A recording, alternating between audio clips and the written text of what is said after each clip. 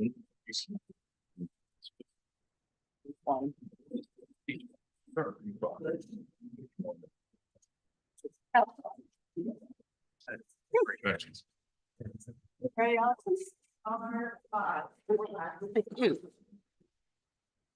calling to order the first budget meeting for West Windsor Township of March 5th, 2025. Allison, can you call the roll, please? Gawas. Here. Jeevers. Here. Mandel. Here. Weiss. Here. Whitfield. Here. And have we adequately noticed? Yes, we were adequately noticed on February 21st, 2025 to the Times in the Princeton Packet, filed with the municipal clerk and posted at the municipal building and on the township website. Please stand for the salute to the flag.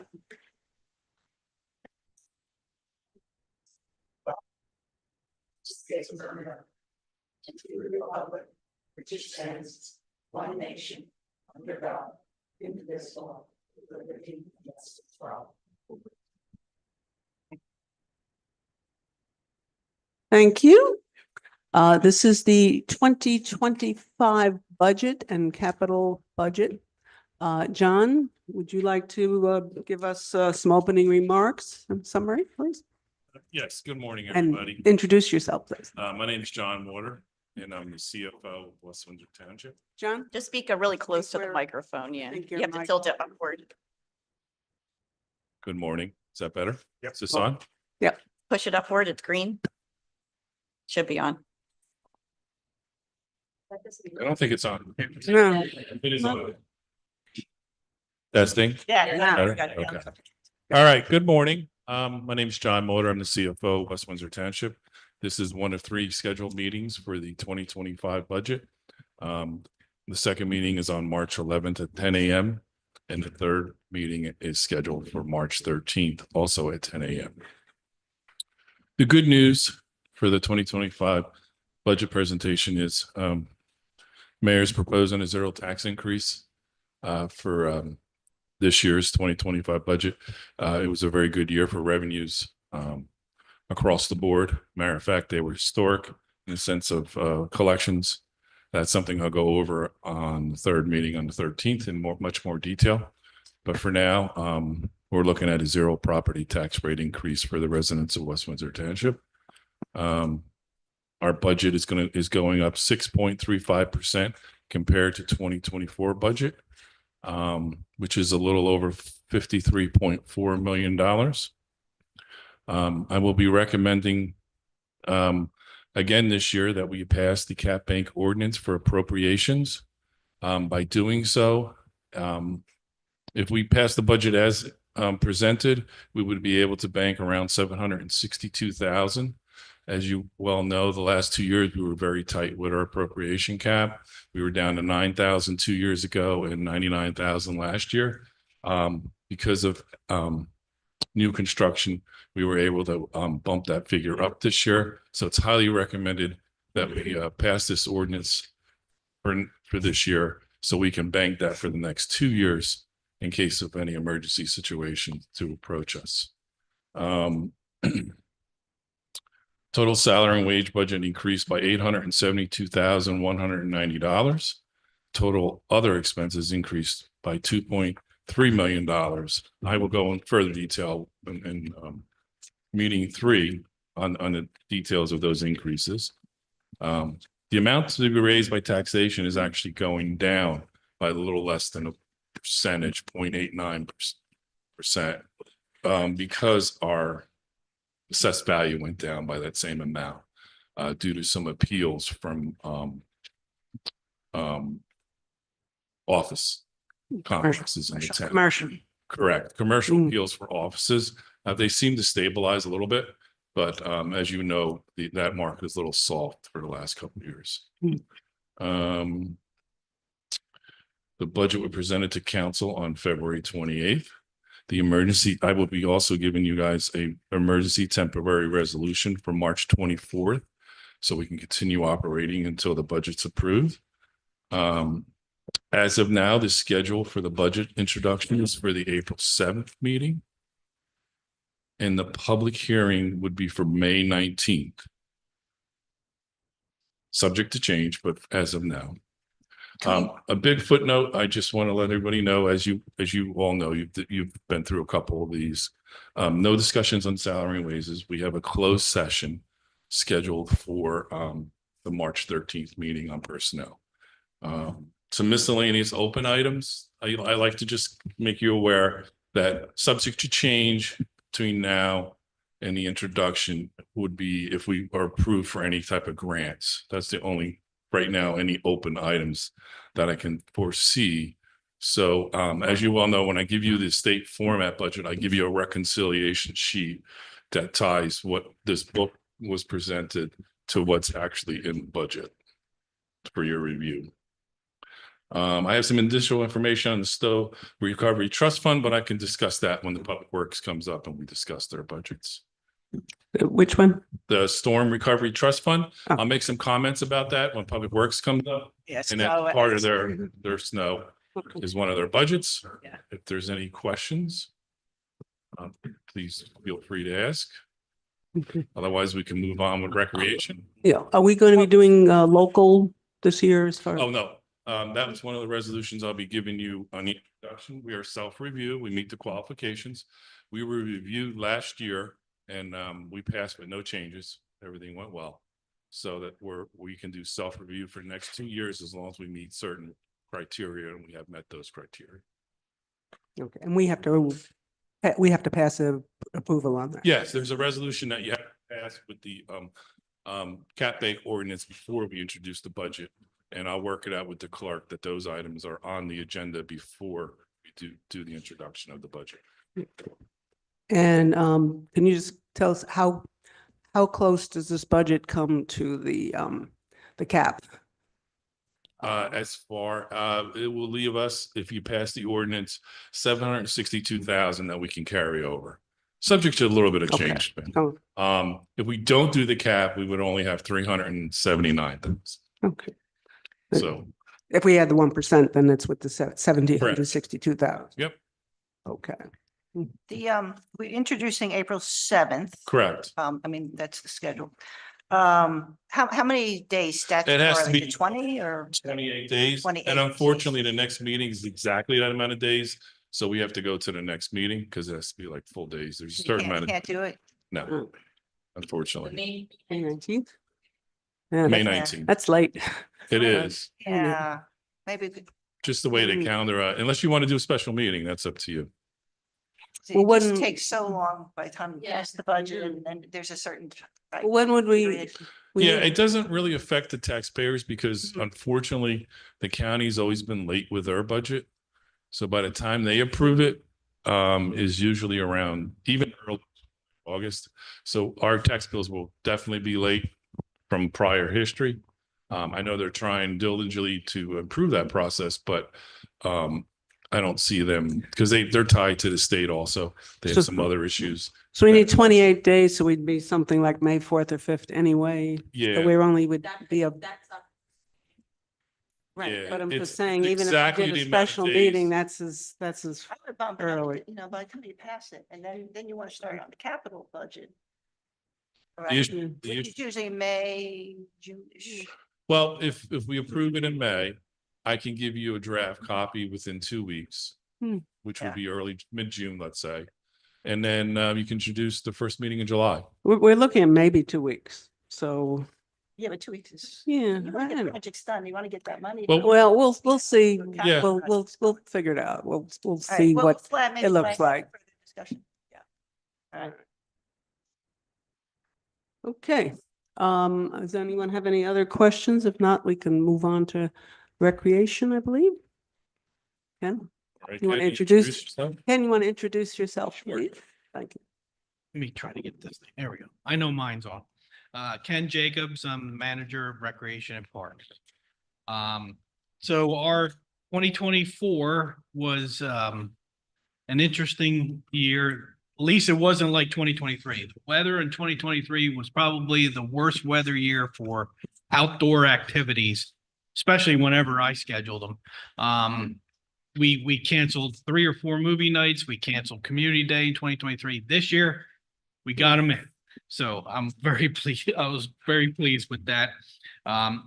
Typically our summer programs are a summer season is our busiest season with the pool complex and our summer camps going on. Same as in previous years, this in 2024. The weather was much more cooperative, like I said. Community Day was held on the day was scheduled, which was great. The Bike Fest was taken over by a volunteer group, which we actually assisted. Staff was there actually on the day too, to help with registration, but we'll continue to support the Bike Fest committee. But they had very good numbers for the Bike Fest as well. We did have our movie nights. One of them did get canceled because of weather, but we rescheduled it, and we again showed a Bollywood movie in September. Three Idiots was shown, and it was a very good crowd, like it was the year before. The trunk or treat didn't happen. We could not get the support for volunteers to do the trunks. We are going to partner this year with the Historical Society to run that event at the Skank House. So we will be doing that in conjunction with them this fall. We also held our first Diwali celebration at the high school. What a turnout that was. That was tremendous. We need a bigger venue. Well, I believe if we laid it out a little bit better, we can do a little have less crowd in certain areas. So I think we're gonna hopefully use the high school again, because that way we don't have to worry about weather. If we had it outside, then again, weather seems to be not in my favor at any time. But that was the Diwali was a great turnout. We did the house decorating contest again as well. And of course, the tree lighting ceremony with the drone show, which was a big hit. Which we did that because fireworks were not allowed at the time that we had to schedule this. So hopefully we can get some sponsors and continue with the drone show going forward. We'll have to, that is yet to be determined for that program. We expanded the basketball program, youth basketball program, to grades 3 and 4. So now we have grades 3 through 8. There's discussion about adding the high school next year division. So we're looking to possibly do that. I might need some additional help for that. We do have a coordinator for the current league, but we may need somebody for the high school league. But everything we've heard from the basketball folks has been positive, so that we will continue to do. And that is wrapping up in a couple weeks, the basketball program. So given that, that's what I have for little brief synopsis of our 2024. If council goes to the summary budget sheet, page 2, under administration, this is the line item called administrative miscellaneous on the top lower part. Can't hear you, John. If you go to page 2 in the budget summary, under administration, the last line, it's called admin miscellaneous. This is the line item that we use for West Windsor Day. Community Day. Community Day. Last year we had $7,500, and we're increasing it this year to 10,000. Can it ask for an increase because the costs have gone up the last couple of years? So it was granted. So we put $10,000 in for that. Okay. Yeah, I know it's been 7,500 forever, right? Yes, Yeah. for far too long. We actually can't get some of we actually budgeted $10,000 for the rides, and a couple companies said they couldn't even give us a price because what we asked them to stay at was something they couldn't meet. So this will be good. This will allow us to maybe even add another ride or two as well. So All right, the next page would be page 5. Under recreation OE.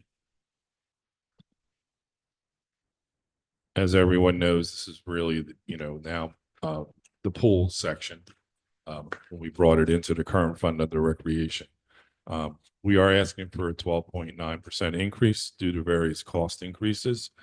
And we are transitioning from a longtime employee who has retired as of March 1st. As everybody knows, Noreen has retired.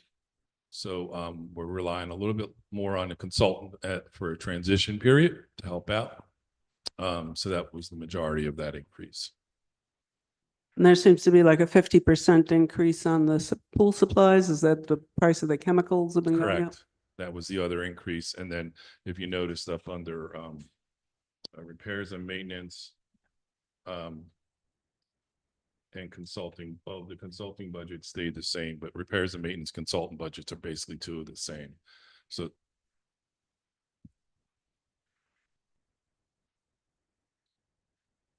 Repairs and maintenance, 1660. Yep. Yeah. that's where the majority of the increases are. Are the fees going up? No, we didn't recommend any increase in our fees for this year. And revenues were rather strong last year. We more than exceeded the anticipated from the prior 2 years. So have we been getting good memberships coming up? Yes. Yeah. Yep. Yeah. Do you have an idea what percent are West Windsor residents as compared to? From year to year, it's about 50-50. Okay. Yeah, sometimes it's a little more on the West Windsor side, sometimes a little more non-resident, but it's about 50-50. Is there any increase in day passes? No. Okay.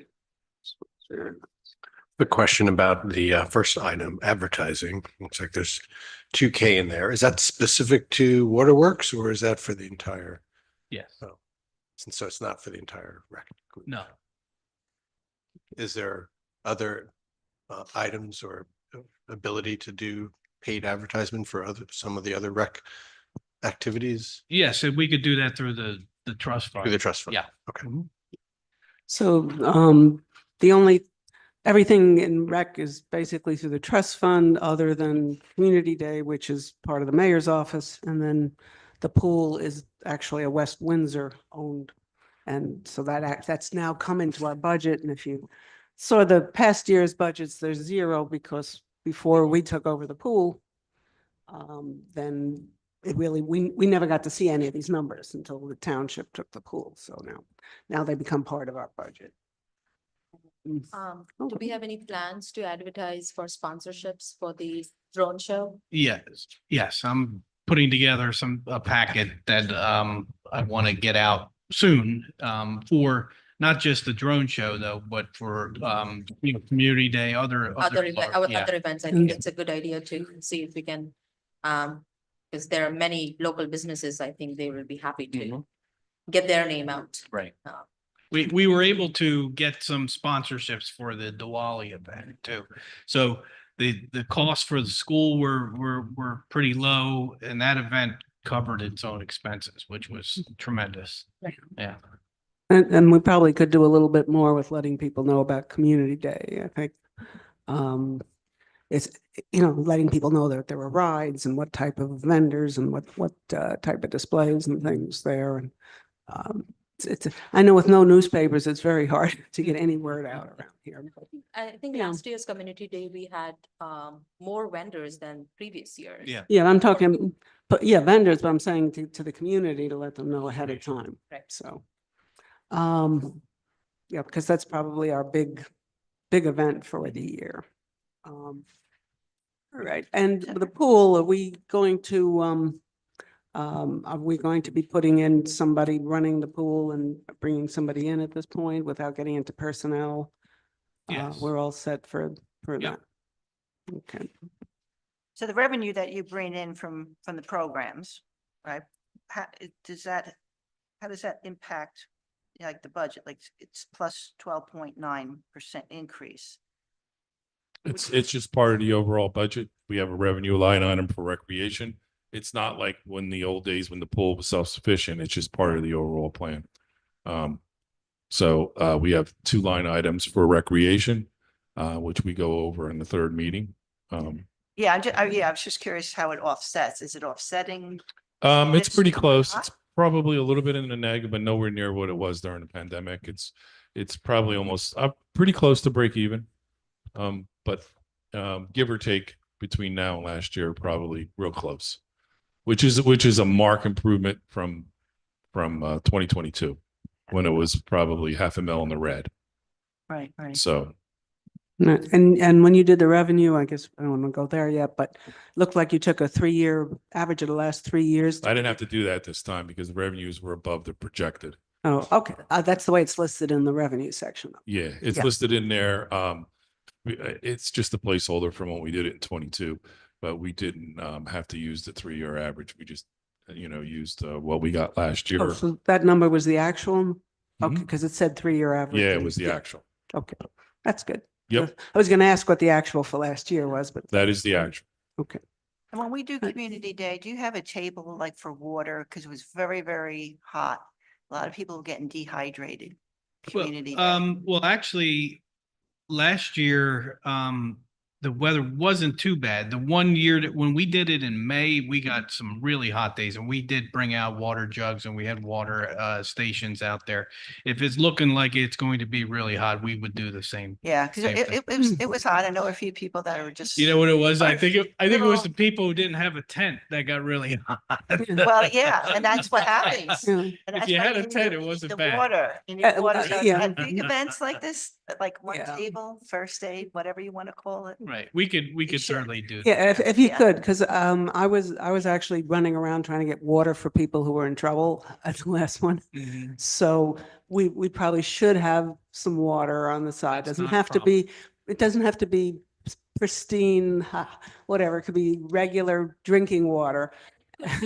So it could be out of a hose? No, Okay. it could be clean drinking water. It doesn't have to have a brand name on it. Keep it at the rec table itself. Yeah. Right. You don't Right. have a. Somewhere Yeah. where people know where to go. First Yeah. aid area. Right. Yeah, I know we have our fire, EMS and EMTs out there too, so. right. maybe They're there. Yeah, they were somewhere- hosing somewhere people in down. that Area, if we could have. They were hosing people down. They were. Yeah, Yeah. yeah. Yeah, So you So- just open your mouth. Yeah. So we should have one place, yeah, we should have one place where there's free water that people can get. Hope, it would be nice if they brought their own things to Right. fill, but yeah, it was an issue. So, we have yeah. like 1,000, 2,000 people, whatever. it is. Yeah. We'll take care of that. And put it on Thanks. that brochure so people know, Yeah. where to go to find it. Right. Yeah, Table. yeah, I mean, the vendors, but people had to. The vendors were was selling selling, water. yeah, but it that's was like not right. And $5. people had to go wait for half an hour to get water.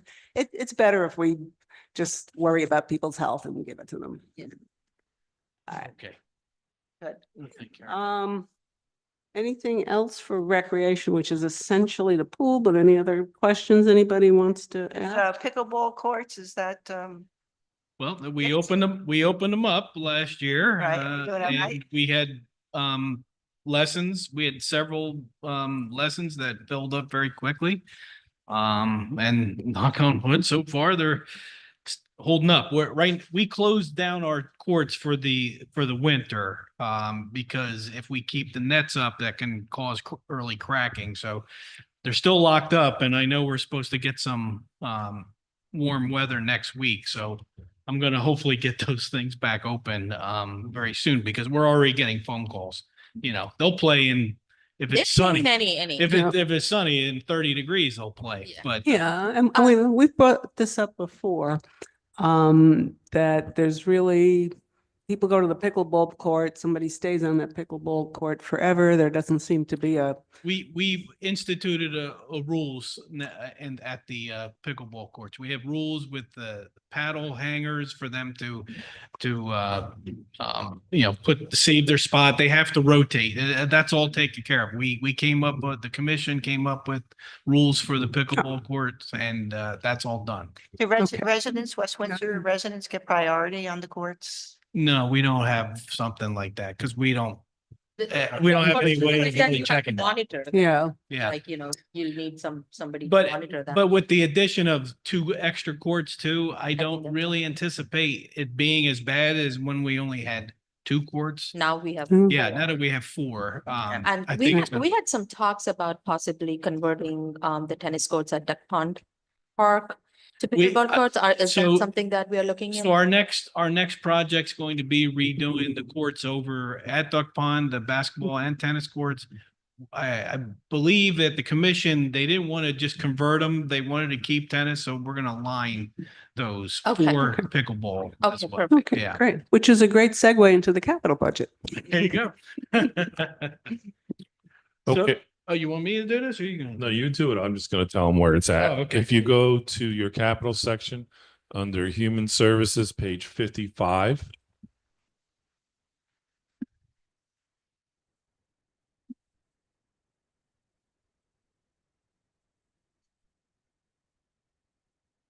Just kidding.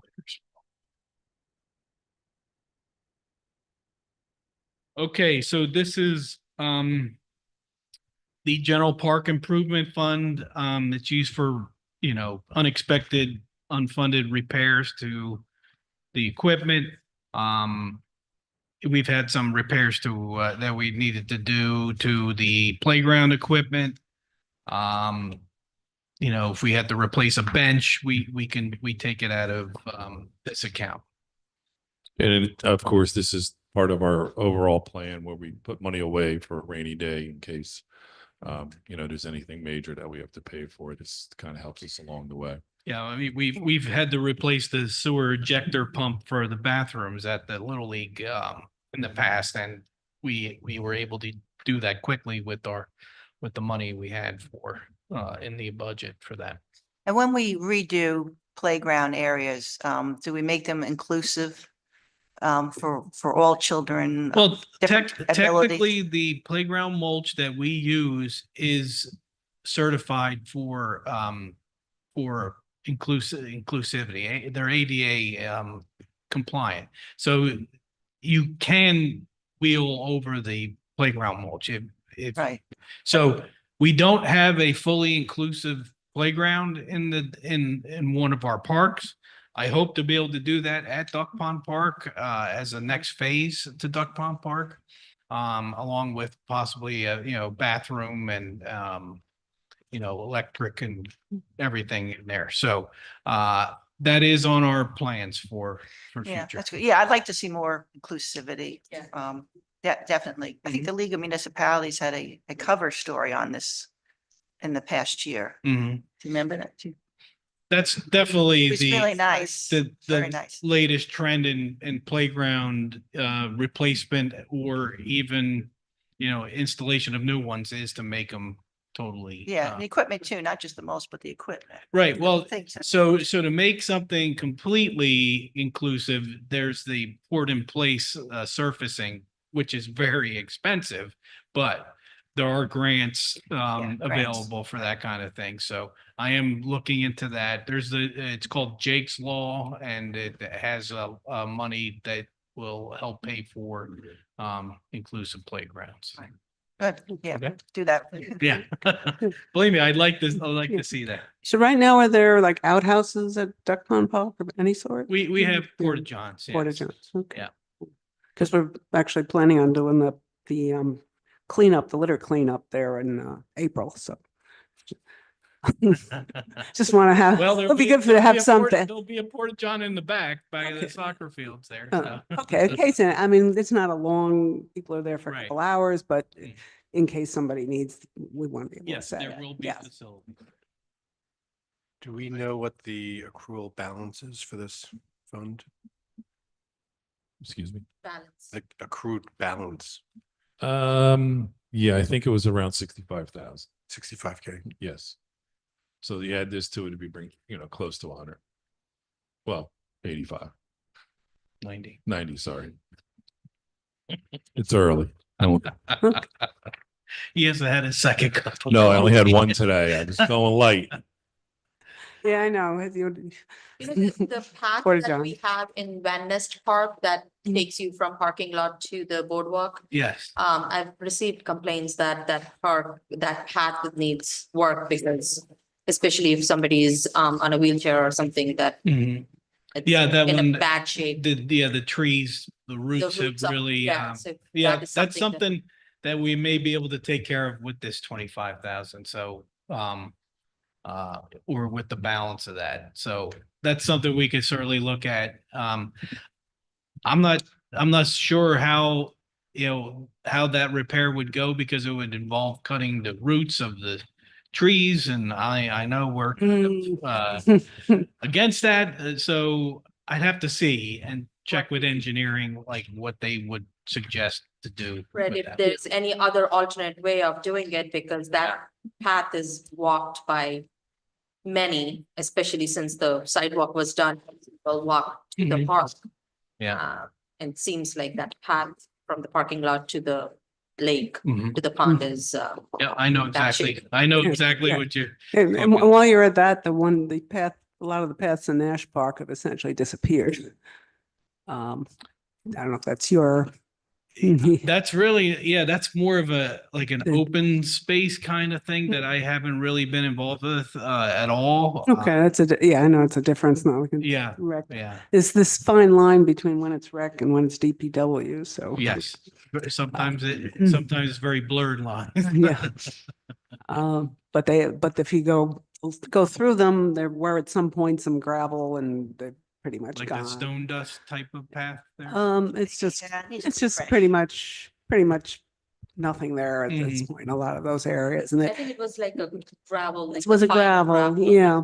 And the Gables is right near there, so you have seniors that might want to go through the park. So it's just something to think about. Okay. Um. Okay, on to the next project. Open space section of your capital, page 127. And I do, just to bring up the pool, which I guess would have been here because it's not. We keep looking at this thing for the splash pad and it's always into the next few years. Is that something that we're actually looking at, or is it something we just seem to carry?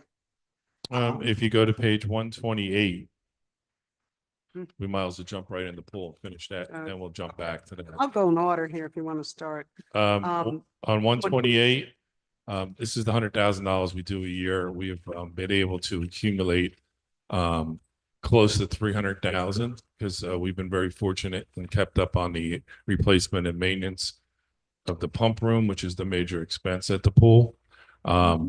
So, just a word of caution: if a pump goes, it could be $50,000 to $75,000. So, we do have a replacement schedule where we pull them and rebuild them, and which gives them another useful life of it up to 10 years. That's weird. I hold that. That sometimes that interference, my tech support says it's from cell phones that are too close to the microphones. So Okay. have to do with your provider. I don't, or airplane mode works. All right.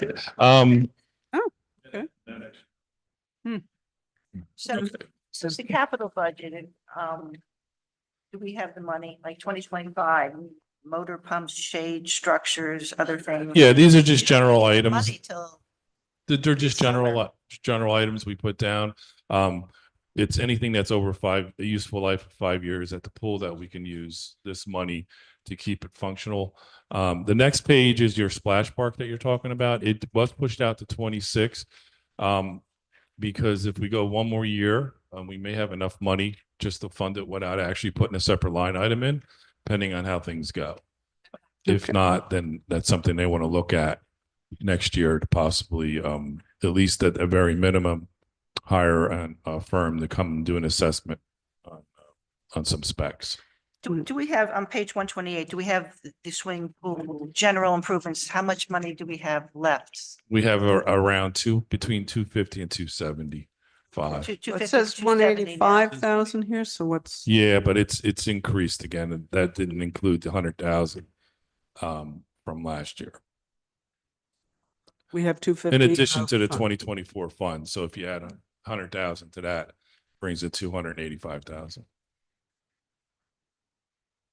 But there might have been some items. I'm always conservative and give you a little lower figure just in case, because this is just a snapshot, as you all know. Yep.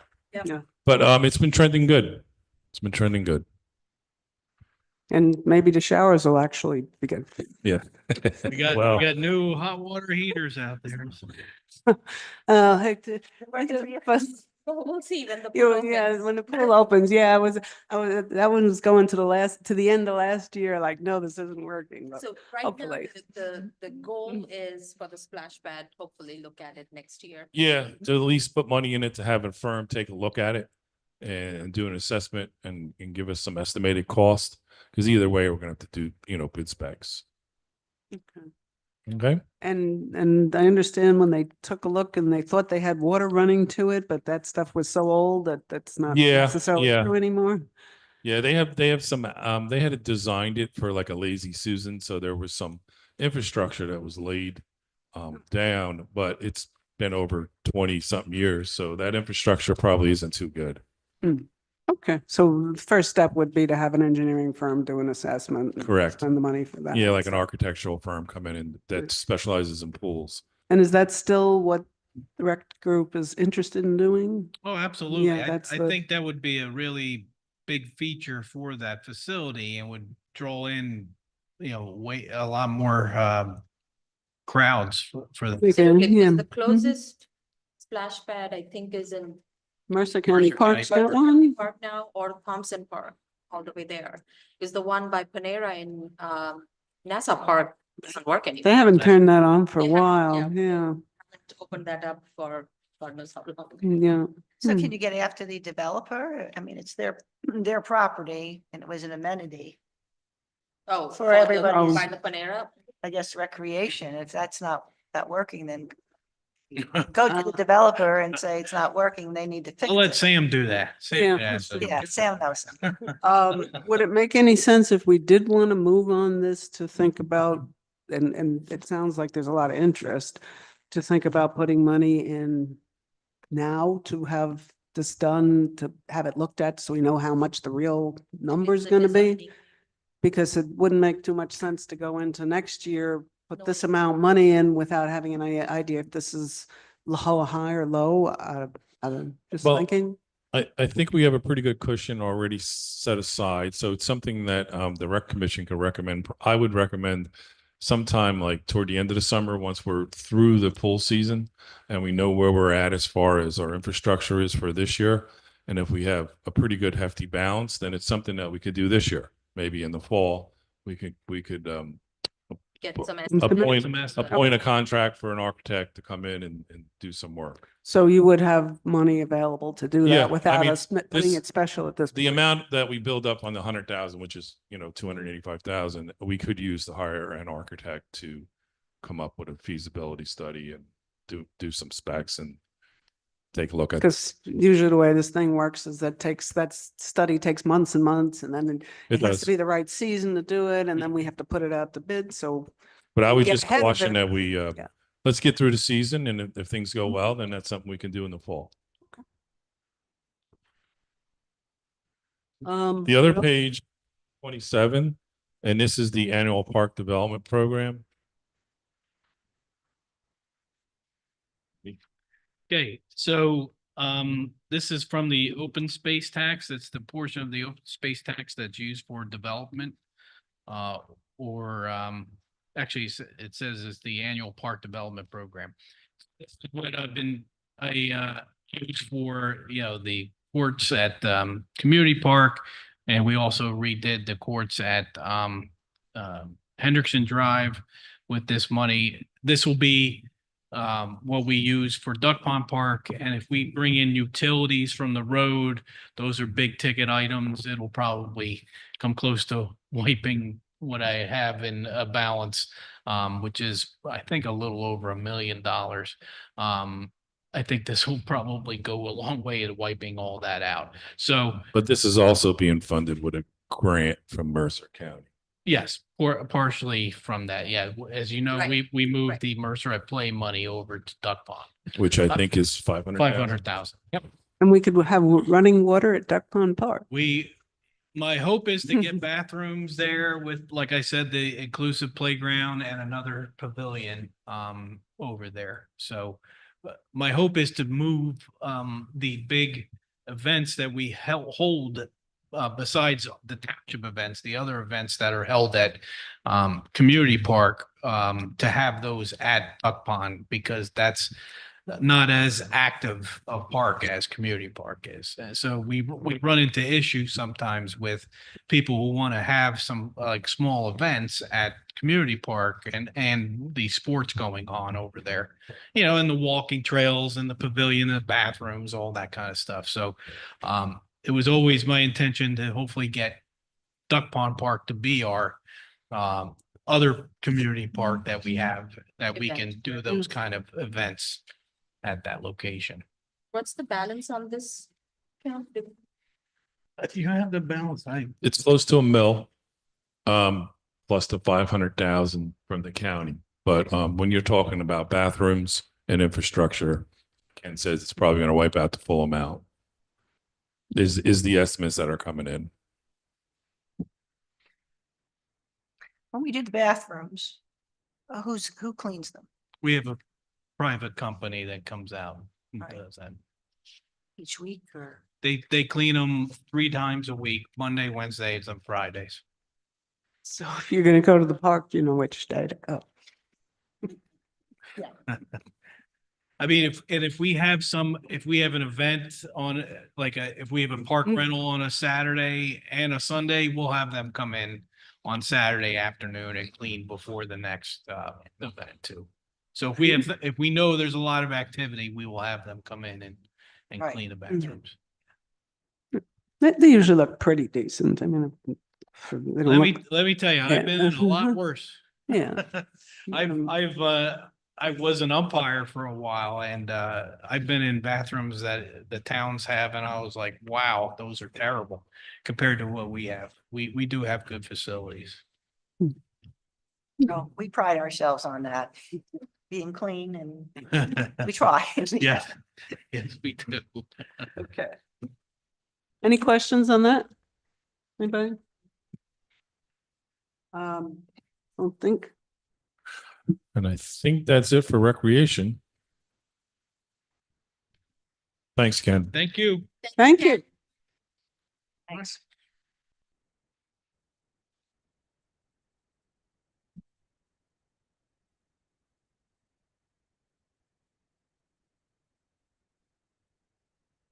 What page? If you go to the summary for the budget, page 8.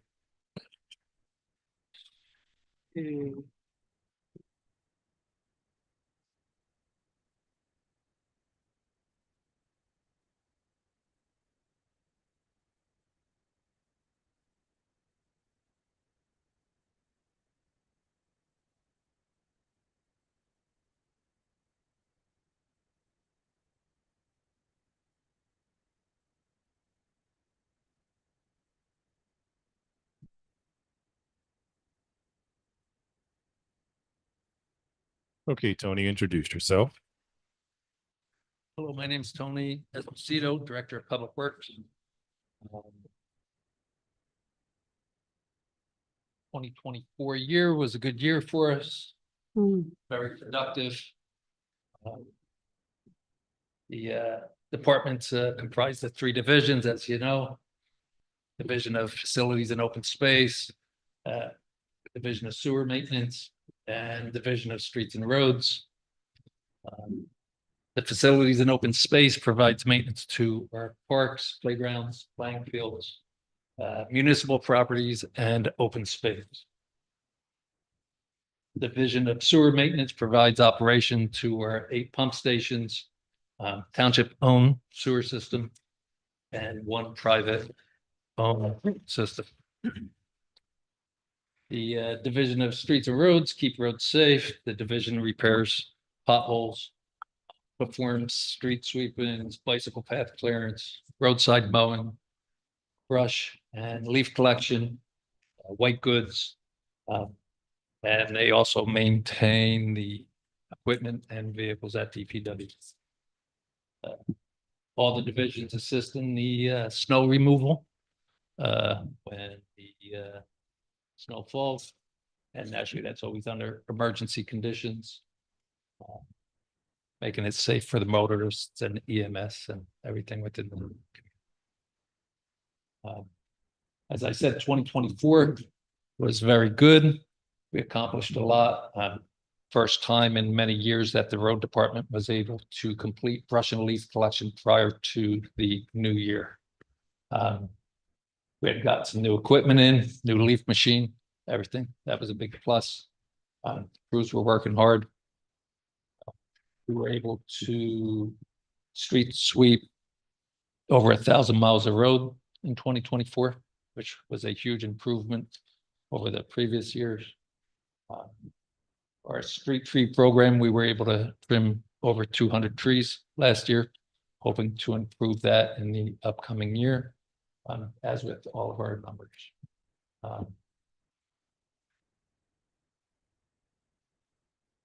The sewers, we have a lot of projects going on as far as sewer rehab in the township. A couple of our pump stations, so we've been working hand in hand with engineering. Hopefully those projects are done in 2025, improving the sewer system. The sanitary sewer. Sanitary sewer, Yes. correct. Yes. The parks, they work directly with recreation, maintaining the community parks and stuff, special events, and anything that's asked, pickleball courts, everything with the nets and everything. We're all on that and keep the township moving. Absolutely. Okay, you want to go over? Okay, yes, so roads, correct? Yeah, page 8 is the Public Works OE. And that's a flat budget, no increase from the prior year. Any questions on that? No. Okay. Okay. Curious how you kept it flat. So they're, so it's basically a flat budget, but I assume there have been some increases in fuel and, other. Yeah, those items aren't charged there. They're charged in a central location. And Okay. that line item has increased for fuel. Okay. Electric, all our utilities have gone up a little bit. If you look at the summary sheet on the very first page, I mean, if you look at the first page, it breaks down each increase and decrease of both appropriations and revenues.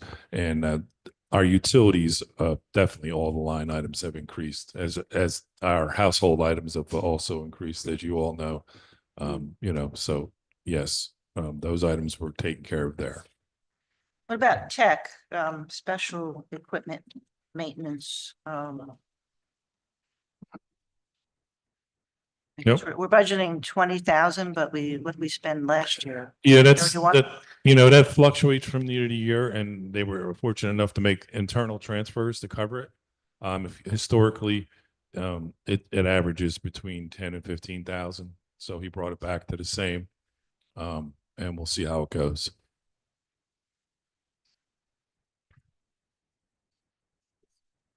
Yeah, it just seems like there's a lot of variability in what was expended compared to what was budgeted. There is, because there's, I know you move stuff around to balance it out. And the fortunate thing is, each department is, we give them a total budget, and they can do internal transfers to cover any shortages, and so there's certain lines that you don't spend anything, and you can use those to make up the difference, and that's how the budget works from year to year.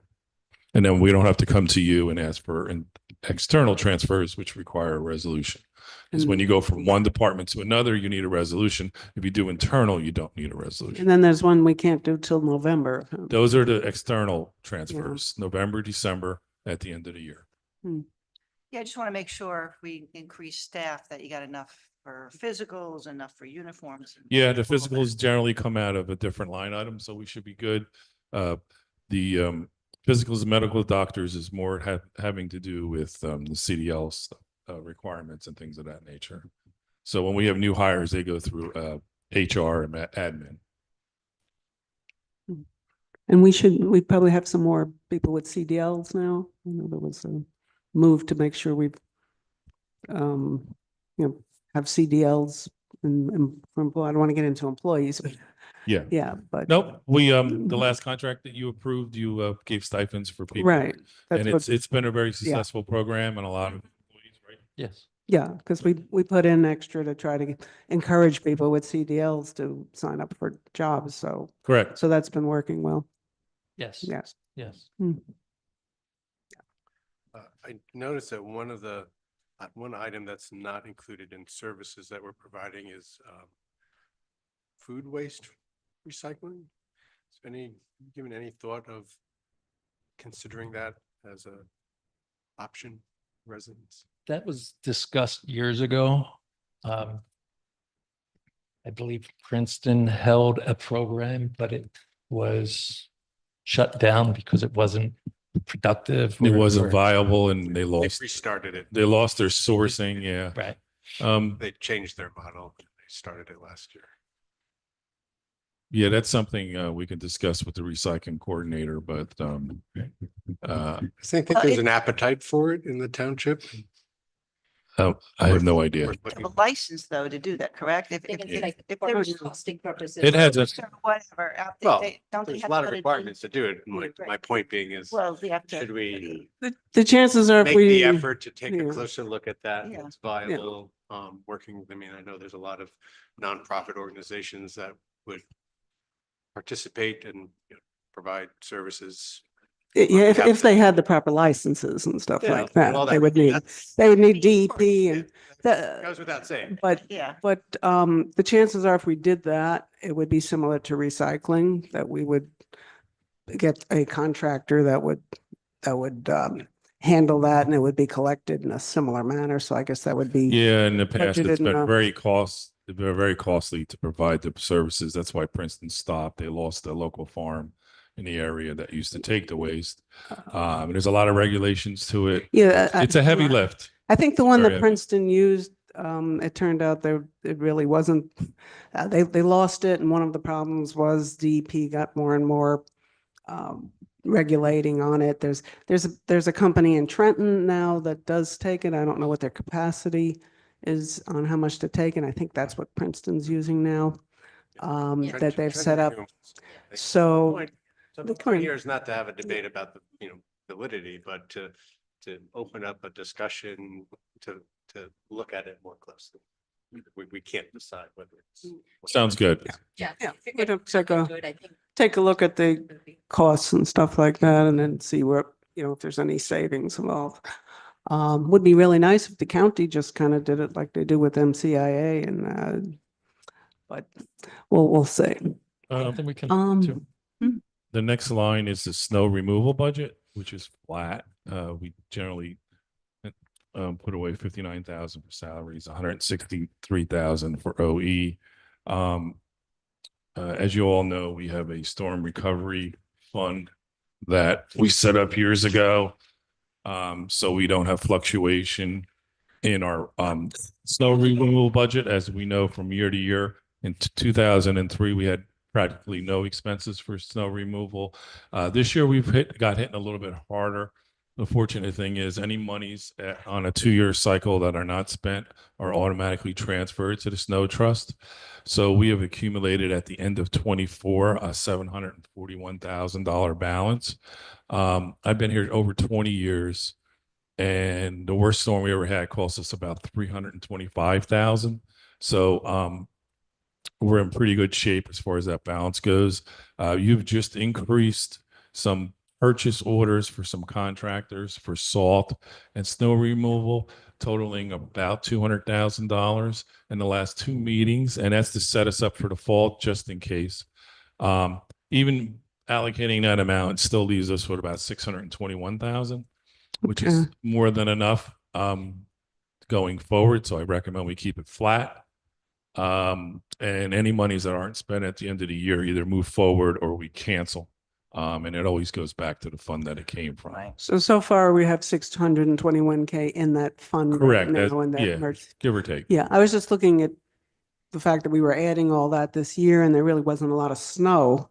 Yep. it seemed like a lot of what we spent on was salt and preparing for ice.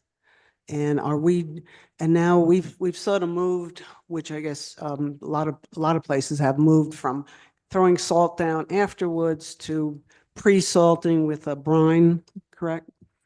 And that's what we've moved to in the last few years. It's considered more efficient, safer, environmentally friendly, assuming that there actually is a storm. So is that shifting at all, that we're now doing so much pre-work? Are we coming out ahead, behind, and do we have to adjust our numbers? That's pretty much So- what I was looking at. We do own a brine trailer. Excuse me? We do own a brine trailer to pre-treat the roads prior Mhm. to storms. That saves costs on salt usage. Right now, our salt, it's under co-op, it's at a fixed price nationally. I'm sure to go up in the years to come. Our storage facility holds about 1,350 tons of salt. So naturally, we always want to keep that full so that we're ready to go. And we don't bring the salt in until we need it, so we don't actually pay for it until we need it, if I correct. Well, we So we we'll- just. Wait, sorry. We'll Yeah, store. well, I'm saying until we need to put it into our storage shed, we have a contract, but we don't take money against the contract until we actually bring the salt in. Correct. Right. So Yes. we don't prepay for the salt or Salt. anything. It's all Mhm. just what we use is what we purchase then Right. and replenish. And it's always been a township's practice to keep the salt dome full. No. Okay, and when we bring that in, do we bring that in as salt, or do we bring it in as some liquid, or how does? Through the salt contract, that comes in as rock salt, road salt. The one that we use for the brine? The brine we purchase, we have a contract with Hampton Township. We have a Okay. shared service with Hampton. Okay, so that's Yes. different than the rock Correct. salt that we. Yep. Okay, I'm just want to make sure that since we are sort of shifting a little bit towards the brine, that we're putting enough money in there to make sure that we've got where we need it. Yeah, it seems Yeah. like more ice Mhm. kind of storms. No, like we're in that. good. The storm trust fund is in very good shape. So we're good. The next would be on page 9, and that's the sewer system.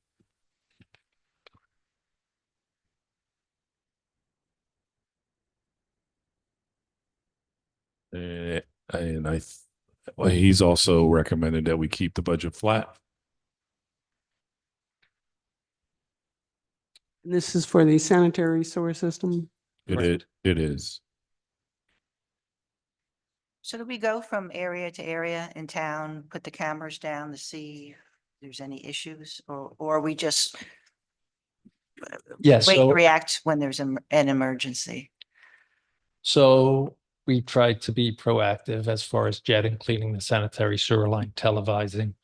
Naturally, if we see issues, we make repairs, consult with engineering to keep the system flowing to prevent any type of sanitary sewer overflows. Yes. Okay, and this is more of a capital question, but right now we have to physically go open up the manhole, put the cameras down, watch the cameras. Are there any systems we've looked at that would be a little bit more automatic that we could put in some of the main areas? Or anything like that?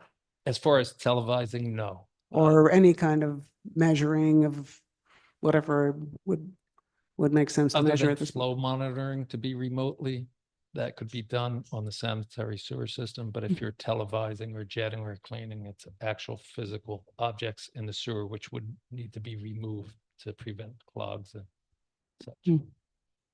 I know some of our residents, there was flooding Indian Run Road, Okay, that's Wellington. I don't know if that's a Francis more of an issue or sewers. that's not sanitary sewer, that's it's storm sewer. Storms, okay. So, which they do also, but I'm just. Um.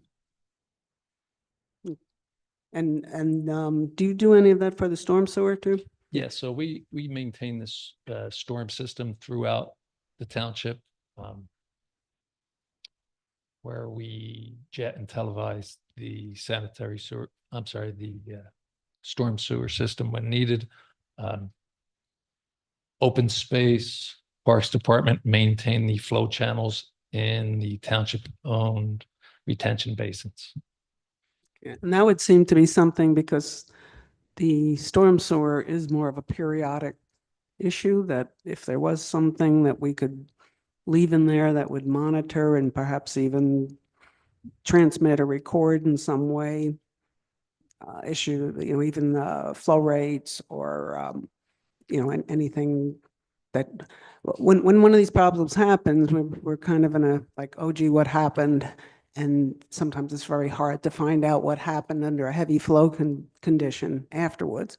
So is there something that we could look at that would do an ongoing in a couple of points that we have, or even something that's portable that we could install in certain areas where we're seeing problems and then move it around or something like that to help with some of the flow issues, because we have been getting some higher flow storms. And the more we could find out what's going on, the better we'd have a chance at fixing it. So there's equipment that can be installed as far to monitor flow. A lot of these retention basins in areas that are township owned may be under the open space contract through engineering. So it could just come down to more maintenance and inspections to prevent any type of blockages. Yeah, and one of the things with those retention basins is sometimes a bunch of leaves goes and Correct. blocks the grate, and that would probably be relatively easier to put a ring camera type camera. Well, That and yeah. quite frankly, residents shouldn't be driving through roads that are flooded. Right. That's the biggest issue. Generally, when that happens, it's pretty quick and it kind of takes care of itself. So, they always tell you don't drive through. Don't I think drive some, through. some some people learned that lesson. Yeah, Yeah. yeah. Well, Just some, leave it at that. well, sometimes I it's- live at the shore, so trust me, I'm aware of it. It may But- not look like it's deep and it happens quickly and then within 20 minutes it's drained. Yeah. But you just, Yeah, it doesn't Yeah. take a lot for the car Alright, to do go. it does Yeah. not. You only 6 need inches. to go. That's why flash flooding is so dangerous. Yes. That we want to try to But ensure the- that our systems can manage that. But something like a basin that's essentially controlling the water coming out. The water goes in there, it's supposed to hold it for a certain amount of time to slow it down, then put it into the system. When that gets blocked, that suddenly creates a issue Yeah, all over the sometimes you have the place. perfect storm where things all come together and then you have a slight flooding and then, you just try to be diligent and do the maintenance. Yeah. Anyway, I'm just saying that I'm sure there are systems being developed or systems out there, and in some cases it might, we could probably put some things in some of the bad acting systems and see what's going on. And either plan on fixing them or plan on freeing them if it's a once a year type of thing, and whatever works out to be more efficient. We should probably think about it as a future project. Something- No, I I- don't know if that come under public works or maybe engineering or. Yeah, it's Yeah. probably, it's probably more of an engineering, Engineering. but that's good. I think we're on to capital. Go under public works. And the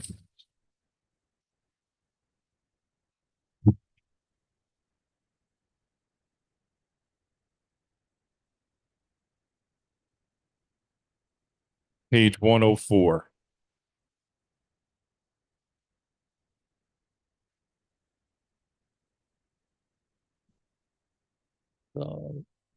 This is a turf tank field liner.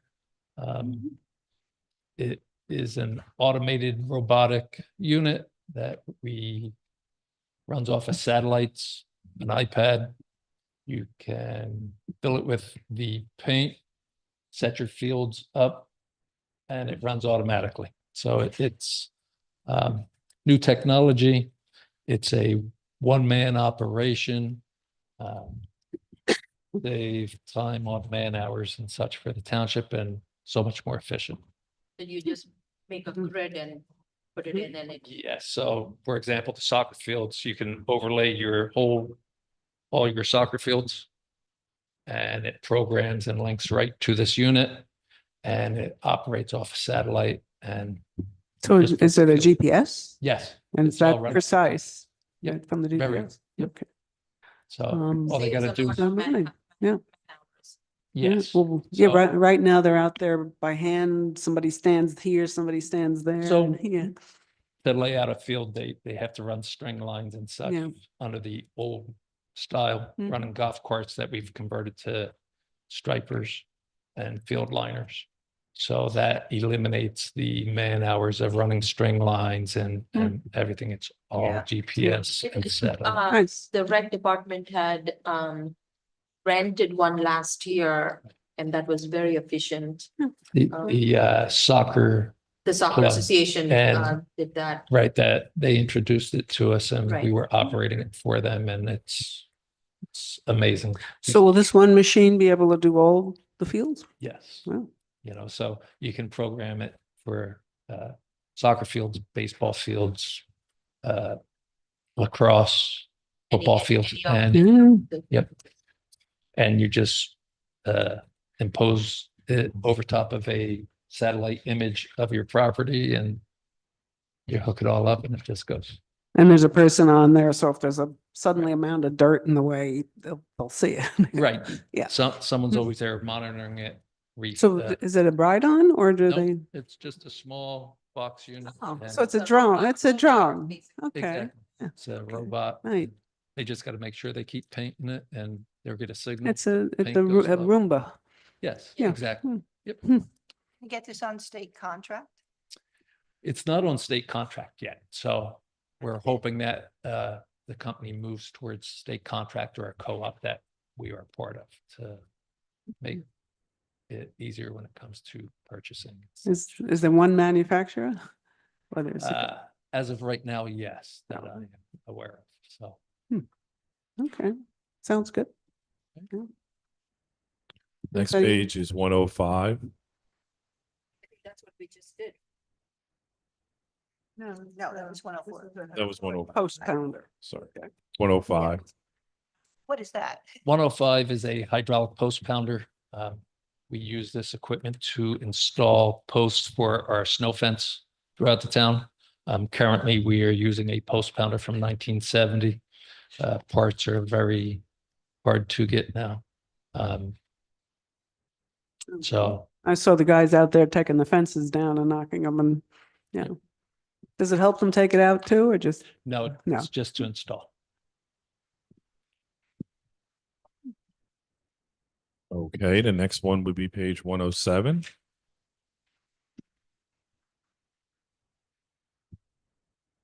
This is a brush cutter attachment for our Bobcat. This can be used to cut back on our sewer easements. And within our parks and our walking paths and such. Once again, it's just an attachment on one of our Bobcats.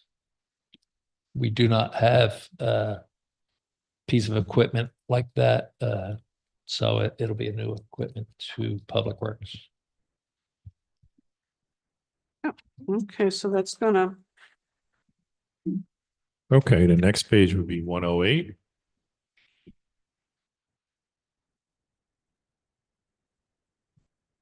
This is a new loader. This loader is used throughout the town for brush collection, leaf collections, used within the yard, moving materials like stone and gravel and mulch. This will be replacing E39, which is a 2011. More fuel efficient, decrease in costs, fewer breakdowns with the new purchase. Assuming the old equipments, once replaced, will try to get something for their parts or thing, or what do we do with the old We equipments? send them to an auction and then the funds from the auction go back into the general fund. Yeah. Next page would be 109. This is a request for two pickup trucks in 2025. The two vehicles that it will be replacing are both 2008s. We've definitely gotten our money's worth and use out of the vehicles. Naturally, lower annual operating costs and maintenance costs. And you'd prefer to buy two at a time instead of one each year or something? It seems to be working. That's what we've done last year and trying to get some. As you notice on the schedule, it, you know, there's 4 2008. So we do 2 now, 2 next year, and then the following year there's 2 09s to update the fleet. And Yeah, I imagine you got a lot of. and repair if costs. and he'll keep a couple of those trucks as spares, and sometimes we rotate them through the township and other departments when needed. You know, we don't get rid of anything until it's pretty, you know, beat up. So Yeah, I Yeah. was thinking the like construction department, when they go out with permits, go Yeah. out on sites instead of buying new, maybe they could use this. they're in their own. They need probably stuff a little newer, and they have their own old stuff that we're replacing. We do like a vehicle or 2 a year, because they're in it all day long, you know, making inspections. So it's a little different. Recently, Tony was able to give the zoning officer a vehicle, old pickup truck to do, because he's 5 hours a week. So it doesn't make sense to buy a new vehicle for that person. Right. Yeah. Yeah. So that's the kind of things we use it for. The inspection usually uses little SUVs, I think. Yeah. Well, I like that because it's, Mhm. they're out snow or rain Right. or different things. And if something muddy breaks down or conditions. getting serviced, they got an old one they can use, you know. Good for backup. There you go. Next page would be 111.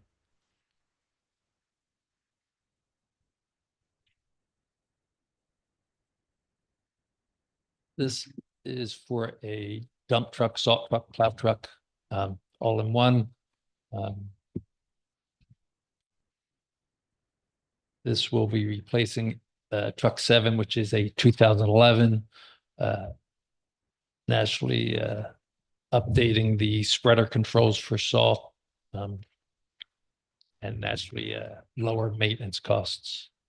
The salt really tears things up on the equipment over time.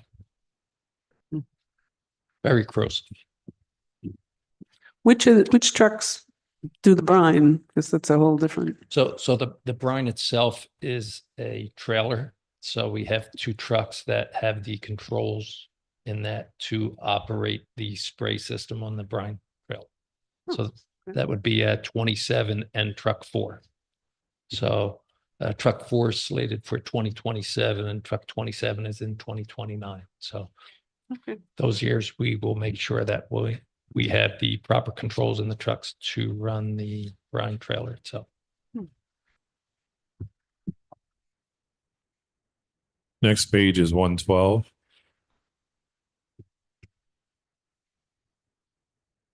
This is a request for 4 mason dumps, 1 a year for 2025, 26, 27, 29. 2025s will be replacing a 2008. Once again, to lower the annual operating costs and maintenance and such.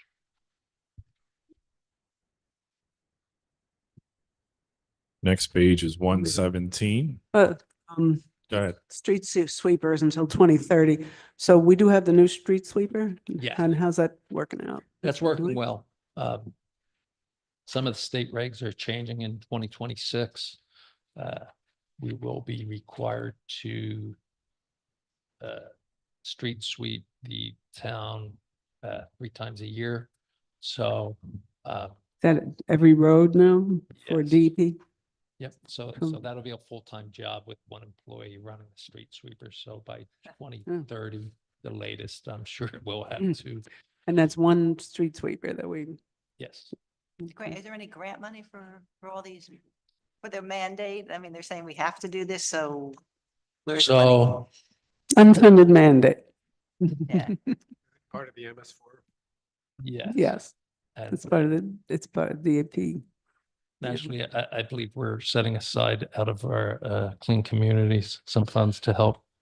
In the past, you're allowed to use clean communities for street sweeping. And when the old street sweeper was broken or down, we would lease a street sweeper. So we kept our DEP mandates, Okay. and we would use the Clean Communities grant through the trust fund. I'm sorry, through the grant. Do we do anything, which I know we don't, people leave their cars on the street. And then we wind up driving around them when we're sweeping the street. Is there anything where on certain streets we'd want to tell people? It's very minimum of the residents parking on the streets. I don't see that often. Well, maybe it's just my block. Okay, or take or say one of the streets where people put their leaves out at the same time. Yeah, do it Yeah. like the You know, zones. do we try Right, to? so And then the next, like it would follow the Yeah. next week after they pick up. then they Exactly. Yeah. clean. So if we're in zone 1, we complete that this week, we'll send the street sweeper out right in that zone right after, because Okay. there's many Okay. people back out. Coordinated. And then you'll know if somebody puts their stuff out right after they pick the pickup too, which is another Yeah. question. Okay, that's good. I see for next year, we have the one-man leaf truck. How's the one that we currently have going? I saw one in my neighborhood this morning. Oh, really? Gave up the leaf truck, yeah. I've seen it on 571, but I've never seen one in the wild locally. I saw one in on our street this morning. We are zone 1, so. So We I still sent have- I'm like, note to myself, send a reminder to the neighbors, don't put it out tomorrow. Our leaves got picked up today. We still only have the one, right? We Correct. forget it's on Yeah. order. How's And that- one is how's on it. that working? very well. For most parts, people very good at separating the brush and Yes, leaves. yes, No. they've done well. I think that was a big part of last year's success with getting everything cleaned up prior to the new year.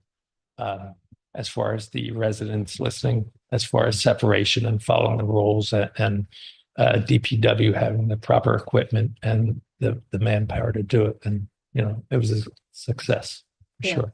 Okay. So, So we've been, like, what percent are we able to do now using the leaf truck? so we just started brush and leaf collection this week. Mhm. It's a 10-month operation.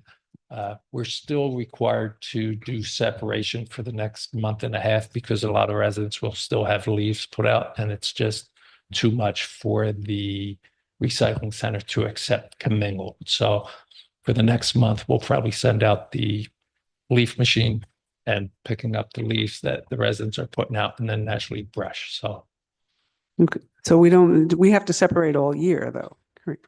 yes, But- but after April, the residents aren't really putting out any leaves anymore because they've No. cleaned up. So then we can just go with our trucks and our cloths and pick up the brush. But then when we go back to leave, so right now with just the one truck, we can only do a certain amount using the one land leaf. So at this point, we'll have 3 of them eventually. Yes, that's And my goal. pretty much close to 100% of the leaves will probably go through the trucks then. Exactly.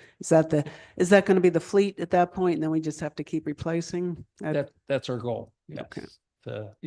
And I know that there was talks last year, maybe going back to separating brush and leaf collection dates or limiting brush collection and concentrating on leaf storing leaf season.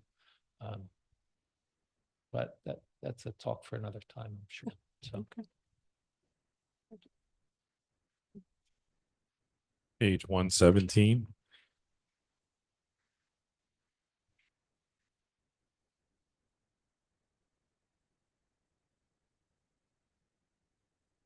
this is a enclosed landscape trailer for the Parks Department. This will be replacing a 2013 trailer. This trailer is used for equipment as far as mowers, field stripers, equipment.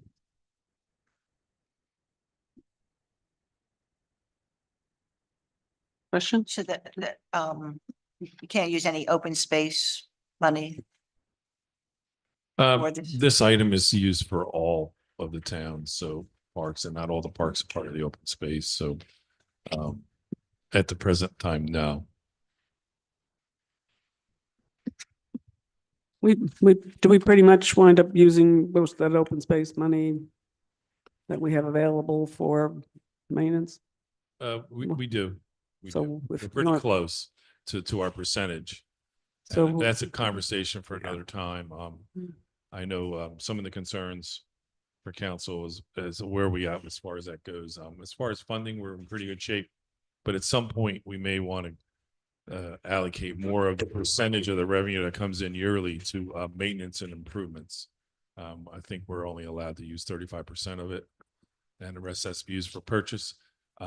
But as you know, as we getting close to being built out, that's something we might have to address in the future. Maybe just, and that would have to be done by a referendum vote, Yes. where you ask for whatever it is, Yeah. A lot of towns have it 100% either way. The council makes that decision as they go from year to year. So that's something we can have a discussion in the future, but Mm. we're not there yet. Analysis, yeah. Yeah. That's, I know the county a couple of years ago, maybe about a year ago, changed and put Yep. more of the money into maintenance. Yeah, stuff, and that's which- where everybody seems to be going, because that's, you purchase all this stuff and then now there's a maintenance cost. You develop Uh, parks. Yep. And add parks and all Yep. this and it. So we're heading down that path at some point also. But it does give us less money to buy land when it's available, so. yeah. Yes, to a certain Mm. point, but then again, our balance is running pretty well Mm. right now. We're probably at $4 million because we just got several Green Acres funding put into that fund in the last year. Yeah. Granted, they're 10, 12 years behind. All right, and they still owe us a lot of money, but we're starting to build up a little bit of reserve, so. Right. Yeah. So you can do a whole analysis of the whole Mhm. open space tax Yeah, and that's something for another discussion. next year. maybe. Sounds good. Yep, okay, thanks. Page 118. This is for the Public Works Building for general improvements. Request 25,000 for the improvements there for Public Works. Yeah, This this is is- just part of our program where we set money aside, so we're not hit with a big bill that we have to rush to council to fix, if an air conditioning unit goes or something of that nature. So what do we have in that now? Off the top of your head? No, I don't. That one, I'm not sure. If we ask for 25, then we feel we probably have a good balance. So generally we try to keep 100,000 roughly up there. So, like I said, it's a snapshot, so that's a moving picture. But 25,000 seems to be an okay at the moment. Okay. Okay. Mhm. And There's then, another one on 119, which is not till next year. yeah, that's Um, more of a placeholder as far as, just to let that part of our program that at some point we're gonna have to expand the public works facility. So we just kind of like want to make sure it's Okay. part of our 6-year plan. And at some point, we might have to hire an architect and do Right, something. so that's But we're what, kind of limited with that site, so that's a whole nother issue because of DEP restraints. So if we do anything, it's probably gonna have to go up, which is a little more expensive than going out. So that's something for the future. It's just more of a placeholder. that's another one where we would like to actually start in a certain year. We might want to think about, do we want to do the design work the year Yeah. before or something like that? Yeah, we've actually started doing a little bit of design work. And that's when, I think the concept is that I think the only way we can expand there is to go up. And we've got some rough cost estimates and they're pretty substantial. Okay. building up versus, out, Mm. really changes your cost perspective. Wetlands there, right? Yeah. The wetlands, it's a problem. Oh, yeah. We're it's- we the can't park's right probably, there. we can't make the building footprint any bigger, so that's, Yeah, you know. okay. I mean, you whether can't do it. We pick another location for a satellite, that's something in the future. Yeah, and you can't do it too far in advance because all the rules change and the money changes. and There you everything. go. All right. And the next one is the 121. That's part of our sanitary sewer improvement program.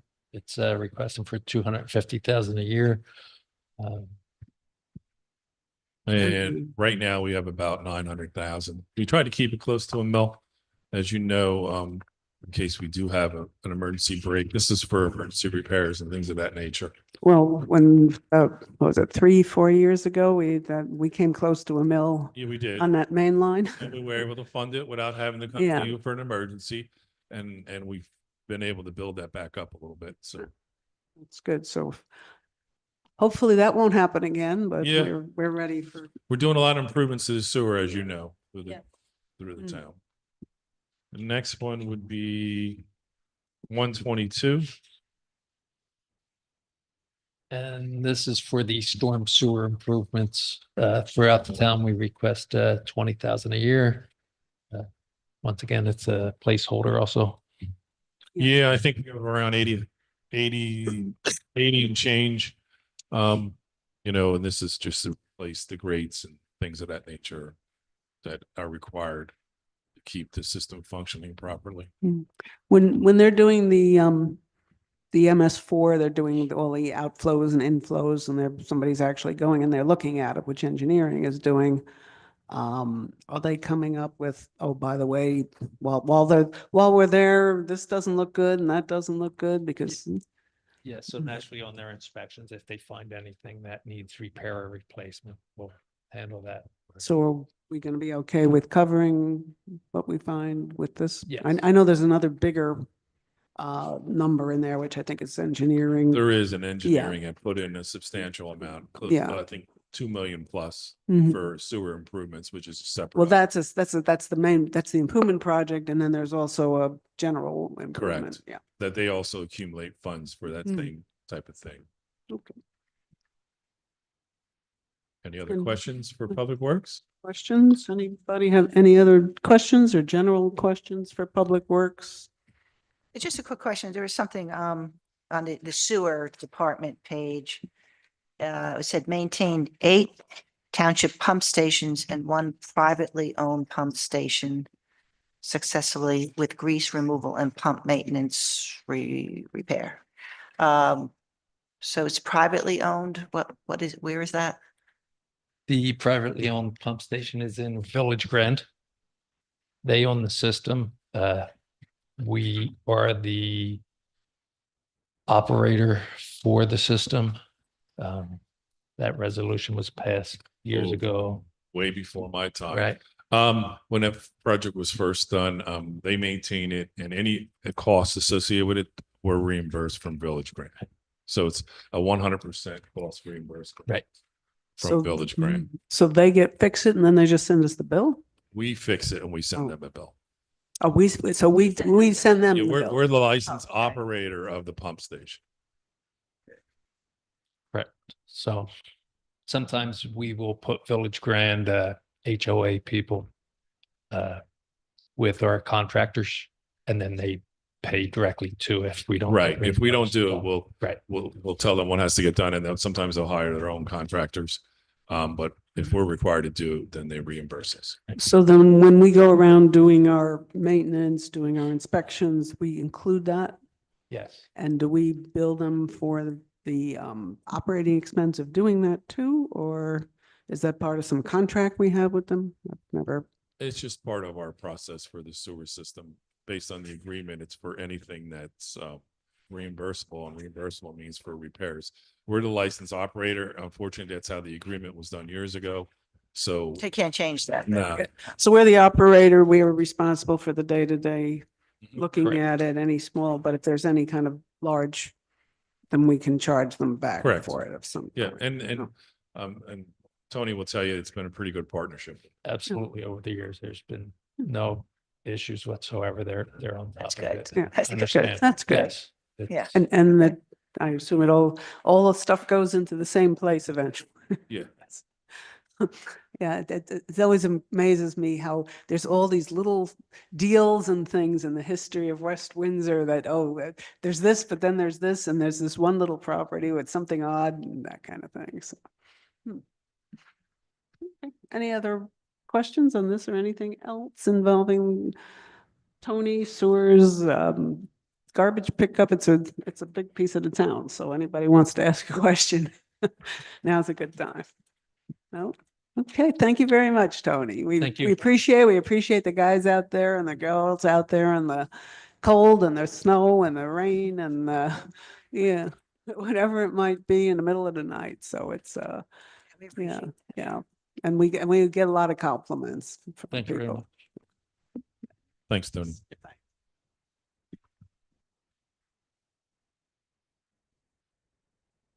Okay, it looks like we're moving to the clerk's office. So at this point, I'd say after the clerk's office, since engineering and land use is really big, we'll probably do our break, which will be like a half-hour lunch break after this. And then we'll come back for the community development. Does that work with everybody? Okay. Yeah. Thanks.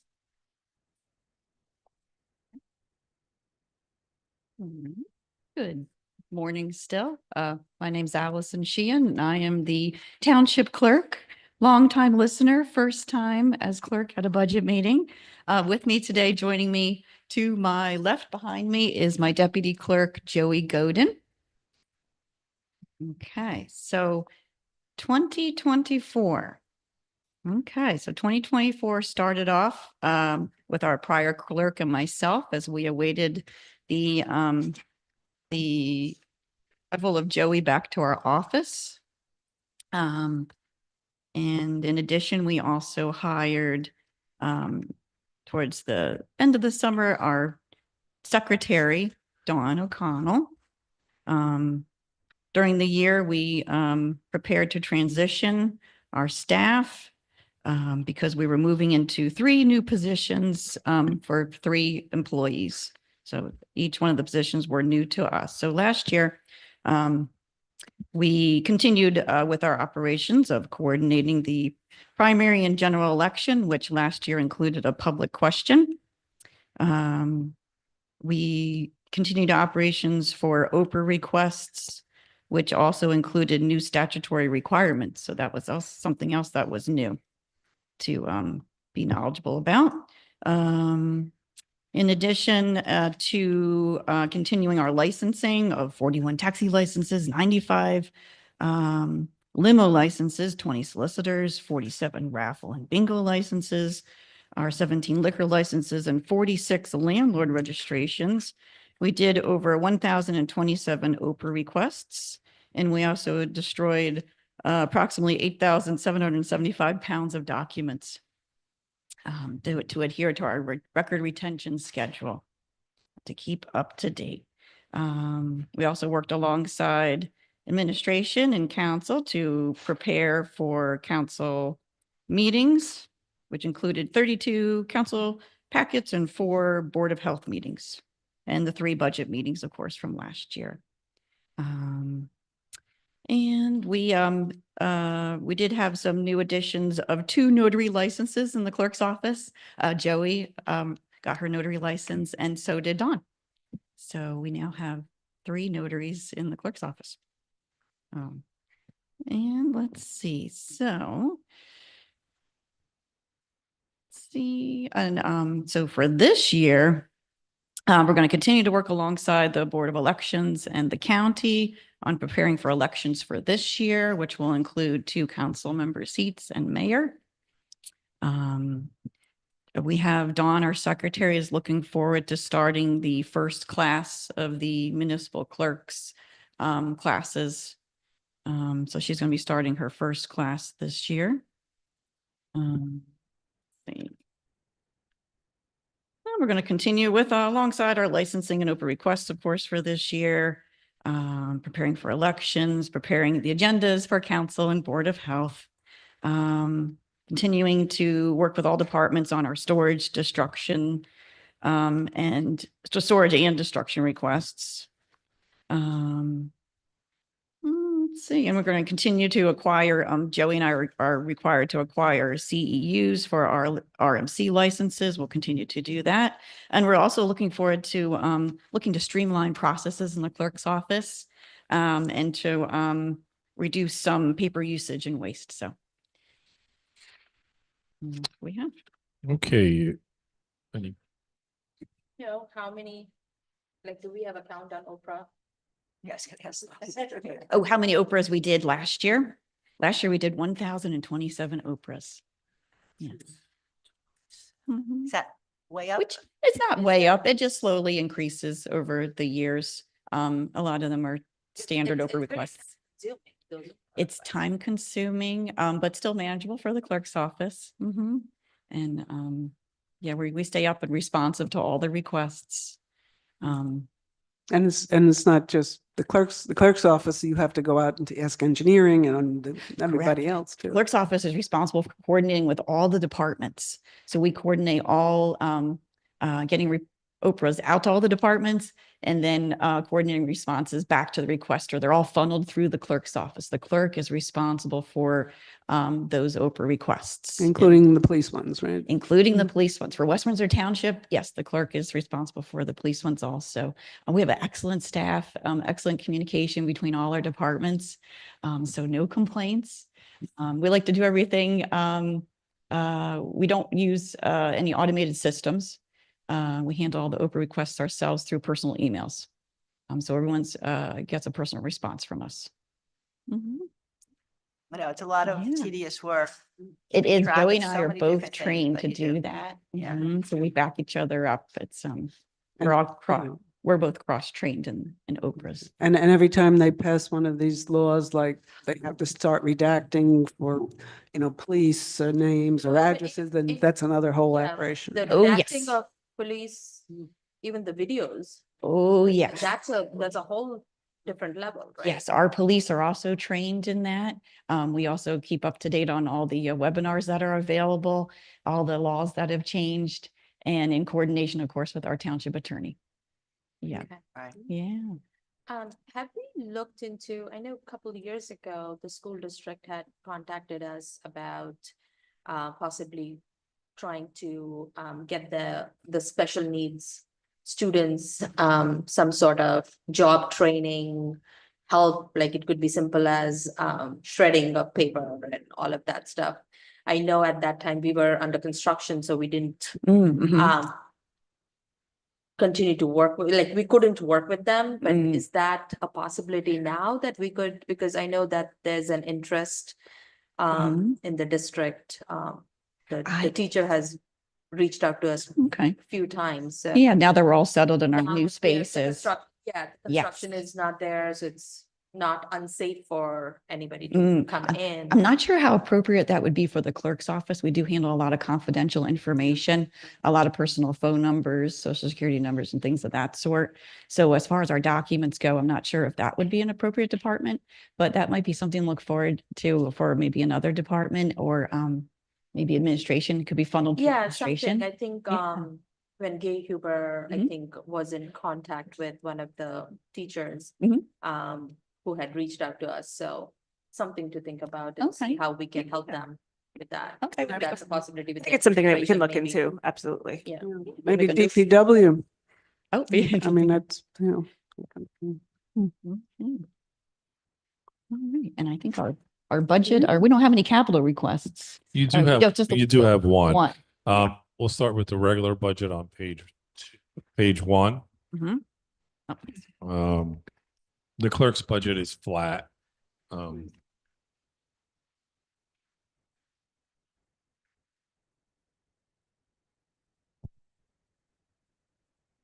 Any questions on the clerk's budget?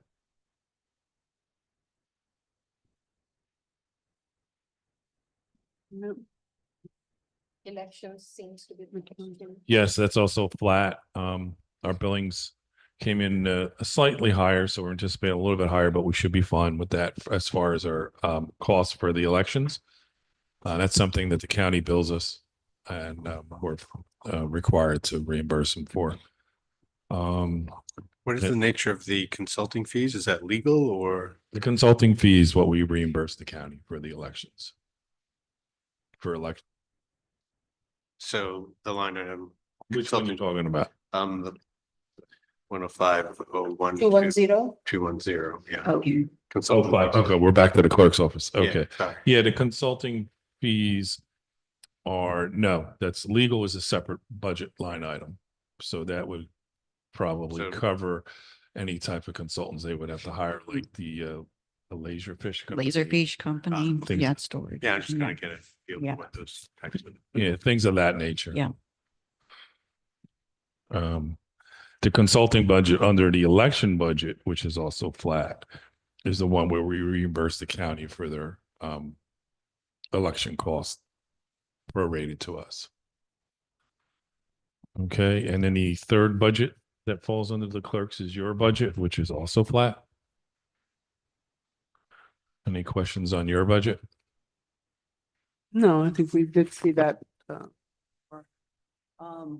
Good. And thank you, Allison, for your help. And we're trying to get early voting location in West Windsor. And I know Allison's been very active talking to other towns, talking to people at the Board of Elections, and also finding places that we could do it. So hopefully we'll keep pushing on that, but hopefully that'll happen.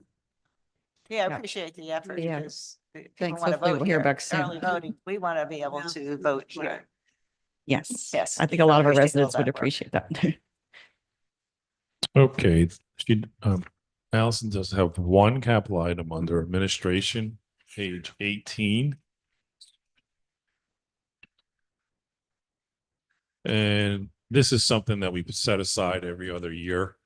For 15 grand, it's mostly for the laserfish system, replacing scanners. And the biggest thing is to increase the memory. Yes.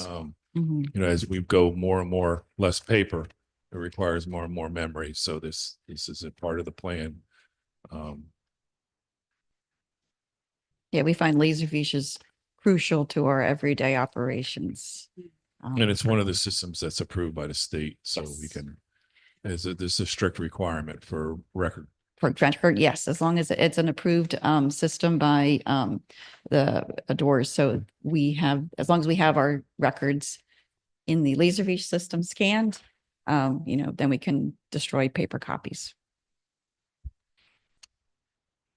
Okay, and this is part of the replacement for the scanner itself, the capital. And it increased memory when needed. Yeah, and those have been really, really useful, and you can find stuff a heck of a lot easier It, and faster. it with makes those. Oprah responses very easy for Yeah, all yeah. departments. Yeah. Right. Mhm. Okay, is there any other questions for Allison? No, thank you. Okay, it's 11:42. Why don't we plan on 12:10? You want a couple extra minutes? All right, 12:15. Why don't we plan? Can I have a motion to have a recess until 12:15? So moved. Second. All in favor? Aye. Aye, okay, we are recessed. We will return at 12:15. And at that point, we're going to be going into the community development. Thank you. Thank you, John. See you soon.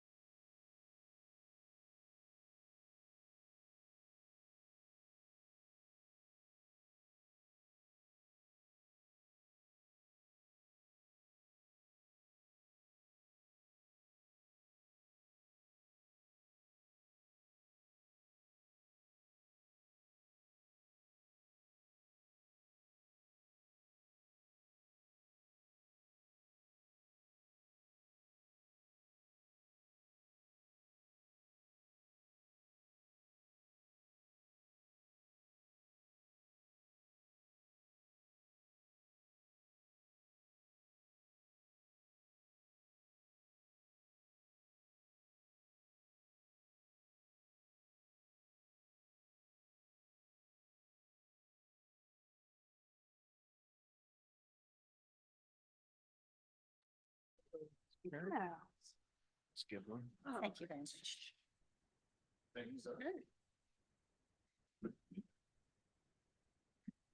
Sam. Okay. All right, well, Oh, thank you. yes, we do. Yes, we said 12:15. Yeah, I don't know. I'll ask him. Yeah, Sam? Come on. Was that a slot machine you were running? That's not an ad machine, that's a slot. Machine. What page? What page? 8. Okay. I mean, I like the big things to see where it is on the map. All right, page 8. Sam tells me page 8. We are live. Okay. It's 12:15. We are out back from recess and we are continuing with our budget meeting for the 5th of March. Okay. Thank you. Jason, please introduce yourself. Afternoon, happy to see you all again, and I thank you for the opportunity to be here. I'm Jason Harris, Director of West Windsor's Code Enforcement Division. As the Chief Administrator of the local enforcing agency, I and my staff are charged with enforcing the Uniform Construction Code within the bounds of the township to ensure the safety and welfare of the public as it relates to construction. 2024 represented the busiest year the Code Enforcement Department has had in its existence. And 2025 looks to be shaping up to be very likely the same. We are doing our best on a daily basis to keep up with our duties and the workload, and I am very proud of each of my staff on a daily basis for their professionalism and commitment to their duties and the township. In relation to our budget, my office's capital budget represents an incremental increase for 2030 to be utilized for the purchase of replacement vehicles. Our vehicles take a lot of abuse on the job sites, and they gain a lot of miles on them in the action of performing inspections. In relation to our line item budget, it remains flat, except for the new inclusion of monies to cover the annual cost of permitting, our permitting program, SDL. In addition to the use of SDL for my office's processing of permits, the SDL portal is utilized by the public 24/7 to access their permits and inspection results. If you want to speak more about the Sure. SDL stuff. The reason this came about is, as you can see, if you go on page 8 under technical and special supply, it went from 1,500 to 47,500. We used to charge that to the computer line item, okay, for the SDL software requirements. So it was built into our IT budget. But every year I have to do a report for the state of New Jersey, and this is a cost directly related to construction. So by me moving it over here, I can report it properly to the state of New Jersey. So I took it out of the IT budget and slid it over here. And that's the yearly cost for Jason's department to have iPads and cellular service and things of that nature, so they can do their job out in the field and keep it. I think it's downloadable, but it's lookable on real time. Yes, so any member of the public can access their permits, the details of their permit, inspection results, the plan review comments, basically anything is available 24/7, 365 a year for them. So it's a great asset for the public. It keeps them very up to date. Most inspection results are emailed to the applicant, so they don't have to worry about handwriting or anything like that of the inspector. So things are very clear. Most of the inspectors include photographs of any violations that they find, so the applicant can tell very quickly what issue that they're dealing with and how to resolve that issue also. This line item, I just want to give you a little caveat. The state is in the process of mandating Jason's department to have all applications uploaded. So there is a there was a electronic processing, a permit processing law that passed, but there's some issues with it and the implementation of it.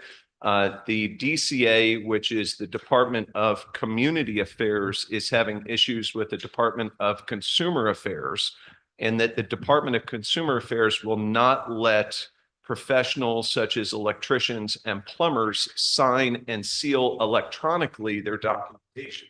So the implementation of electronic permitting submission is stymied because the small DCA, as they call them, is putting a roadblock in front of the allowance of that program to take, or the that law to take its full implementation. It's very frustrating on our end. We would very, very much like to have electronic submissions of designs. If you've ever been down to our department before, there's a Sherwood Forest of rolls of plans, several hundred pages of designs that are in paper form. And all of that would be enabled to be submitted electronically. It would help with our document retention. It would help with plan review comments, everything. So we're very much in favor of electronic permitting, submission of permits, but the state agencies just can't seem to get into agreement. So we're stymied at this time. So we don't anticipate any additional costs this year, but if they do get their act together, probably next year, that will also increase online submissions. To, A little bit. Yes, the software to allow us to do that without an additional cost. So that's not in here yet. That is not in So there. every municipality can't do it then, right? Or are some Every doing it? municipality in the state, there were some pilot programs in the state, but the across the board, a full implementation of the law is not in effect currently. So the DCAs, when you call the DCAs independently, argue with each other, and they there was a children's book called Two Zacks where they were walking in the same direction. They couldn't get out of each other's way. It reminds me of that. They just can't seem to get out of each other's way for the betterment of the public. And I have zero control over it ultimately. But the moment that it is effective and we would be able to receive a full permit application, including protection forms by those professionals, the designs, and the permit application, we will be happy to engage with a software company to allow us to process those permits. But at this time, we're just unable to accept a full construction permit because of the issues with those state departments. Does that sound like a letter or a resolution or something we need to Yeah, pass well, on to our state legislators? There's Yeah. a lot of hollering back and forth about it, so you can actually do that. But at this time, I know that there's a lot of pressure and they just seem like they're not moving out of the way. It would seem that the building trades and the whole, all the developers would want this to happen, and they have a lot of power, so I'm trying to. I think it's just government is slow moving and it will happen, but it's just not ready yet. So I'm expecting within a year or so that it may happen, but we've also been waiting for the last. So how long do you think it would take us once this thing gets passed to get into it? Whatever time it would take to generate a contract with the software, enable us to purchase software and then to train the staff. I would say training-wise, it will take several weeks at the minimum. But bring the staff up to speed on the permits on that application. I will say that I guess about a month and a half ago, we had spoke with SDL regarding this, and their program is not up and ready. So because of these issues, we couldn't even engage with them to buy the program to test it. It's just not available at this time. So, because the software companies are waiting for guidance from DCA because they haven't cleared their own internal hurdles. They don't, yeah. So once they do that, then they'll have to clear direction and then Okay. forward. So is the intent to expand our SDL as opposed to reinventing the wheel and going out to other companies at this point? that's very accurate. At this time, we haven't looked at other software programs because they're just not functional as of to date, as of today that I'm aware of. But our intention is to stick with the horses, with SDL and utilize their program for that to expand its capabilities. So again, we are very much looking forward to it. We've been very proactive in trying to learn as much as we can and be proactive in communicating with the software company. But they came out, did a presentation and told us it's just not ready to go. So you can't even do it if you wanted to. So it will happen. I can't project if it's a year or 2 years from now, Okay. but we'll fully welcome it when the time I comes. mean, I love the whole SDL system, the idea you can look Yes. everything up. If this goes up there, and I know that's going to be a legal issue, that's another thing. Does that mean everybody's drawings and everything will be available to everybody else? It's like, So there are restrictions in my ability to release designs. There's a little bit of disagreement in some ways, not with me, but just with interpretation of that regulation. But the idea is that your neighbor should not be able to access your designs for your home. because It's a then they could safety just, concern. they can just take it and put it on. Yes, Yeah, so it so is a it's a safety copyright concern. issue. So at this time, I work with the clerk's office to ensure that plans are not released to the public. But there's the other process besides Oprah. What is that? Oh, it's common law. Common law, where the applicant could petition and argue a case for receipt of those designs. I don't think we've had a scenario where we've actually released them or not. But we leave it up to the attorney Lead up to the attorneys, yeah. to make the final. So right now, there are things we don't put on there because of this even now. Yes, so Yeah. Laserfiche, to my knowledge, is not open to the general public, so. No, it's not. As designs, but for Oprah's, we do not currently release designs that I'm aware of. So if this gets done, then essentially they will be allowed submittals on SDL portal. They'll be allowed to sign via some safe signing, just like you do with the different DocuSign and stuff. yes. DocuSigns and stuff, which will be a big help because one of the complaints we get is, oh, we put everything together and they didn't put the right seal and then they sent it back to us and it's, well, why didn't you I put the hear right those seal to also. start with? But so little things like that become this whole thing. And then in this case, there'll be a way of that everybody recognizes to sign it online. And will this be something, if the law goes as it is, that will be optional so that somebody who maybe is doing their own little thing at home could still do Yes, so if you want to use a paper application, it's more than welcome. The electronic is an option. it will be an option at this time. And if I look at the way a lot of other things go, eventually that option does go away. Yes, it's a slow creep and that it Yeah. unfortunately, I do believe that it may at some point, hopefully not in my tenure, but there are applicants that are very archaic in their functioning. So we have applicants that only want to use paper, don't even have cell phone, smartphones. So I think the state recognizes that, and there's a lot of municipalities in the state that are still just completely paper.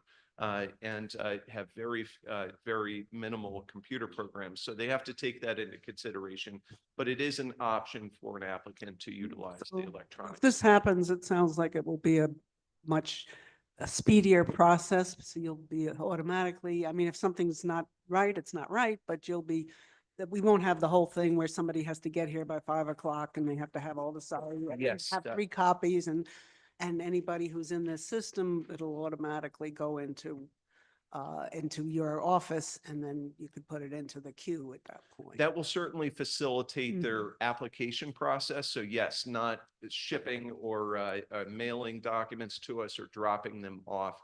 And I would welcome that. So I would welcome the ability of the staff to just process things electronically. It's very labor intensive, handling the paper moving through the office. And like I said, some of those designs are 8 or 10 inches in diameter, and they're giant logs that we have to haul around. So I would welcome the electronic permit. So at this point, there is no electronic either review or permit application. At this time, we are not able to because we do not have access to a program. The state's program, in effect, in addition to this, the state's program that they were developing hasn't got off the ground. So even the state, by the electronic permitting electronic permitting law, was required to develop a software program to provide to local enforcing agencies, and that thing stalled. They can't get it up and running. There's issues with it. So it'll work itself out. It'll work itself out, but that's the most that I know at this time regarding it. And it's ultimately above my pay grade what they decide to do with it. But I will. We are welcoming it when it comes along for Okay. sure. One thing I think you could do is make people aware that they can apply for, which I think a lot of people aren't, because if I get somebody saying to me, I'm having trouble setting up an appointment, and I said, did you go through the SDL port? And then they do that, and that works better for them. Maybe helping make people more aware. I think we've done some of that on the website and done a few things with that they can ask for appointments through the electronically and then not have to. So currently we utilize, there was an inspection law that was implemented last year that really changed the paradigm of our, my office's functioning regarding inspections. It's a very aggressive law, and I can go into detail if you want regarding it. But at this time, we're accepting inspection requests via email. The inspection requests have to be in writing. So the applicant has a choice of either providing us a paper request or it comes directly through email. The state has not clarified yet to us if the SDL program is acceptable in written form. So we're utilizing an email and we're utilizing okay. paper applications. So the applicant can do it electronically. They can request their inspection. My staff will respond with them to them with a couple of days as an option available to them. And it has been working very well. We actually implemented it prior to the law becoming effective to work our bugs out of it, and it worked very well. So Okay, there was a way where you could just go on SDL and pretty much pick a day. when that new law was adopted, the language was not clear regarding what constitutes a written request. So to ensure that we're in full compliance with the law, we're utilizing email and utilizing paper applications at this time. So for inspections, and that's just to ensure that we're in full compliance. I have requested several times from the state, and they have not provided a written interpretation of whether or not an inspection request through SDL would constitute a written request. That inspection law puts a responsibility on my office. We have one strike. So if an inspection request is submitted to us, we have one chance to get to that inspection. If we miss that inspection or we miss the 3-day window, the applicant can go to a third-party agency, a private inspection agency, and contract them for the remainder of the project. The township would be liable to refund any cost incurred by that applicant. And very interestingly, the state has weighed in on this. If that applicant pays more for those inspections than the permit fees alone, the township would be civilly responsible for paying them back, even if it exceeded the permit value. So there's. Can you back up on that again? Yes, ma'am. You're saying this new law gives you one chance to do to put an To show up. inspection? Yes. So does that mean somebody requests the inspection and then you have to give them a date within 3 days? Is that what you're ma'am. saying? Yes, ma'am. And if we don't perform that inspection, so if there's some issue and I'm short-staffed and we don't get an inspector out there, we're done at that point. So the Then they contractor can take the rest of the life of their project over, even something the size of Avalon or something? And Yes, just ma'am. try to say, Yes, ma'am. One strike. So in baseball, we get 3 strikes, and in this, we get 1. So if we miss a single inspection, the contractor has to petition the DCA for the allowance to go to the third party.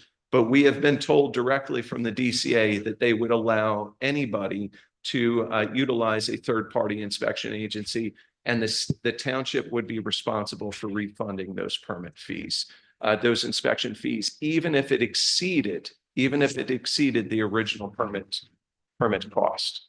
Then Jason has a plan in place. We're Yes, scared. yeah, let's, Well. Do we have money plan set in aside in place case in that- case there's like sick and things of that. Yeah, I'm not trying to scare anybody. Yeah, no, So no. this has been in effect for over a year. Yeah. So- yeah, and I've heard a few little things around about that. And so now if your inspector shows up and then there's nobody there or the door is locked, they have to really document that? And Yes, ma'am. Very, very much so. It's a complete change. So the Uniform Construction Code's been in effect since 1977, and nothing like this has ever been adopted. So this is definitely a change in our functioning. Well, I did say that the builders have a lot of power in this. Yes, That's so we have developer. very professional staff members that take their duties very responsibly. And we've hired some per diem staff members. So if somebody's out sick or we have multiple staff members out sick, I can go out, the subcode officials can go out. We have per diem staff that we can call in. So we've implemented as many safety measures as we can And to we also, ensure that we you don't also fall have victim. agreement, you also have some informal agreements with other towns to do some cross. So with inspectors from Correct. other towns, we don't have any formal agreements with other townships because we're very large. And we have not, at this time, I have not taken the action to generate a formal agreement with another township for Yeah, fear that mutual they aid may for draw inspectors. more of our staff away and put us in a tight spot. So Mm-hmm. at this time, we're just, we're proceeding with what we've implemented so far with per diem, And the use of overtime. and the use of overtime for sure. And that seems to be working very well for us. at You this haven't time. not missed the 3-day window yet? We have not missed 3-day window in over a year. And I credit my staff completely with that. I credit my staff 100% with that. They are fully committed to doing their job professionally and ensuring that we get there to perform this. So with this 3-day window, does the applicant have to take whatever time you have available within that 3 days? Or they could say, I only want noon on Thursday or So something? the day, they do request a specific day and we accommodate the best that we can. It's very rare. It's a very rare occurrence, I would argue, that if an applicant requests a specific day, and they may request 5 days away. So it's not the case that they have to request within the 3 days. It's the option available to them to request a day. And we very likely will accommodate that. So if they say next Tuesday and it happens to be 2 days later, currently to my understanding, we're mainly 1 day. So if somebody requests an inspection on a Tuesday, we can get inspectors there on a Wednesday. The only thing is with our fire inspector, he is a part-time staff member. So it takes a little bit more juggling with the fire inspections. And plumbing and mechanical are just so overwhelmed with the inspections that they perform. Those are really the only disciplines that we may have to say we'll perform our inspection on Thursday or Friday, but well within the 3 days, And if they requested for next week, then you would document that so Yes, that. so that's why it's in writing. So we have that. Hmm. So it's there's no he said, she said, it's in writing. They are asking for next Thursday, which would be 6 days out, and that we have that documentation. So And this is true for even a residential or a small business that's just redoing their plumbing or whatever, that across. you have to you have to inspect within 3 days. Yes, ma'am. Yes, ma'am. Okay. So you've addressed your ability to be successful by using per diem and overtime. So far. So far, Yes. that's what's Yes, working. sir. Have you, consideration of increasing the staff size? Well, that's a discussion So for later. then- And over the last couple of years, we have increased the staff. So we can have that discussion close, but it's difficult to find personnel at the moment, but so this seems to be working the best. That's You- an understatement. Yeah. Yeah, I mean, It's an we understatement. have for sure. multiple positions open in that department Already. year round. It takes us Go, anywhere from 6 months to a year and a half to fill a position. it's. If we have a vacant position, we've had an electrical inspector full-time position vacant for over a year. Hmm. And we've had 2 applicants. So we've been very fortunate to have What do you think- Dozen per diems. What's the underlying issue there? Just There's a vacuum in this industry of qualified individuals. I teach for a community college, and out of the community colleges where building inspectors, the building inspector courses, there may be 20 or 30 that come into the industry every year. Most of them are scooped up by engineering firms. So there's when that building collapsed in Florida, that tragic condo building collapsed in Florida. There was multiple laws that were implemented because of that. And also insurance companies got very cold feet. That was $1 billion and a very high loss of life. So engineering firms are performing ongoing inspections of existing condo buildings throughout the state. And they're utilizing code enforcement officers to perform those inspections. So all of a sudden, our pool that we were drawing from now has somebody new, a whole new industry that's drawing from them. So the pool gets smaller and smaller every year. But out of the 560 some odd municipalities, I think it is in the state, there's probably 20 or 30 individuals that come into the building discipline alone on a yearly basis between all of and that's the higher license level. So yes, the lower license levels, there's 3 license levels for building discipline. But if we're talking about West Windsor Township, which is a Class 1 township, we're really seeking the highest license levels, HHS, because of the types of structural buildings we have here. And that pool is very, very, very small. And usually, like if somebody's a plumbing inspector, they're probably a licensed plumber to start with, or? Typically, yes. So that means somebody who could be doing a very lucrative plumbing business is now going into being paid by the hour as an inspector, and that's maybe not. They face without a doubt, they face an impact to their salary when they come over to this industry, for sure. So there's just a multitude of factors that impact it, unfortunately. But I'm very lucky. We work with a lot of inspectors around so that we're covered as much as we can. But I'll let you guys discuss staffing. So, Okay. next Well, page would be. That was very informative. Thanks Thank for you. giving us all It's that my pleasure. detail. Thank Anyone you. have any questions on this before we move on? One item, real quick. Go to your community development tab in the Capitol, page 19.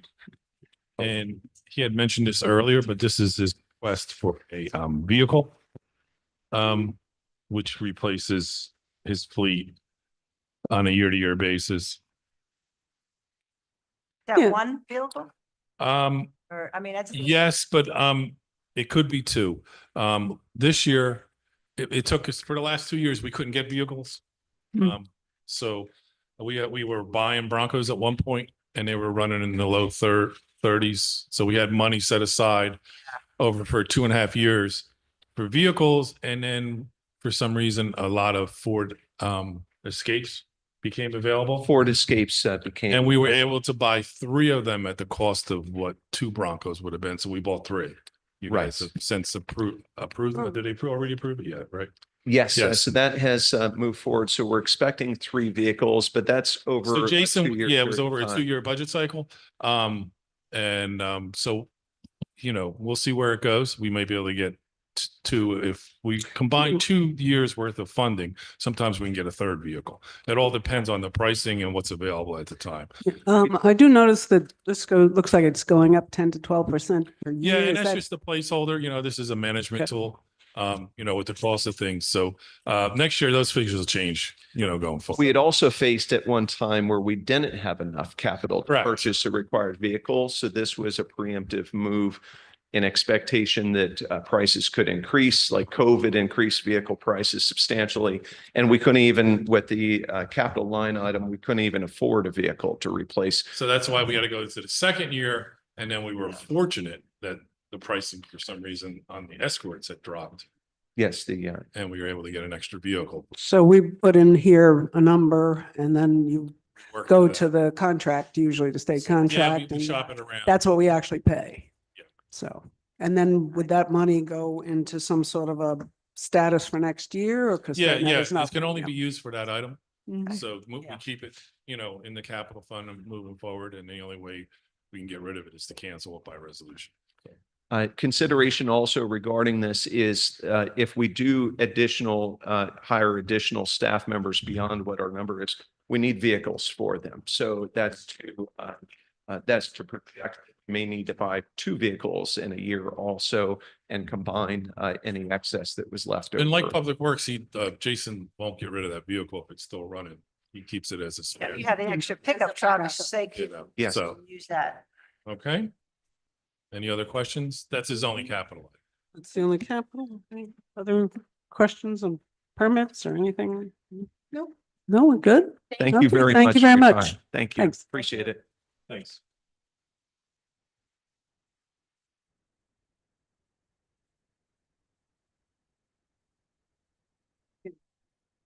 We're switching back to land use now. Sam, you know the drill. When you're ready, just give your name and who you are and What page?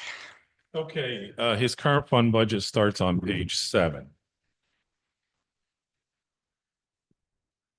Good afternoon, council members. My name is Sam Surtees. I'm the Township Land Use Manager and Zoning Officer.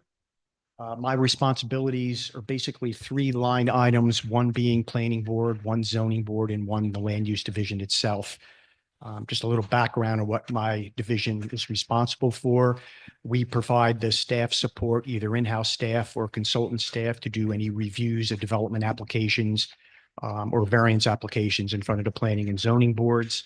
We're also responsible for master plan revisions, updating the master plan, updating the various elements of the master plan.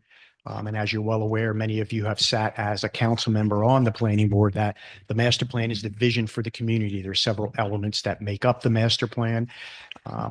One of them that we're working on this year, it's required every 10 years, is the housing element fair share plan. And basically what that does, it sets up our affordable housing obligation for the next 10 years from the 2025 to 2035 period. It is also the only element of the master plan that the Township Council also has to adopt.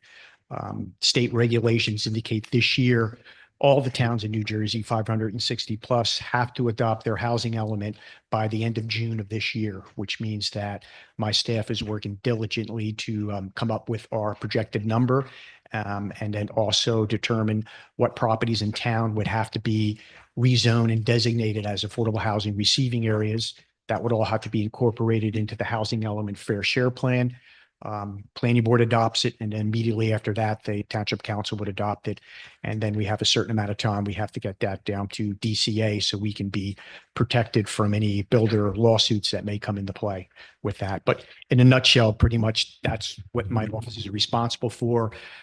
Also, open space preservation. As you know, we've had a pretty active open space program since 1995. We've preserved over 2,500 acres in town. That in addition to the county parks and state parks, over half of West Windsor, over 8,000 acres is preserved in the community right now currently. And we do have, I believe it's a 2-cent open space tax, John? Yes. On that. There are other properties that we're targeting for preservation, either through Green Acre funding and county open space funding through parks and so forth. And then there's a secondary funding source through the SADC, which is the State Agricultural Development Committee, and that's to preserve active farms in the community.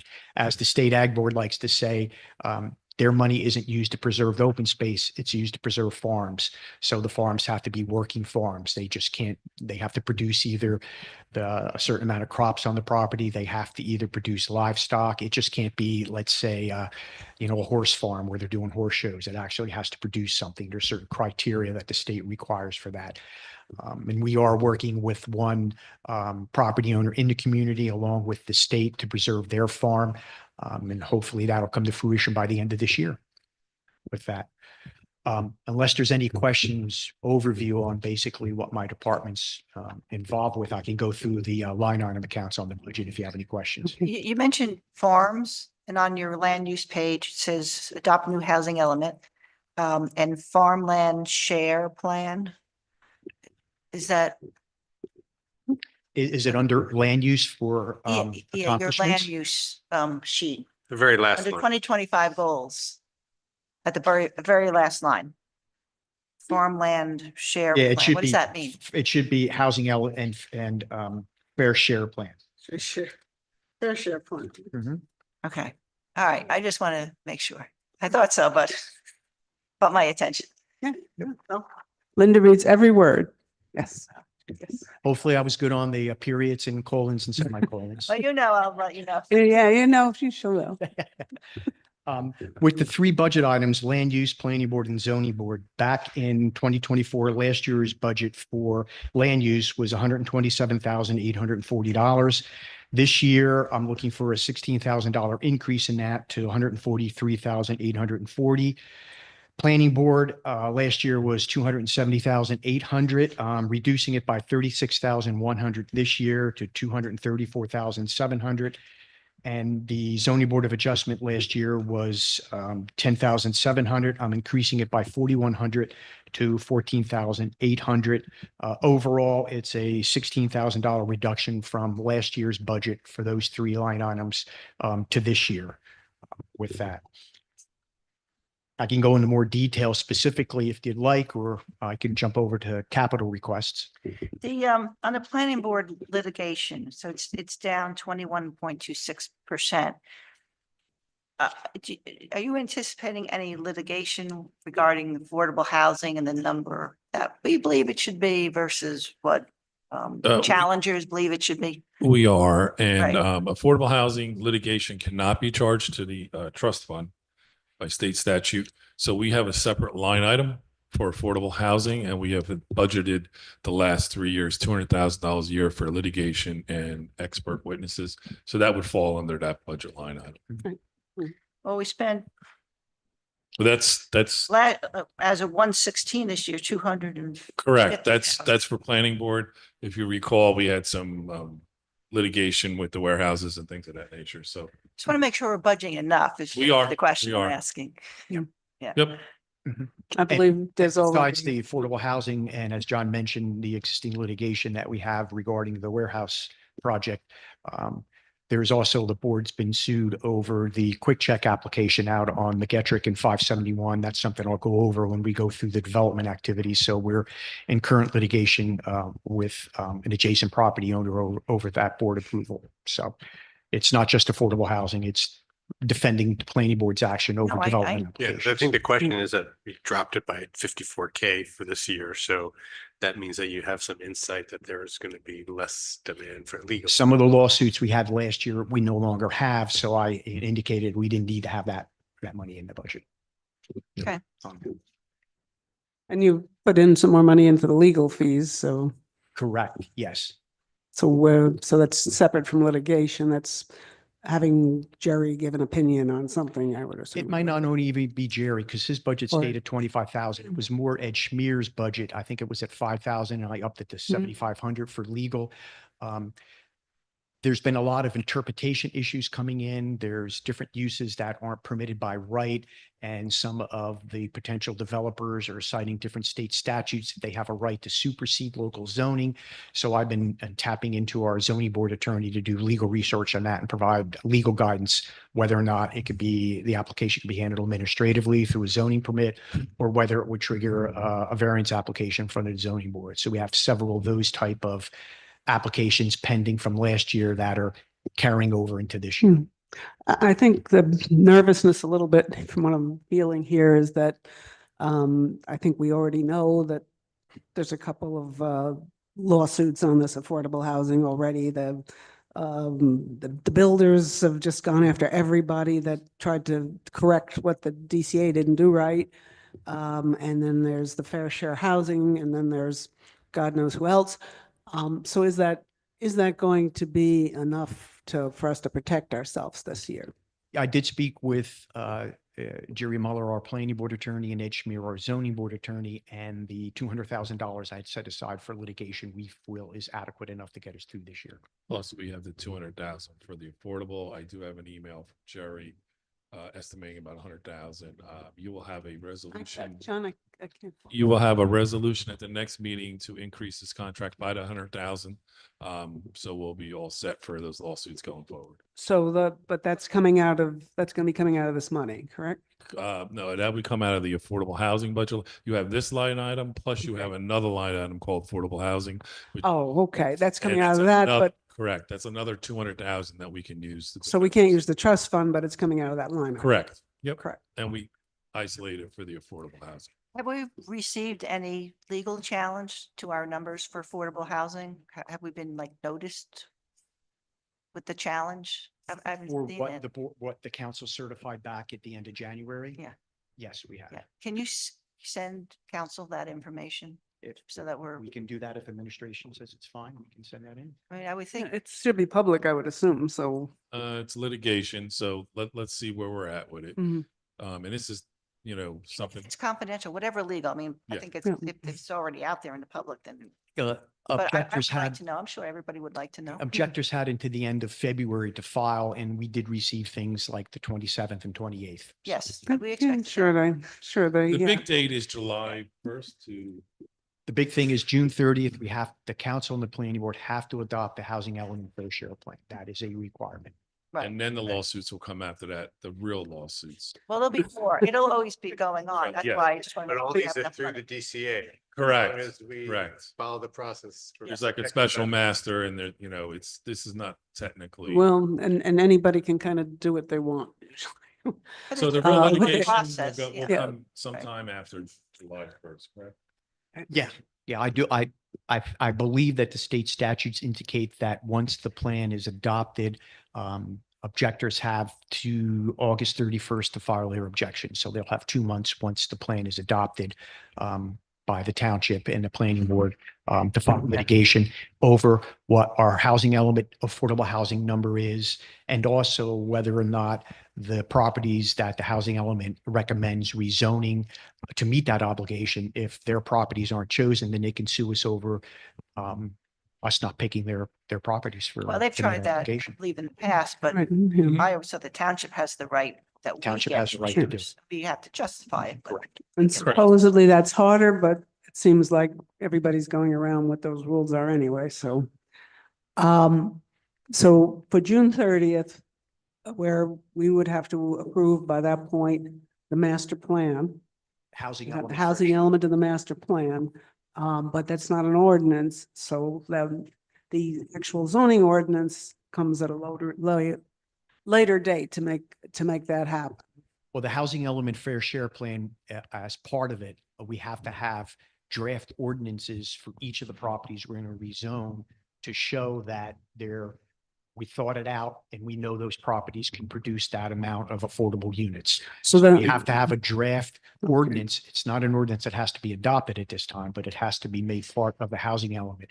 We have until March 1st, 2026 to actually adopt those ordinances to implement the recommendations in the housing element. so we have to vote saying that we have the intent to do those ordinances at And that we've point. done enough analysis on the staff level that we believe those properties can produce the numbers that we feel they can produce.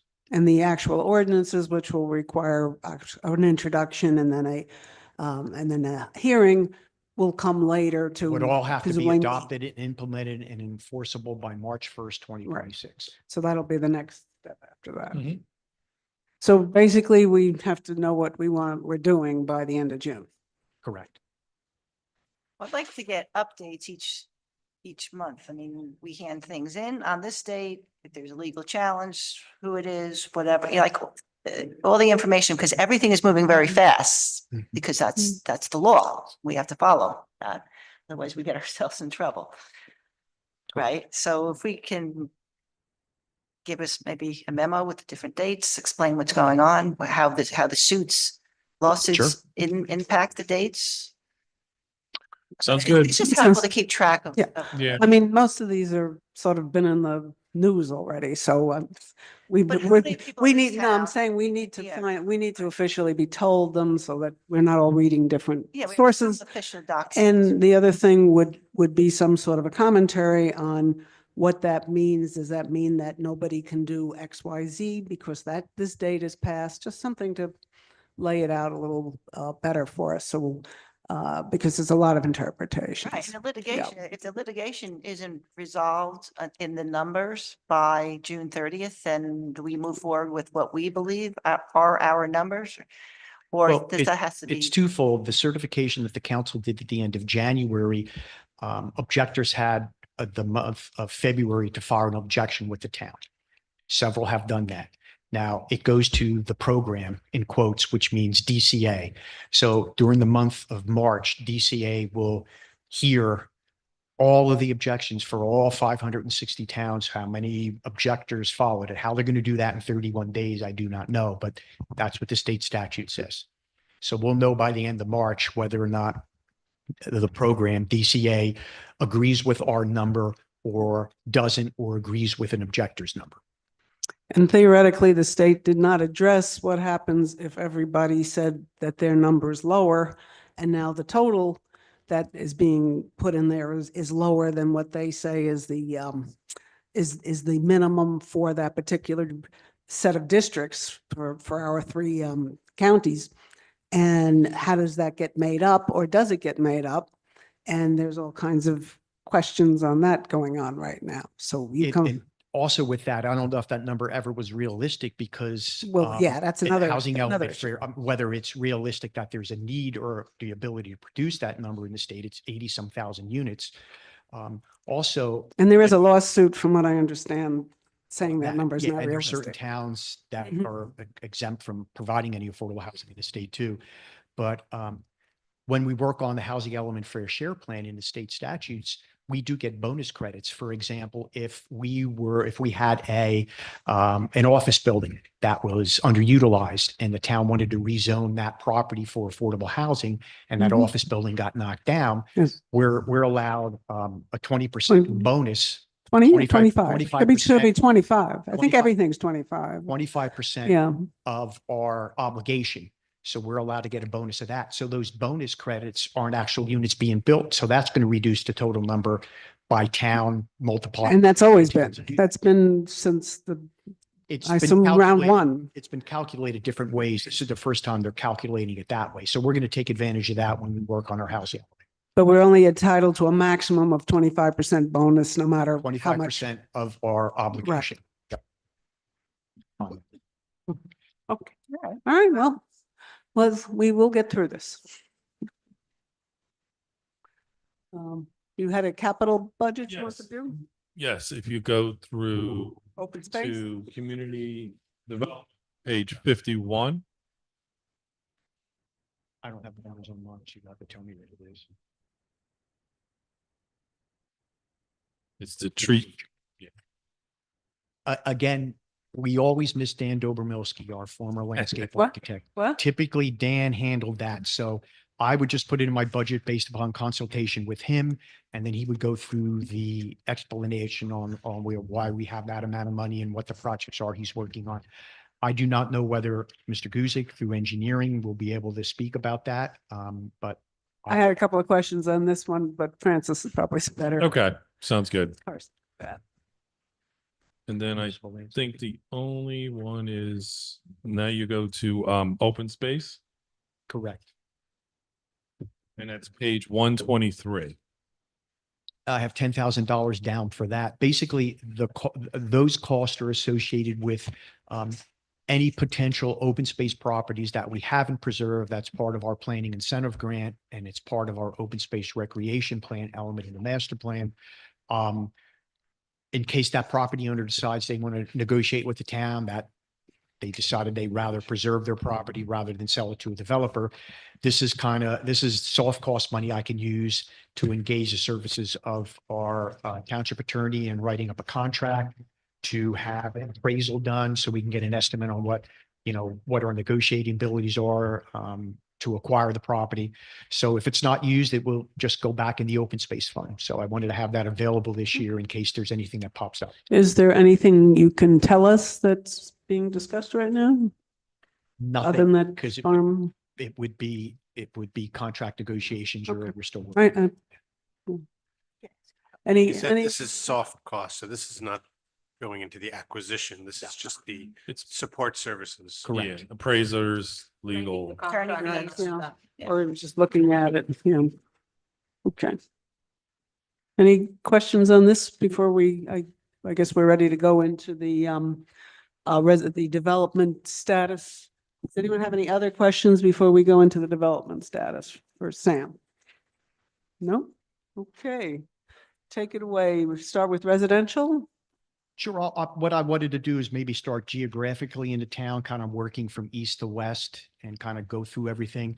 I handed out a color-coded map. If you do that, can you let us know what number? that you're There, talking about? that's the map that's up on the screen. It's also the map that's on the website. So all the documentation the council has and what I'm going to talk about today is currently on the township website. It gets updated when need be, when we get new applications in, or there's a change in status of what was approved. I'll update that map.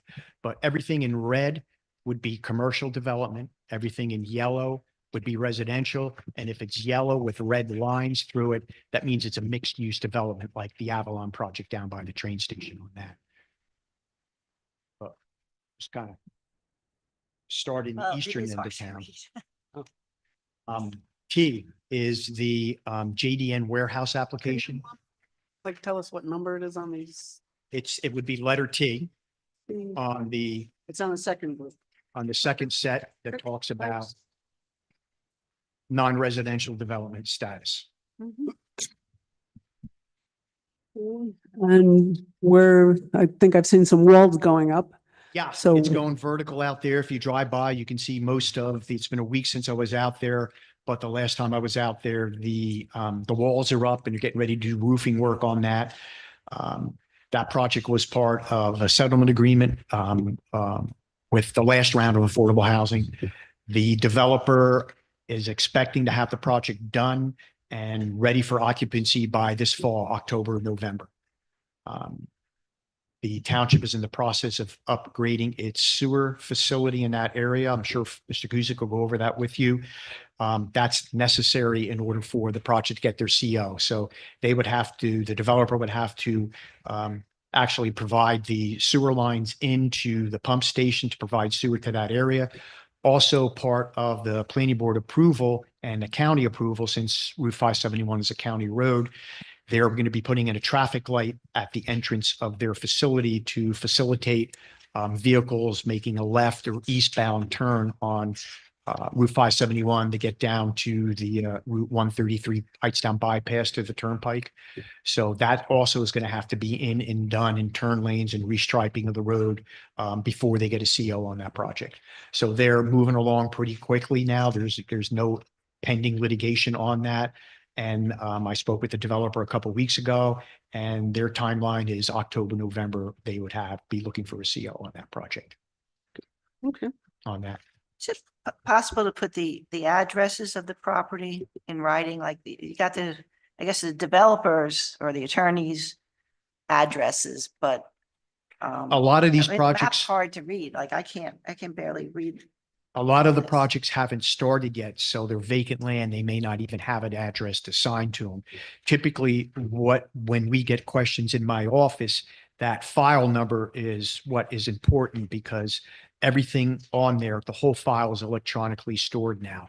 So we can very easily if someone says, could you tell me about the university and what they're doing for item number 2? We'll be able to send them a Dropbox links for PB 2408 and it'll have everything in it they need on something like that. Can you put those drop off links on there like now so they don't have to call? and they I can wouldn't just want to click do it on? because the files get updated a lot, different things come in. So I'd rather not put it up because then I'd have to be dropping it down and changing and uploading and putting it up there on that. Usually if somebody calls my office within minutes, we can email a Dropbox link over to them and they have it.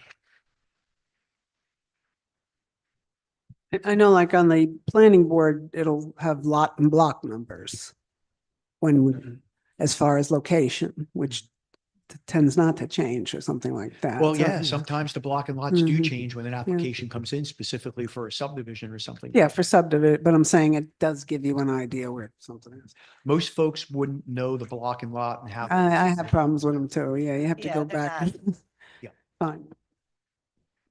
The other item there, since you're in that northeastern portion of the town, item Q is the existing Valero station across from the Caffreys on 571 in Southfield.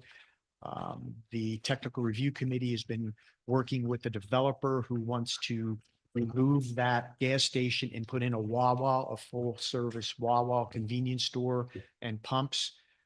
And they are not moving quickly on that. My crystal ball couldn't say when and if they're coming in with the next round. They did meet with the TRC. We've given them some comments in writing from the staff, and we're just waiting for them to submit revised plans for us to review. So there's no approval or anything on that? No. Mm-mm. No.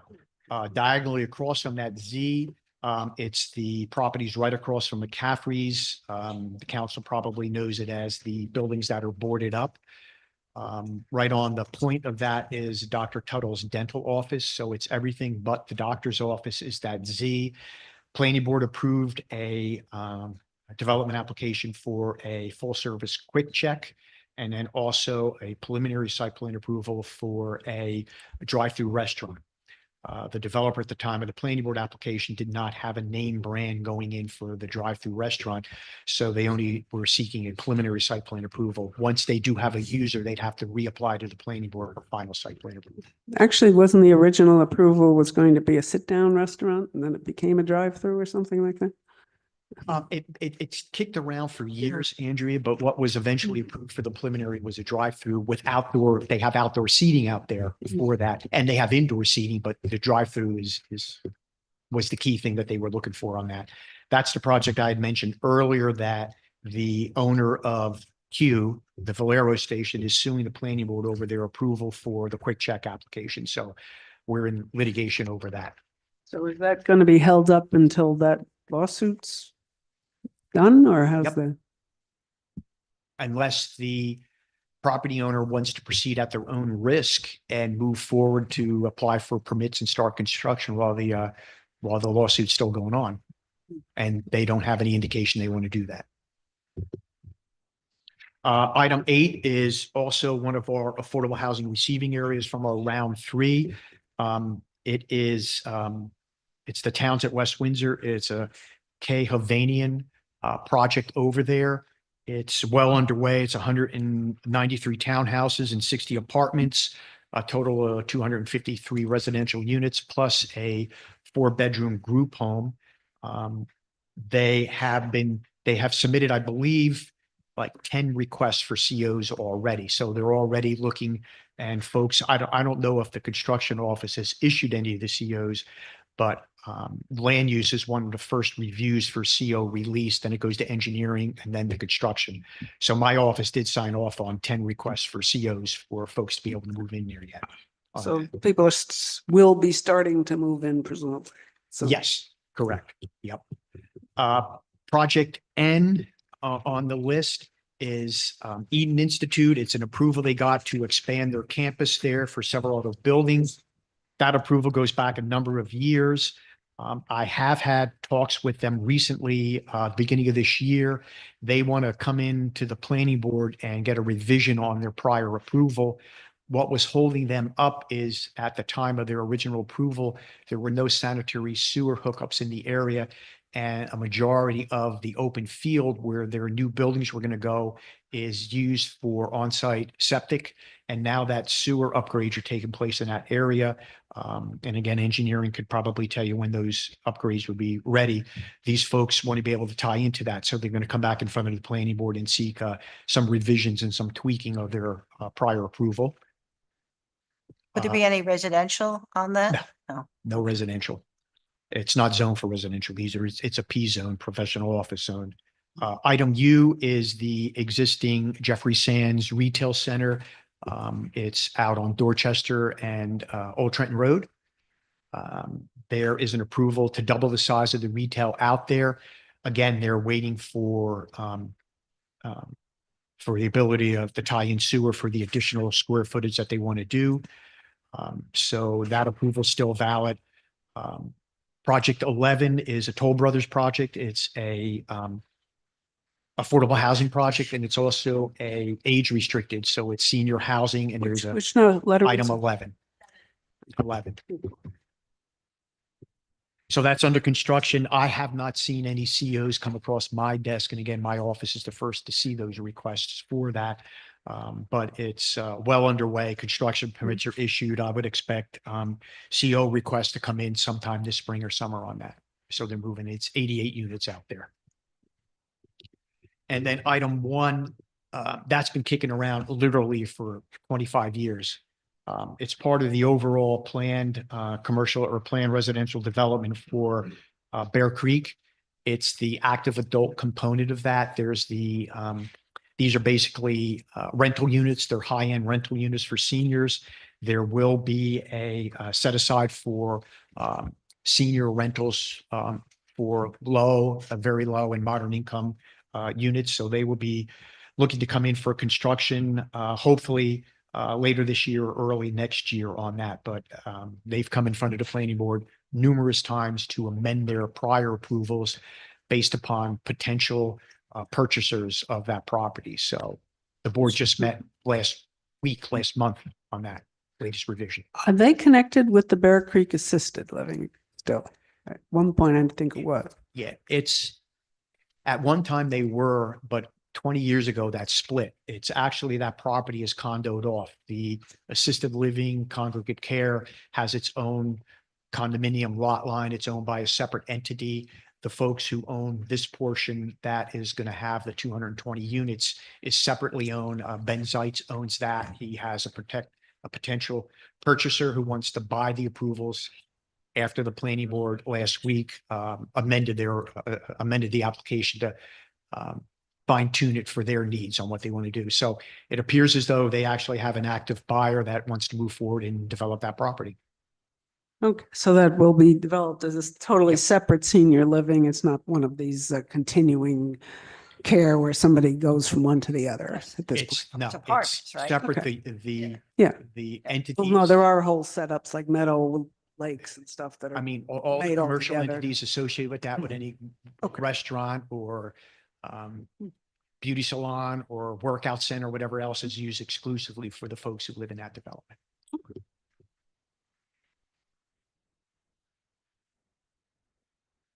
Not to take up too much time for everyone, because I could go on for a while here, but just to kind of give you an idea, there's a lot of development approvals and construction taking place in the western end of town, meaning from the railroad tracks west over to the canal towards Princeton over there on that. D is basically the SRI property. There was a general development and development plan approval that was granted 20 plus years ago for 3 million square feet of R&D type facilities over there. They have done nothing since their GDP approval to come in for site plan approval for any of the phases. So nothing's been moving on that for 20 plus years. I have not heard of anything lately. And SRI is not petitioning the town since their request maybe 5 years ago, if you remember, for that redevelopment area designation on that. Yeah, if I remember, there was a whole, they were going to redo the building. Yeah, I got a tour of the place. Yeah. Since COVID, they reassessed what their needs are and how their workforce works, and they haven't pushed to come in for anything on that. Okay. W is the yellow with the red lines through it. That's the Avalon project that you probably are well aware of down at the train station. It's a mixed-use development, 848 residential units broken up into condos for sale, and the 4-story condo building. There's 48 units in there, some affordable units in that.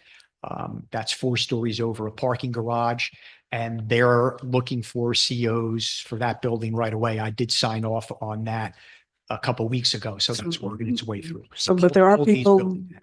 there are people in there, right? I do not know. Well, I've signed off, and I'm the first one to sign off. There may be people living in the condos. I'm not sure. The townhouses that Pulte's doing, 150 or 60 townhouses, there are definitely people living in that.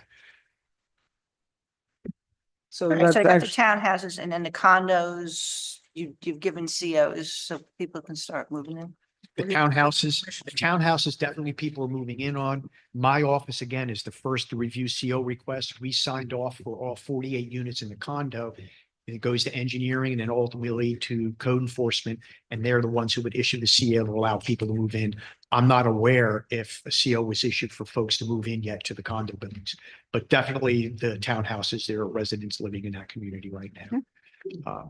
Avalon also is building 515 apartments, and those are going to be above the commercial buildings, what we call the East Building and the West Building. It surrounds the promenade that they're going to be building there.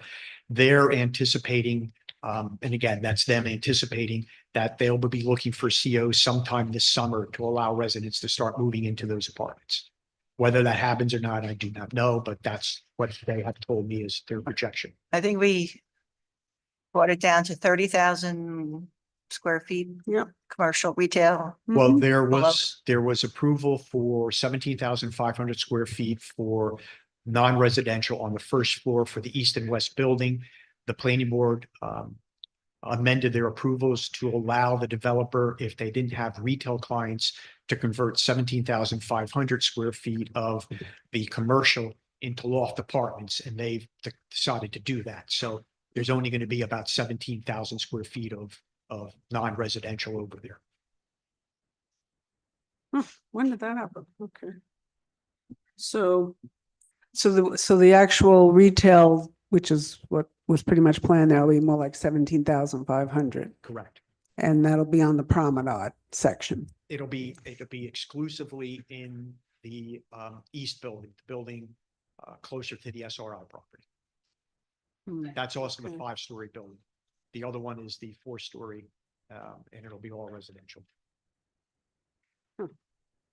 Okay, and so those apartments will be above the Correct. retail will be on the first floor. Except for the west building where they'll have the loft apartments on the first floor where the retail was going to go in that building. Okay, all right.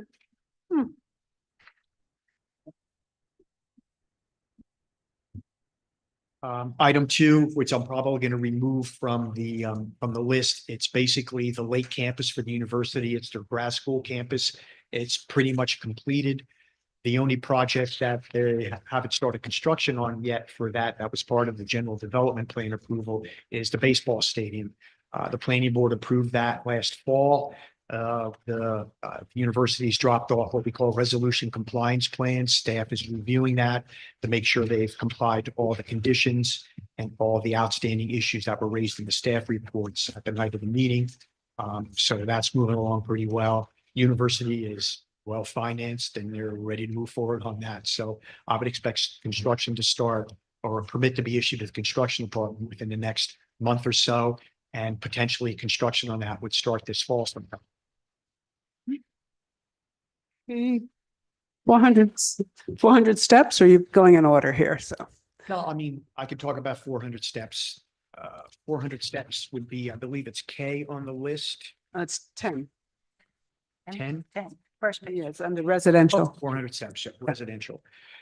Yeah, I mean, that's been back and forth with 147 units, then 180, then back to 147, and currently have approval for the 180 units. They are rental units.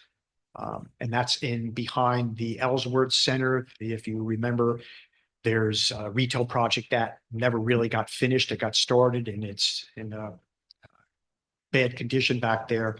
So that developer, currently there is a lawsuit that's currently going on between that developer and the prior owner over the ultimate value of the condemnation. If you remember, the township had to go in and the developer or preferred redeveloper paid the township basically to file litigation to condemn the property, which we have done. Once we acquired the property, we deeded it over to the developer, and now the developer is working on the litigation that the prior owner has over the ultimate value of that property. So speaking with our redevelopment attorney, Kevin McManaman, they're expecting a decision on that sometime this summer, one way or the other.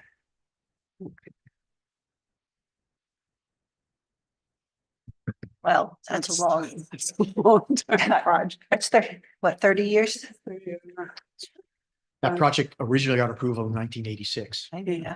Who's the mayor when that one started? 86 would have been Mike Mastro, I believe. I have no idea. I wasn't here. I miss you, Sam. Yeah. Huh?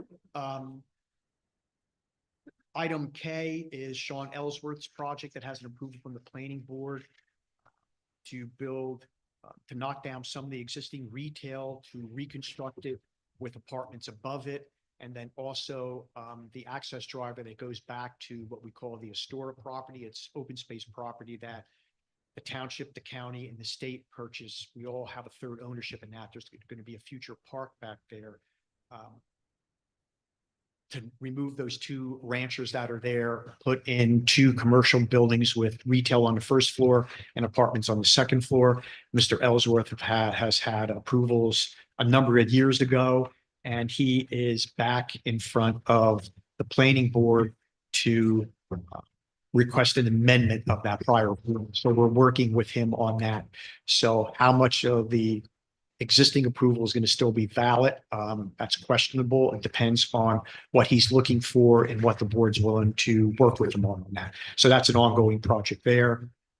Is that tied with the, I think, Covanian or somebody project next to it, or? Yeah, Mr. Ellsworth has a contract with K. Ovanian to potentially ask for a rezoning to change the mixed use on those two residential lots to exclusively 100% residential with an affordable housing set aside.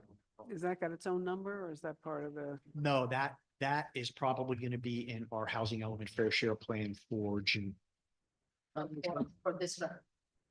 Correct. Okay, That's yeah, K1. is that, It would be is that, this one. K1. is that K1 or is that? No? Well, K1 would be the K Hoff property, and then K would be the Would be the which? Ellsworth piece. So which property was K1? K1 is the K Hovanian. So that would be the Hovnanian one. Okay. Mhm. Behind So it. is any And apartment. zoning changes then? It would require a change in the Princeton Junction redevelopment plan. It would require an amendment to the land use plan element, and it would require an amendment to the housing element fair share plan. Those elements of the master. It's a lot. This approval is not really where we are right now then. Excuse me? So when it says approval granted, this 10 The approval that was apartments. granted that it's showing there is from what the planning board approved for Mr. Ellsworth for the mixed use development. Right. Then 100% of. So the new one that Hovnanian came in was going to be all residential back there. So this really is still. This is what's approved and on the books. Okay. All right. What is the Hovnanian project? Is there a number? Because I want to look at that. There was a concept Is that it he concept drew? plan or Yes, there's the something? concept Can you plan, Send planning that to board. us or? There was a concept. I don't remember, Linda, whether you or Martin were on the planning board when that came. I think it was, you were on the planning board and that came in front. It was, I think, the fall of 23. That came in front of the. Okay, planning board. I sat in at the meeting, but I wasn't on the Yeah, the planning board. retail and the 10 apartments for Ellsworth. I remember that. Yep. But this other concept plan, it was past year, right? I don't, Martin, was it, so the Right? concept plan was in 24. Yeah, it Yeah. came in front of the board, just Yeah. conceptually. That was very recent. What they were looking to do. It never got any further than that planning board meeting. That was the one that they were looking at not having any affordable in, and then they were gonna have Ellsworth build the affordable units over in their property. So I guess a lot. I wasn't. Where can I read that? Is it a number or just? Can you I send mean, it to I me or can, something? I can get you the concept plan, which is irrelevant now. It's not going to happen that way. That's why it hasn't moved anymore. But if you want to get a history lesson on what they came in for, we can provide you with that document. So the one we saw in the concept plan that was gonna be all those townhouses, that's not. Yep. Once we work on the housing element fair share plan for a June public hearing, it will show exactly what we anticipate the affordable housing obligation is going to be for both K and K1. Well, how soon can you talk to council about all of this, like specifics of that plan? I don't want to get it like that week. I want to get it early enough to absorb so we can all. Staff is look at it. working on it right now. I would question administration on that in the mayor's office. I mean, we are diligently working on that housing element. I know Yeah, I would just like council to have some feedback on that. Yep. You know, before it's final. What we got here, maybe it might be better if the council members, if you have any questions about anything else on there. I mean, item V is under construction. That's the Garden Homes project. It's a residential development. It's also mixed use, and the Garden Homes is actually building the 600 and plus apartments. They're rentals. They'll have a 25%. Where's this one? Which, Excuse is me? this near Meadow Road? It's Meadow Road, yeah. Trader Joe's. Yep. And that's the one that's on the other, sort of on that center. There's the also a right hotel going- component that a separate developer is working on. There's a standalone pad site for a restaurant that's moving forward. And then there's about 13,000 square feet of retail that would service, it's a neighborhood retail that would service the residents that live in that community. So it's something they can walk. That one's going- And then the one on the other side, which is behind the Lowe's, that seems to be. It's the same developer. Okay, That's that'll be two. that's the last phase of that. Part of our settlement agreement with Fair Share Housing Center back in 2018 and 2019 was that south side of Meadow Road. They couldn't seek building permits until January of 2025. They have So those got are all their building like this- permits for the other section. next year, we're expecting to see. They're moving very slow, so I guess they're waiting to see what the market is before they start Oh, building. the one So on that side's moving slower. They also own the vacant land on the other side. They haven't even applied for permits on that. Which. She's talking about Meridian Walk. I'm No, I telling you, think on the other side of Meadow Road, right? there's one on That's the other behind side Lowe's. is behind Behind Lowe's, Lowe's. on the other side of. Oh, the Meadow. ones behind Rose is Lowe's is the Toll Brothers project. That's Meridian Walk. That- That's, yeah, there's and those are Rose. purchase units. Those are condos. They have an affordable housing set aside. Yeah, and COs have been issued on them. Or my office has signed off on COs. Whether the construction department has issued a CO, I do not know, but they've come in for several buildings looking for COs. But to get in off of Route 1 to that one? It's a right in, right out on Route Yeah. 1, and the other axis is out on Old Old Meadow. Old Bear Brook or Old Meadow Road. And then there will also be an access out through the Tractor Supply site, which is along the south side where the Lowe's is eventually when that property gets developed. Except Yeah. there's no longer a tractor supply. Yeah, except that. With project.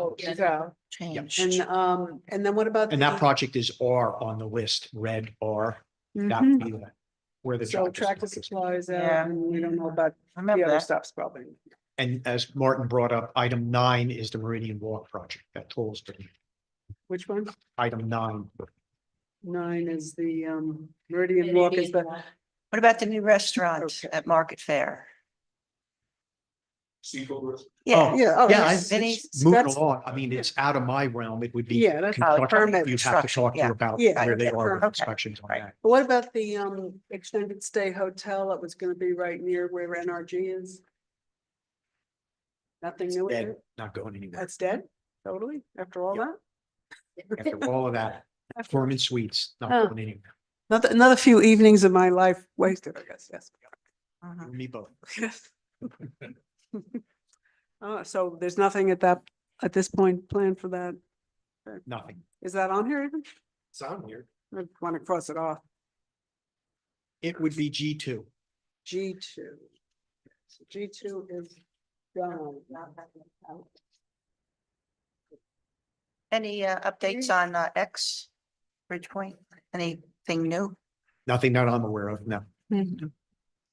Do we happen to have a piece of like information? Because people talk about it and there's sometimes people using all sorts of different, maybe different facts and all. Do we have like one document on the history of that that could bring us up to date on that? So there's something official. I do not have any, that, like the history from like when American Sign closed to the rezonings and the lawsuits and everything over the last 10 years, that kind of history.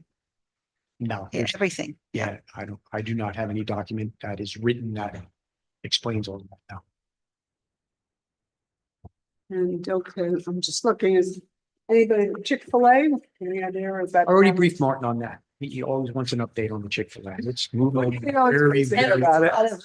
Excitement. Let's move on. Yeah, they're in for resolution compliance. And again, I would expect them to submit building permits in the near future and start construction later this fall. Well, they were approved a while back. So they need to, they first have to submit building permits. They're probably pretty fast once they get going. I think the land's already been, Oh, yeah. is all prepared there, so. You know. Okay, if anybody wants to take a quick look through here, is there anything?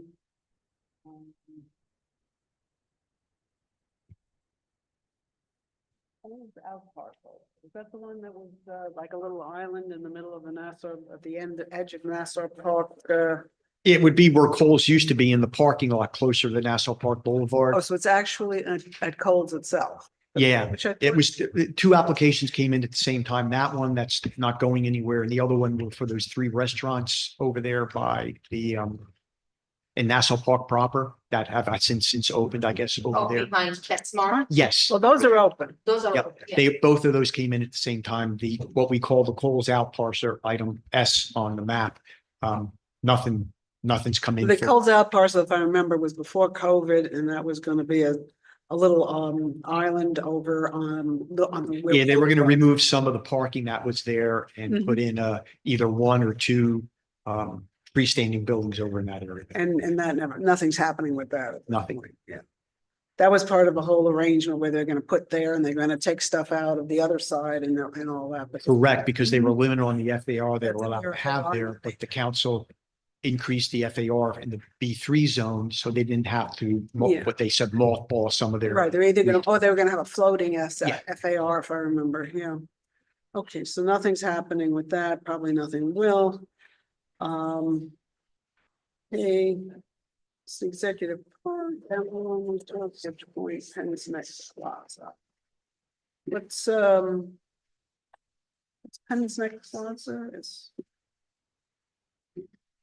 That's why, yep, It's which, that's, why, yeah, which it's one? red and it's designated by the letter Y. Oh, okay. Was that the one on Route 1? Correct, yeah. Okay. Okay, we know that one. The zoning's in place and everything for that. We're just waiting for a redeveloper to come in who wants to redevelop the property.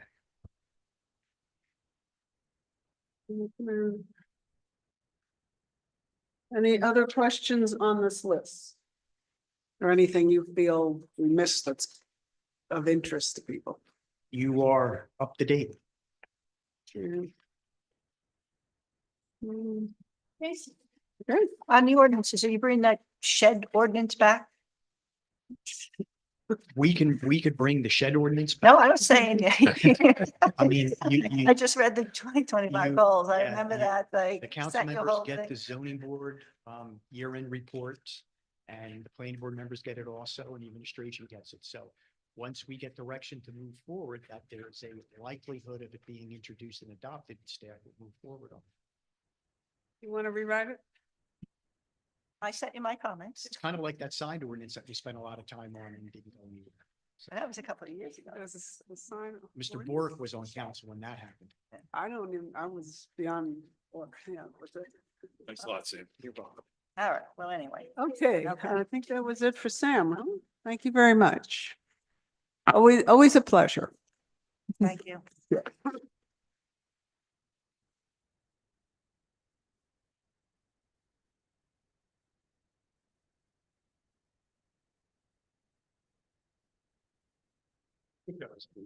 Kept the seat warm for you, buddy.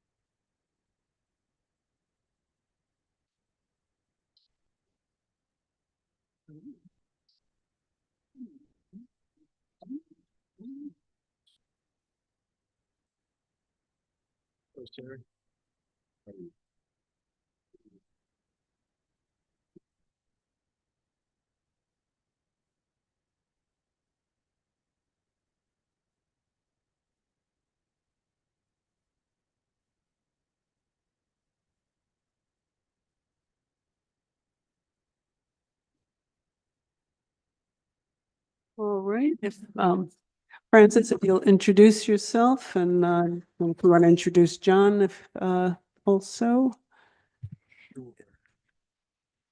Good afternoon, Francis Guzik. I'm the Director of Community Development and the Township Engineer. And this afternoon, I'm accompanied by John Taylor, the Francis, can you either move that up or we're not, I don't think it's coming. Closer there.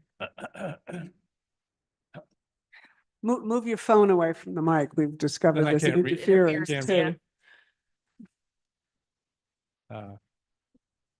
Good afternoon, Francis Guzik, the Director of Community Development and the Township Engineer, and I'm joined this afternoon by John Taylor, the Assistant Township Engineer. The priority of what we'll discuss today deals with engineering, mostly. Engineering is responsible for managing inspection of public and private improvements associated with land development projects, preparing reports associated with those for performance guaranteed reductions and releases and acceptance of public improvements done by developers. We are responsible for designing and preparing plans and specifications for various township capital projects. We prepare grant applications where appropriate. We maintain the township tax maps and the township geographic information system, GIS system. We review and process street opening permit applications, tree removal. Francis, can you maybe move the mic up a little bit? Because There's no making it taller. oh, it doesn't go up any further? I thought there's a little stand on there. I just want to make sure this gets recorded for Posterity. yeah. Yeah. I'll swallow the microphone. Good, great. That's great. Thank you. So let's see. Maintain township tax maps, the township GIS system. We review and process street opening permit applications, tree removal permit applications. We assist the township land use boards, being the planning board and zoning board, with plan reviews. We assist Sam's office with zoning permit applications. We assist code enforcement with building permit applications and certificates of occupancy. We're the liaison to the Shade Tree Commission and the Environmental Commission. We assist Public Works, Health with grease control reviews and a number of other miscellaneous duties as assigned. So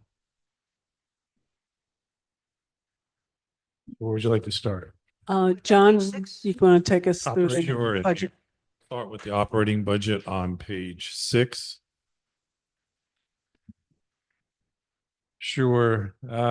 Starting with the community development operating, that's what I personally, as the director, typically it's dues, conferences and seminars, whatnot. That budget is flat compared to prior funding.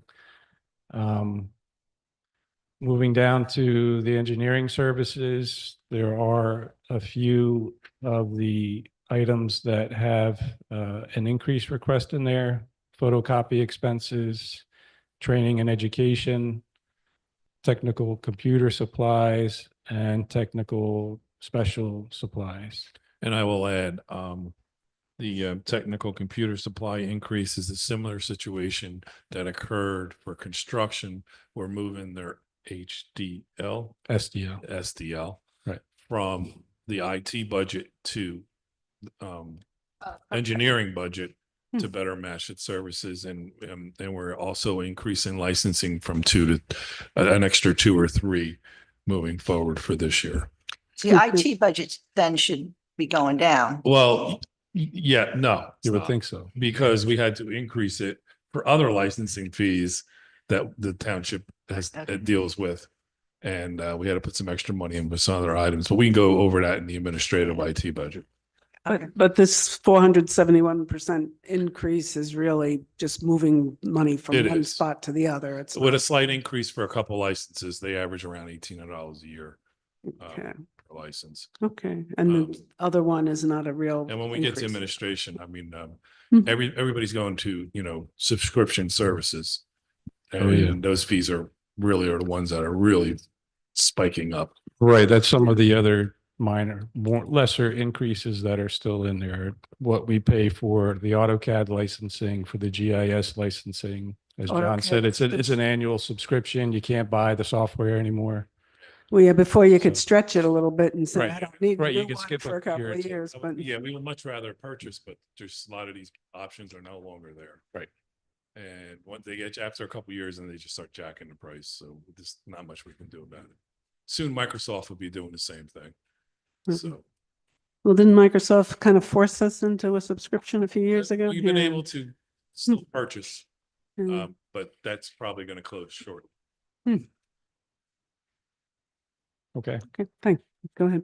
All right, so moving to page 7, and the center of the page is Shade Tree Commission. That is not a new commission, but a new budget request. They have 2 big events each year: Arbor Day celebration, which offers cash prizes as part of the art contest, which was just recently announced, by the way. But most of the costs and expenses are due to supplies, printing for literature, handouts. There's also part of Community Day, they have a presence, and same thing, they do giveaways. There's seedlings that are given away mostly for Arbor Day, occasionally also for Community Day. So this basically gives them a budget to operate those out of, instead of the members reaching in their own pockets for that. And also the conference and training that's required. Right, it is required, I guess, by statute. Yeah. Yeah, They the didn't have any DEP, urban budget, so- community forestry management. So this is something new that we did add in. Yeah, I We would gave say them the it's- same budget as the environmental to see how it goes for the first year. Right. And then moving down the page after zoning board is environmental commission. That's a flat budget request from, So I guess you year. just had equity between, like, environmental commission, it's the same amount of money in the budget, and Yep. then that you've Mhm. added to the shade tree commission to Yep, start so that. they are the same. Yeah. Yep. Yes, yeah, I noticed that. yes. Environmental is 3,050, shade tree is 3,800. No, it's not. 3,050 is recommended. is They had asked for 3,800 and we gave them the same amount as environmental. Okay, so you did give them the same. Yeah. Yeah, and they do some similar, some different, but it's fine.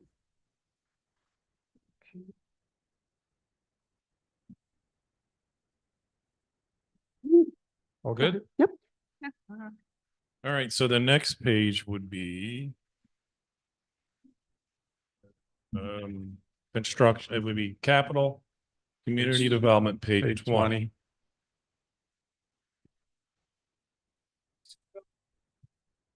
Community development, or do we want to do everything, engineering, and doesn't matter. Me, So we'll be going over the 2025 items for Right. So starting on page 20, the first You're program. going straight to capital for community development, then you're gonna go back to engineering and come back to capital for, Well, engineering is the only one with capital. There's Yeah. no Okay. community Hmm. development capital. it's all so, page 20, community development, capital section. hmm, Right. Mhm. Digital tax, Yeah, digital tax map. yeah. The gift that keeps giving. Yeah. So this is the next year funding requested for the program. As we've determined last year, there are a number of gaps in the parcel information for the township. So the bulk of last year's and this current budget request is for a field survey for basically the survey consultant to establish benchmarks and parcel boundaries within those areas that weren't covered by most of the major development that we do have thorough records for in the township. So the 50,000 for 2026 is a tentative placeholder. But our hope is that this year, funding request covers it. And that next year, we won't have this again. Hopefully. Yeah, Hopefully it's end of it. Yeah, this will be, yeah.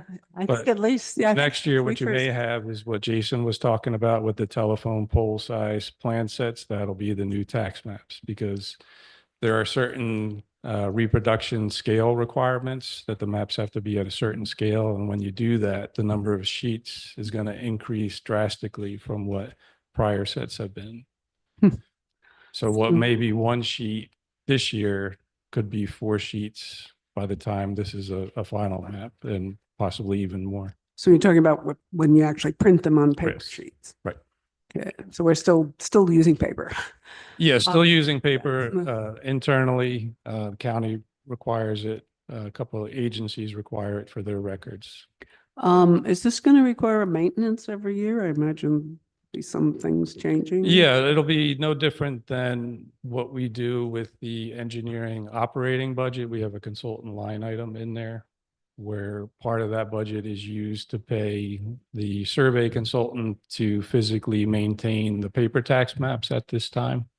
So that would be taken over just on a digital work basis. So that'll be part of the operating budget then, Mhm. just to maintain it. Okay. Right. Yeah. So Right. sounds good to not have to be able to use this money for somewhere else after this. Yeah, once we establish a digital Yeah. map program, then we can no longer fund it through capital. Capital. Then it has to migrate to current fund. But the Right. county still wants paper, even if we go all digital?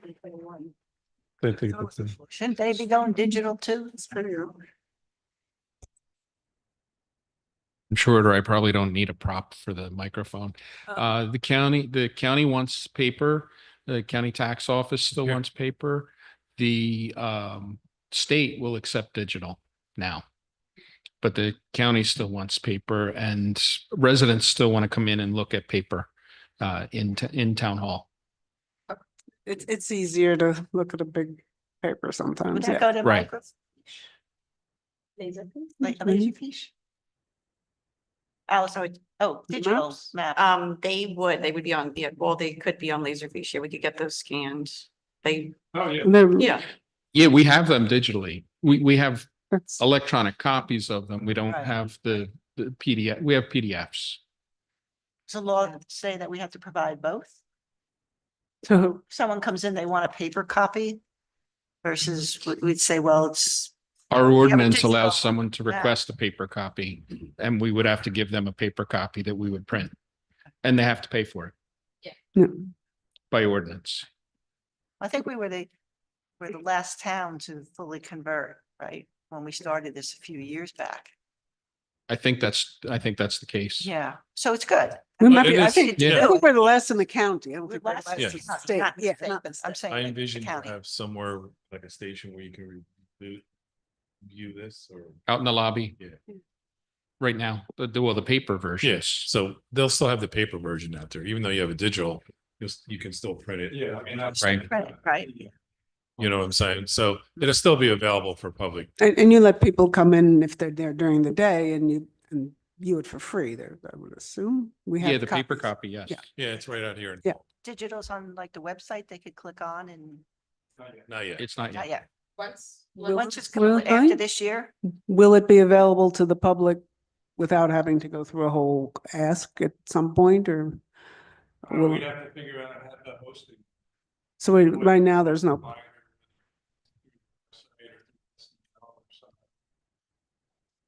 Right. Right now, I think probably the easiest would be SDL.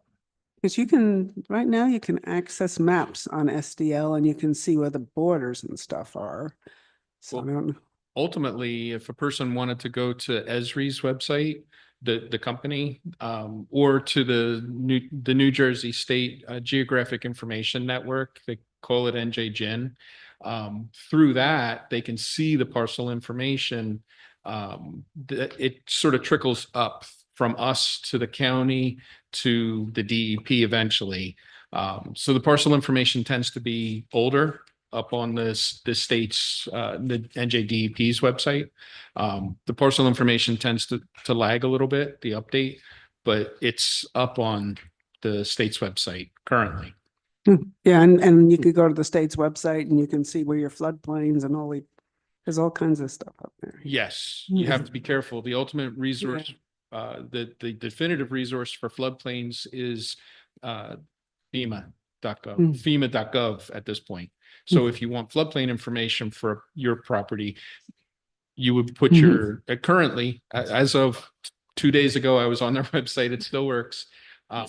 You can put your street address in and it'll pop up a map.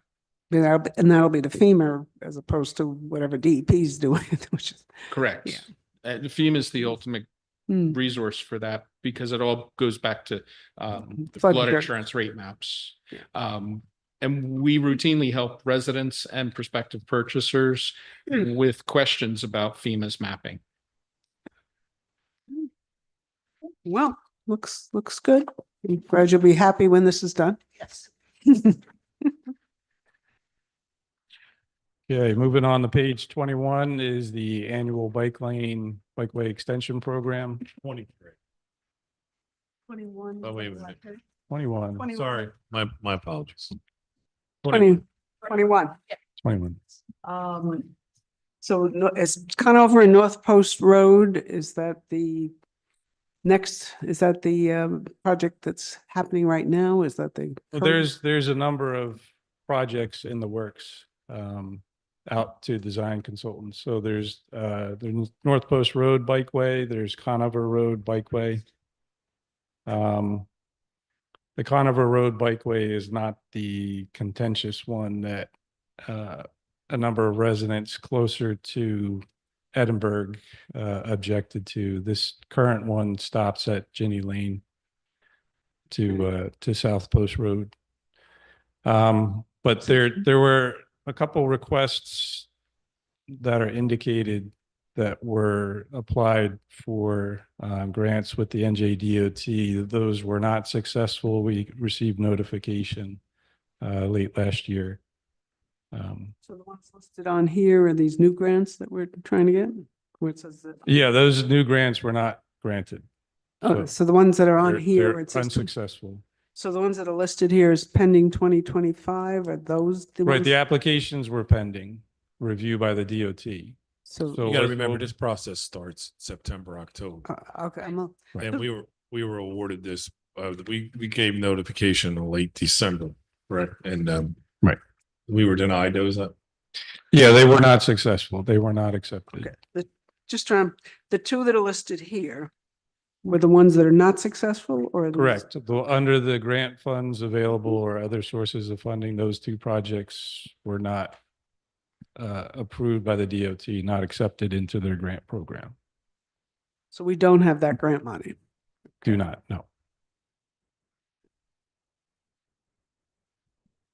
So like how far, there's a number listed down here. So how far are we with any of these or some of those just on the list or some of those we've figured out how much it would be?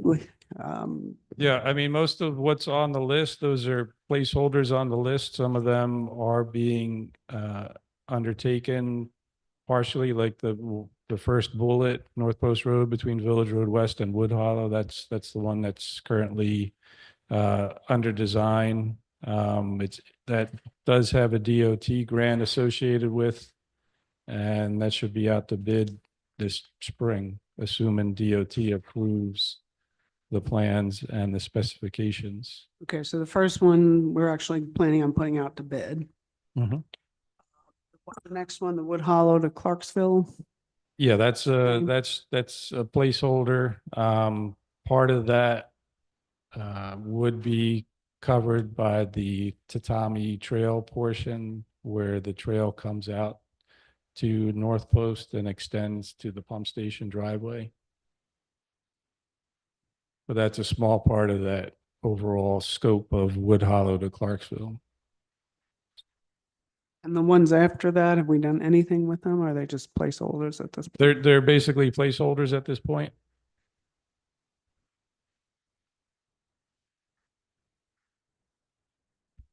Any questions on this one?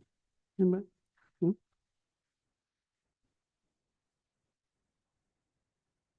Page 23.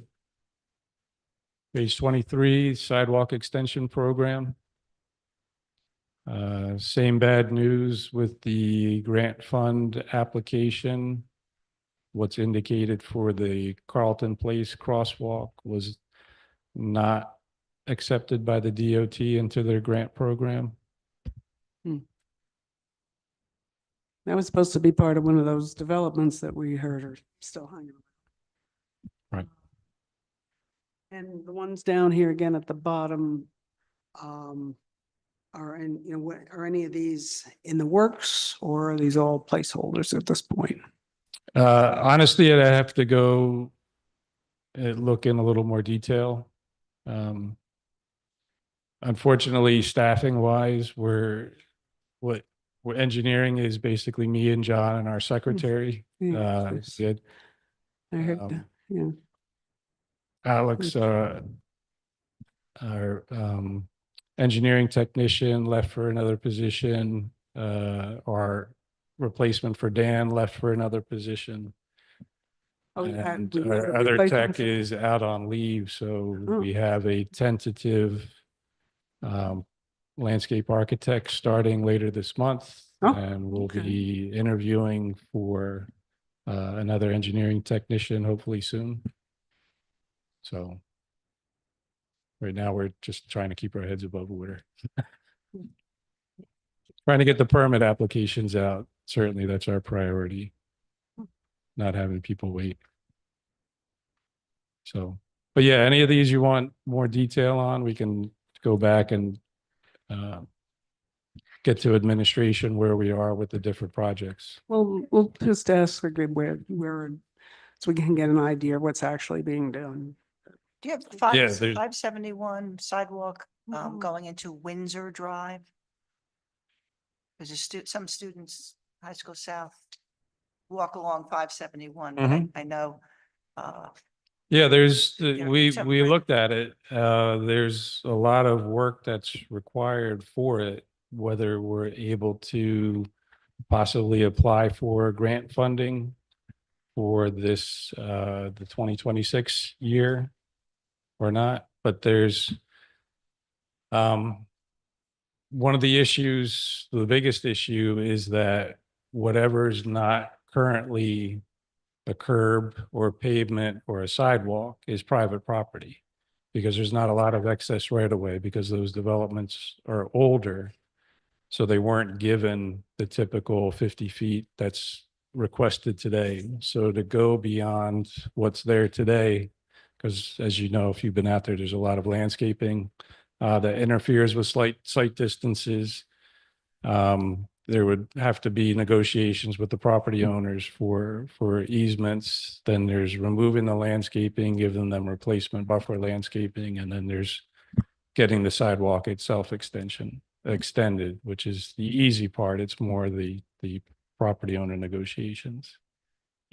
I remember when we make certain approvals today, even if we're not going to put a sidewalk, because there's nothing on the left or right of it, we put right in there not only the easement, but we either make them pay up front or something so that they're actually responsible for that sidewalk installation if the Right. time comes. But this was a different time, so. Right. Yep. I guess at this point, like residents in that area probably need to first figure out if that's what they want.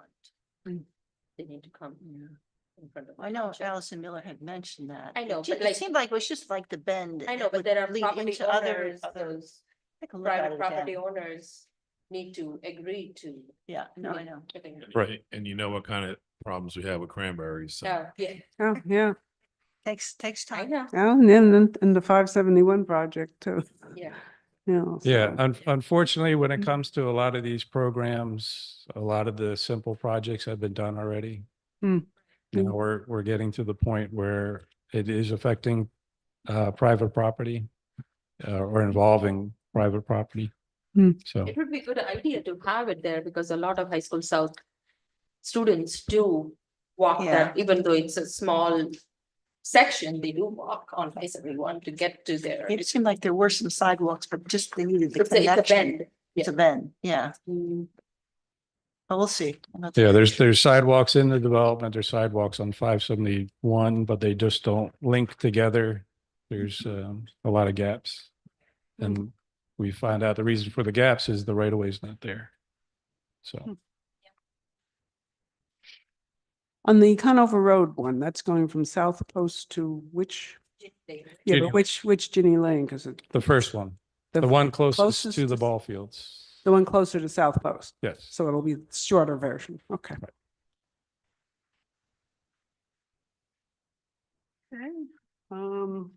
25 was the Cranberry Road. Yep, page 25.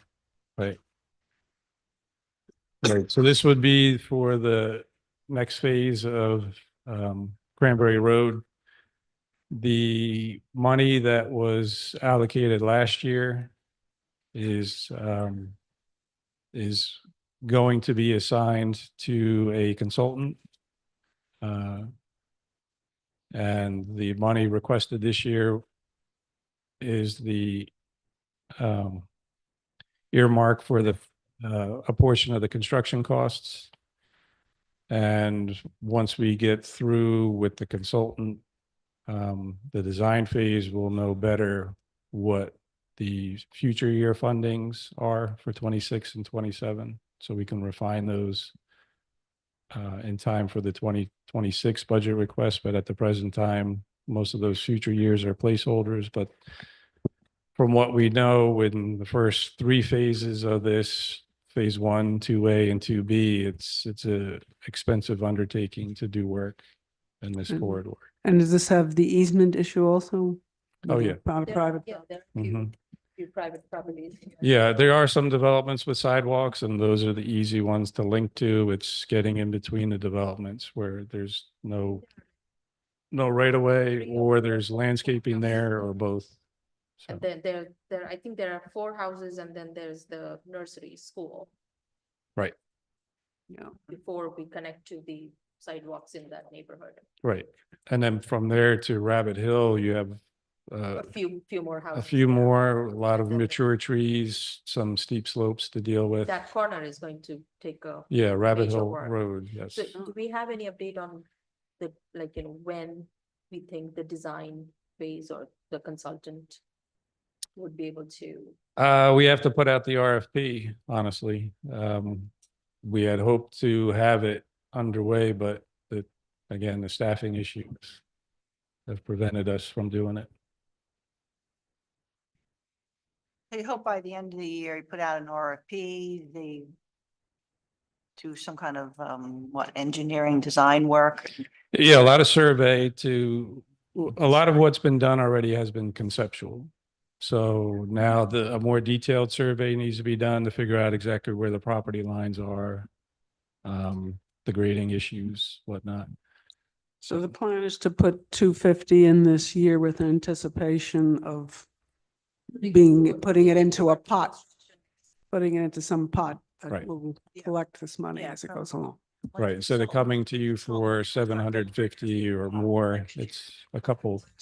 You had The consultant money was from last year, or is that Yes. kind of? Yeah. So then this 250 will hopefully be enough. We'll start paying towards the It'll project get- itself. Yeah. Right.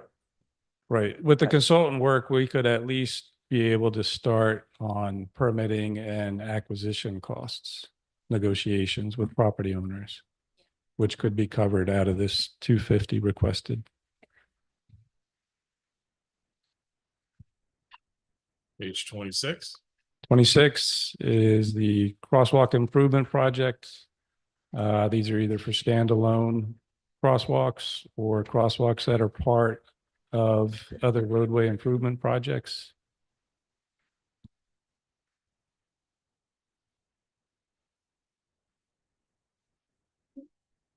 Balance on this? Francis, do you know off the top of your head? From last year? Not many years. What was requested or what was, Well, how much do we have left from what we've assume it's- I don't believe 2024 has been spent yet. So I think the full balance remains. Yeah. We generally run about a year behind on the funding, So, funding to expenditures. Right. okay, Is Penlisle and Newbrook Road? The trolley line trail crosswalks are, there's a design contract, I believe we have out for those four, because there's Penlisle and then there's three others. Yeah, this is For the trolley right line. by, almost by the baseball fields at High School South, Penlisle, right in that area. Mhm. Someone had, well, gotten. Yeah, where Canoe Brook comes out, yes. Yeah, so that's that's Mm-hmm. gonna be done this year. It should be, yeah. Yeah, that design was awarded on that last year. so would that be? Okay. So, would that come out of this running fund at this point? Mhm. And that would be last year's money, most likely? Mhm. Okay. So which ones would it be? Penlisle and Canoe Brook, and are there any others that are in the pipeline right now? Well, there's, Yeah. again, all the three trolley line trail development crosswalks and where the trolley line crosses Penlisle. And then also Penlisle at Canoe Brook. I know there was a couple others in that design contract with Roberts. Okay. Right. Yeah, I'd have to get the details to Carrie to get to you. And the trolley line trail one is the one that goes where it's ends in the odd spot and it just crosses in an odd spot, so. Yeah, it's always good. I know Mm. members of West Windsor Bicycle and Pedestrian Alliance. Yeah, I see him back Yeah. behind me. Yeah, it is, yeah, Come that, on, Francis. yeah, that one's really odd. There's just a road and there's nothing even, not even a paint saying anybody's crossing there at this point. Well, that's the one Yeah. you guys, you bumped up the funding last year. Yeah, But we've yeah. continued that as you see, so. Yeah, we built the whole other extension, but there's nothing tying it in there, so. Okay. Or PSE&G built most of that extensions. Yeah, they did the extension and came out to Penlisle, so people can get across, but we had a traffic consultant do a concept for how that crosswalk should look. So it'll be relocated, instead of running askew to the center line of the road, it'll run perpendicular. There's a utility pole right there. We can add a street light onto that utility pole. In fact, I think the light's already been installed, surprisingly.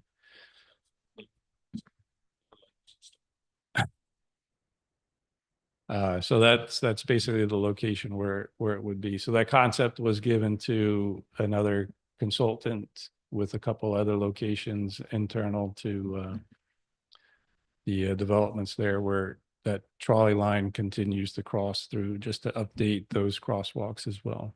We have a list, like Sam gave us a status report on, residential, commercial projects. Yeah, I can get Carrie what we have Okay.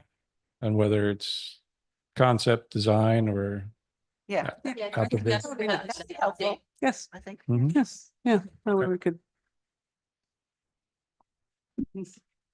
Page 28. Page 28, sidewalk repair program for street trees. Okay, well, this amount of money, we're looking at a 6 to 12 months, which given that things have to go out to bid, if it depends on where you hit it, when you request, or will this maintain that 6 to 12 months?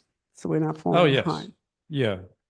Yeah, this is adequate. In fact, this is one of the last projects Alex was able to work on for us, was to get the last list out to bid, and should be coming to you for award, if not just recently awarded.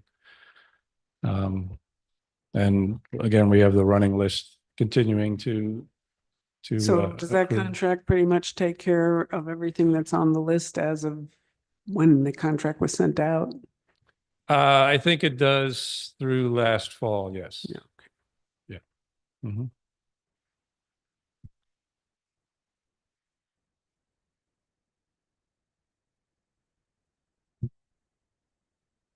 Page 30. Yes.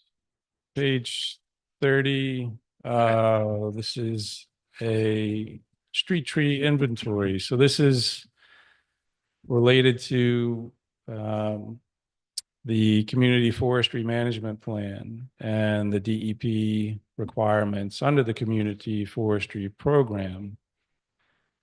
There have been updates to the rules. I guess they felt left out of the DEP stormwater rules, so they had to do some new trickle down rules. So they're requiring that street tree inventories be more robust than are currently done throughout the majority of the state. I think this was probably mainly driven by the emerald ash borer incident and the way they were overwhelmed with budgeting requests by communities to help them deal with it. So what they want is better information from the towns on making sure the towns know what they have and where it's at, so that if something comes up, they're not left scrambling and how to address the next issue that may come along with a pest or a disease. So there is a mapping requirement that has to be undertaken with the next forestry management plan update, which is due early 2026. So I assume to do this, you basically have to assign a number to every tree. It's, yeah, basically you can do it by street address. So you have a street address and however many trees are in front of a property and how big and what species they are. So will And each- initially, what we would like to also do is get an assessment of their current health, because we don't want to have somebody doing an inventory and list something as, dead or diseased or a problem, and then it just goes in a list. So So the only way this really works is to treat each tree as a named entity of some kind, as a number. It's got to be it doesn't have to be as detailed as what we're doing with the storm sewer program, where a surveyor has to go out with a rod and pole and GPS each location. But it does need to be detailed enough to know that on Main Street, there are 25 elms and 13 beeches, and they're of this approximate age and So you just- and condition. So you just have to put the street, you don't have to say, 13 Aldrich Road has 2 trees in front of it or anything like that? No, it will have to be that detailed. So it You- will have to be the exact location, almost like a GPS, almost if you go on Google Earth and you pick at the tree and you can, so I'm just wondering, are you going to number these trees, put a number on them or something like that, so you can actually keep track of them? It'll probably be assigned to the property and maybe an A, B, and C if there's 3 trees, or 1, 2, 3. But, yeah, we'll work that out with the consultant. That'll be enough, 30,000? Well, we're allowed to, when this is resubmitted next year, we're allowed to at least show progress. If this isn't sufficient, we can at least show that we have a plan of what we're doing, how we're doing it, how we're budgeting it, and what we've been able to accomplish so far.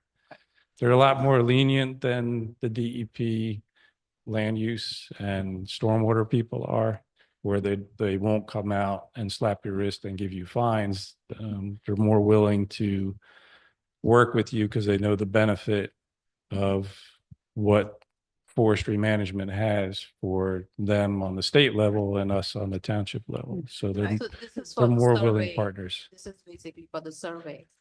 Yes, To get the Yeah, Yeah. it's township owned street trees. Township Township only. owned. right. Public street trees. I had a question on, actually was under Sam for some reason, the tree replacement. Right now, we take down an emerald ash borer tree, or we take down a tree to turn black and it's no good anymore. And I assumed, or the residents assume, that if you take the tree down, you automatically come and grind the stump at some point. There's a list, and then you replace it at some point. And is that how it works? Or does somebody have to call and say, hey, there's a stump in front, or you took out the tree and I would like a replacement? So Yeah, there's a list of where trees have been removed. And we have been contacted by owners requesting a timeline for when those trees are going to get replaced. And again, unfortunately, Do they have to contact, or do you have that list and you're going to come? do they're it? certainly welcome to contact if they want to confirm that we have them on our list. But for this, there is an automatic, it just may not have happened yet, is what you're saying. Yeah, so there's a couple of restraints. Number one is personnel. Number two is the planting season. So you have a spring season and a fall season. And as explained to somebody who called about this, I don't know if it was early this week or late last week, but right now we would be in the timeline where we have to have the spring program out to bid and able to plant during the spring season. And we're not able to do that. So most likely we're going to have a fall planting program for the street trees that we're currently aware of. So somebody can contact you if they're, want to make sure, they want to know when, but you would have it, unless something falls through the cracks, you would automatically be planning on. Yeah, from the tree removal contract, we know where trees, we're paying somebody to have trees taken out. We also have a record from Public Works where they've taken down trees or have removed stumps. So between the two of them, that's our list of what we're aware of. Okay, so you have a list, but it's possible something could fall through, but most of the time it's just taken, okay. Sounds good. Thanks. Page 31. Page 31, emergency road and drainage repair program. So this is similar to what we talked about with Cranberry, where money set aside for if and when projects and problems do happen. Occasionally, this money is spent on surprises that come up during the road program, where we have an area that needs unexpected repairs or problems with the storm sewer, especially with corrugated metal pipe tends to be the biggest problem, where something's called out as concrete, but then when they do the work, we find out it's corrugated metal with pinholes. So we'll add those into a program as needed. So And how much is in this right now? cumulatively, I would have to get back to you, but I know the last year's money hasn't been spent, I think there's about 3 years of bounce. probably.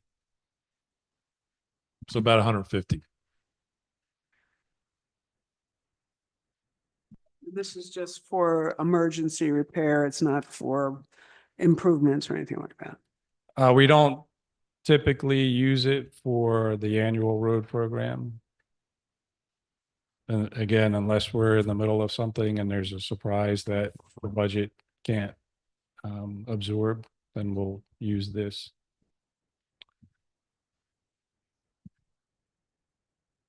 Page 32, annual road improvement program for the residential roadways.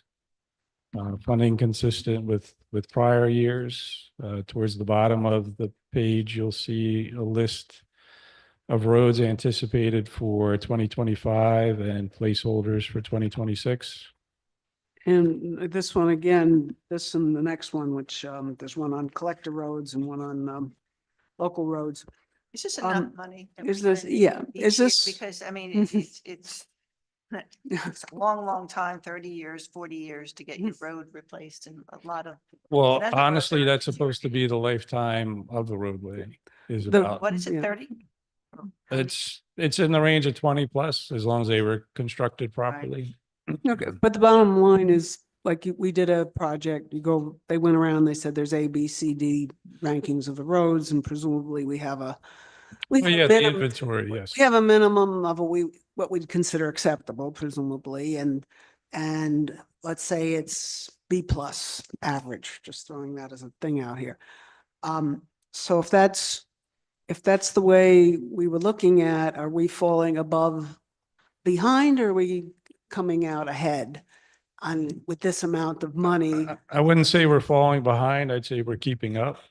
So we think we're just keeping up, and with addition of new roads and other things going on, and the fact that the 30 years that I guess Linda just mentioned is, if that's the life of the road and we have all these roads that are now reaching that, is this going to be enough?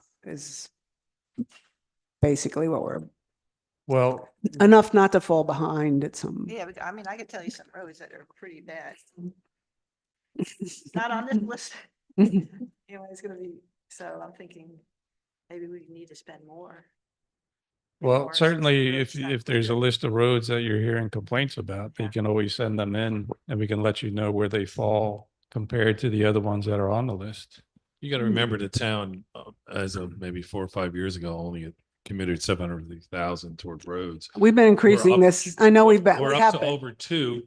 If you add in the grants, we're going to be close to $2.5 million this year just on roadway improvements. But a lot of development occurred in 1990s. I understand that, but you Roads know, are now 30 you have years to plus.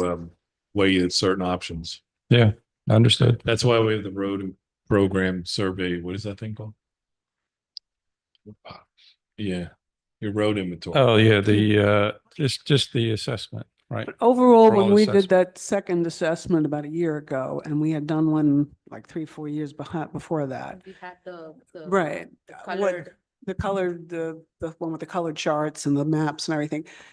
If you looked at it in aggregate, are our roads same, better, worse than from the two, between the two assessments? I think they're pretty much the same. I think the average, using that program, 5 was the worst condition, 1 was the best, like just redone. And the average, I think before with the first time was in the high 2s.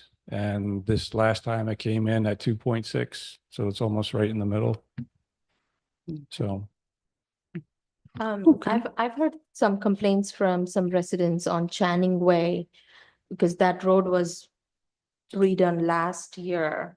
And I think there was a gas leak earlier this year and PSEG redid some work and the road was not patched up properly. So I have encouraged them to reach out to you guys. They did. Fortunately. Right. And the patch that PSCNG did was a temporary patch. It's terrible. It's absolutely. So is that something that falls under Yeah, the word. township, like us to township to? Well, go we back don't and redo it? fix it, but we keep on them to come back and repair it Oh, properly. PSEG has to come back and Yes. redo it. They submitted a road opening permit for that one after the fact because it was an emergency. And they have a larger repair to do, because they actually drill holes in the pavement to Find the determine gas where the gas leak is. And so the patch is even the worst part. Patch is the obvious bad part. Right, But the holes have to also be, correct. so. So right now it's in a pretty bad shape because, I went over there to see and it's not in good place. And that repair was done during winter, unfortunately. Right. Interestingly enough, there was an enormous patch right in front of that driveway when we redid the road as well. So we thought they had fixed, they did not. They did not, right, okay. So, but we haven't had appropriate seats for them to repair it yet. So, So come spring. but it's PSEG's responsibility to come back and, Yes, fix it. most importantly, their costs. right. That's what I wanted to know, is like, is that township cost or is that now PSEG has to come back? It's PSC&G gas, and we will make sure to get it done.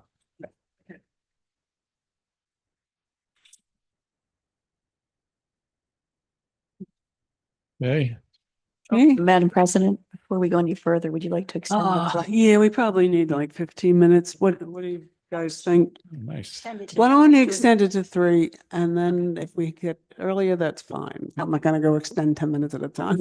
Okay, we'll do a motion. I'm gonna do a motion to extend the meeting, end of the meeting till 3 PM at this point. So moved. Second, Good. Okay, I assume I can do a voice vote on this? Oh, voice. All in favor? Aye. Okay, thank you. We are officially extended till 3 at this point. Thank you. Okay, so page 34, annual road improvement program for collector roads. This we usually use in concert with the DOT municipal aid grant program.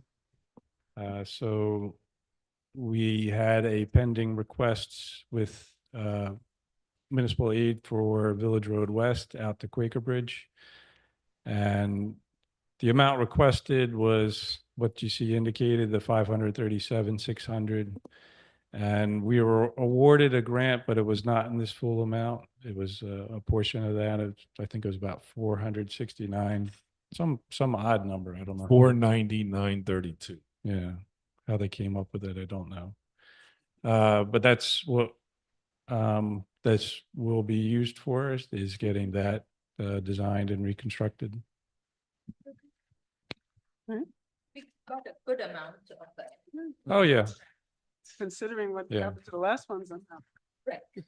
Yeah, they, since the gas tax went in, the amount of funding has improved. Certainly not above 500, but. I mean, the gas and EV tax. Yeah, we used to get in the 200s, so it's nice to see them increasing. Page 36, Vaughn Drive extension. So this is similar to Cranberry, where a portion of the funding requested has been for consultant work. We are in contact with Mercer County about how to proceed in a manner that allows us to possibly secure federal funding if we're able to get DVRPC support of this roadway extension. We have heard informally from New Jersey Transit that their outreach to NJDOT about the Dinky crossing, which is one of the bigger obstacles to this. That the idea of a second Dinky crossing is not worth pursuing because it would most likely not ever be granted. But the idea of relocating the existing Dinky crossing to a location that works with the drive extension is more reasonable and worth including in the concept. So that's encouraging news. And again, once we have Mercer County feedback on how to proceed with DVRPC. In fact, I think they just did it for what they're doing on the old Trenton Road Corridor study. I think that they're proceeding on their own manner that allows them to then transition to outside funding. So we're working on them on copying that model for this roadway improvement. Did we do a consulting study with that design? Do we have any kind of? So we still haven't put out an RFP or how? No, that'll be this spring. Excuse me? That'll be this spring, putting out an RFP.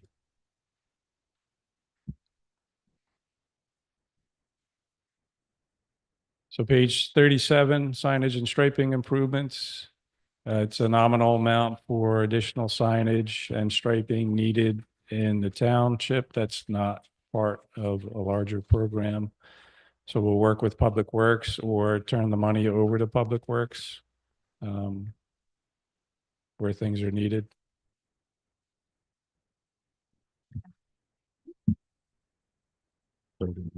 Page 39, Grover's Mill Dam inspection and repairs. So this is similarly to a couple of the other programs where funds are collected for larger projects. Right now, 2025 is a year for a regular inspection with an outside consultant of the dam.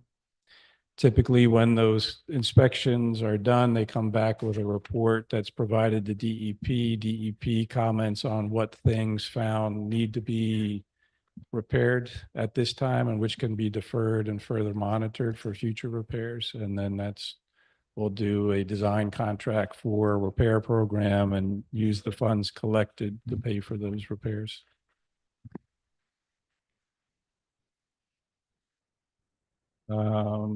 Page 43, Wallace Road Bus Garage remediation. So right now, as you know, there is an agreement with the parking authority to look at enhanced parking out there for the public. What has not been I guess, determined or finalized has been the soil remediation. There's groundwater cleanup that needs to happen and soil contamination cleanup that needs to happen. So this funding is the requests as per the licensed site remediation professional, their estimate of what would be needed to undertake the soil cleanup that would allow the parking authority to proceed with the parking improvements. The groundwater work can continue with the parking lot in place, similar to what's already happening at the former landfill compost facility. So this Which- is just going to cover the soil remediation? Yes.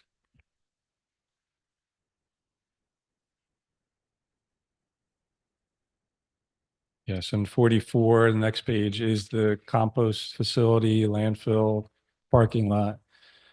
Well, yeah. That's the one at the train station, correct? At the, where you go from the lower lot to the, Yeah, upper Upper lawn, lot. it's sometimes called. yeah, the, one lot. Basically it disturbs me every time I walk past. It's essentially a retention basin of some form. There's inlets and there's at least one outlet for stormwater in there. I don't know if they're in Between the operation. two parking lots you're talking about? Mhm. Okay. Whether they're connected, I can't see obviously, but it looks like that's what it's there, where there is inlet and outlet of stormwater. Mhm. Is there something we could do with that to make it a more, say, modern type of green infrastructure, even consider turning it into some kind of wetlands in that area? I think it's an infiltration basin. Yeah. It's just a sand filter. It's just sitting there like Right. that. Is there something we can do to make it a little bit nicer? Nicer, or even a little bit more environmental, like even into some form of a, Well, technically it is a green design. It doesn't look green. There's not a lot of plant material. Yeah, That's it's a the sand aspect of the basin. sand, right? because- Um, but it's not totally infiltration. I know there is an outlet. yeah, At that's least honestly, Whether that's, it's working or not, that I can't tell you. but that's a discussion for the parking authority or with the parking Mm. authority because they paid to install that and they pay to maintain it. So I think any conversion they're Mm. gonna want, if they don't agree to pay for, the town would need to pay for, but then future maintenance would fall back on them.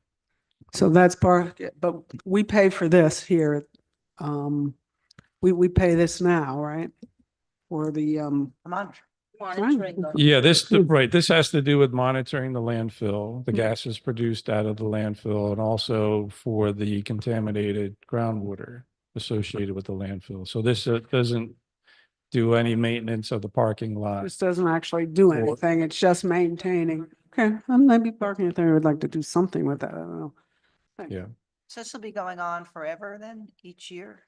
So I thought Well- when we originally did it, I thought it was like 5 years monitoring once the project was done, but it's, well, It all depends on the results that they get. So if there's natural attenuation, meaning that the levels are the same or declining, then at a certain point, the DEP says, okay, you've done enough to show that it's stable. Whatever's there isn't getting worse. And they assume it'll get better over time. That's why I'm Uh, wondering if but- some type of a planting thing would actually remove some of that from the soil and do away with this issue or something. Where the levels are at, I don't think any planting is going to reach the levels. They're still that the high? Problems are at. I'm sorry? They're still that high that it would be an issue? I don't think it's the numbers. I think it's the level that any plants would have to be at. It's not the water running off the parking lot getting into the groundwater. It's the pollution from the landfill that's at the That's- groundwater table. That's So already either you gone have to like lower. at the garage, take all the landfill material out of there, then Mm. that would stop the groundwater contamination. I think part of the process is that they drill holes deep into the infrastructure to measure. Right, Yeah, they go down below that and they find that. right. Whereas, So as you just- pointed out, the surface water is really Right. inconsequential to that. The sand filter can't infiltrate at the sand filter. it ultimately all discharges to the downstream. Because the sand filter's on top, right? So it's not really. Right, but in this case, the sand filter goes to an under drain, which goes to a storm sewer. It doesn't sand filter to the groundwater table because of the underlying contamination. They don't want more groundwater getting to the ground contaminated and potentially pushing the pollution, migrating it further off site. But it acts as a infrastructure facility because it attenuates the volume of the water qualities runoff from the development. Yeah, it basically addresses the pavement and the oils from the vehicles using the parking lot. It's not meant to address anything with the landfill. Basically protecting from the runoff water.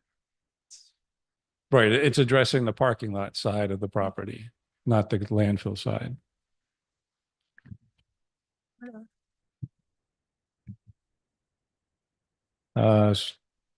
Page 45, the flood abatement program.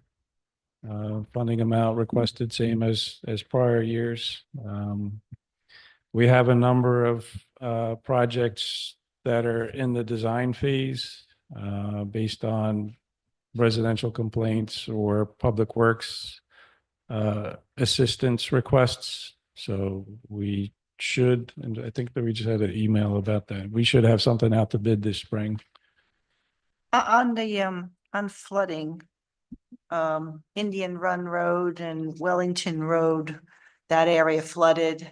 And we've gotten a series of emails from. Yeah, Indian Run, residents. we just reached out to the consultant currently under contract to ask them either about adding that into the current one or getting us a proposal to do it separate. Well, have you done that or I just want to, respond back to the latest, it's budget season. Do we have the money to have? Yeah. Currently have the money? We do. Yeah, we don't need Are we doing that? That's on that? not substantial enough of an issue to need separate funding. So it would be covered with this current program. Yes, So this funding is sufficient. This year's program is what? I mean. Yeah, we're requesting them to look at it. So depending on what work they say is required, which honestly, I don't expect it to take an overwhelming amount of work, but there may be property owner issues because there are a number of easements, drainage easements that run between properties.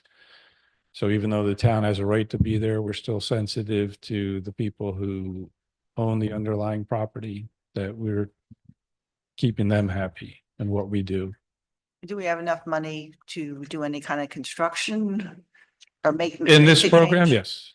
For this year? Mhm. We do. We have several years of funding that have. I know there's been some correspondence back to the residents, but I just wanted to be clear. Yes, we're having a consultant look at that actively. and- That's what he and- said. and then Yeah, we we've have to get the report we've back asked before them. we can Well, commit. we've asked them to get us a price for what it would Right. take for them to go out and do an engineering assessment.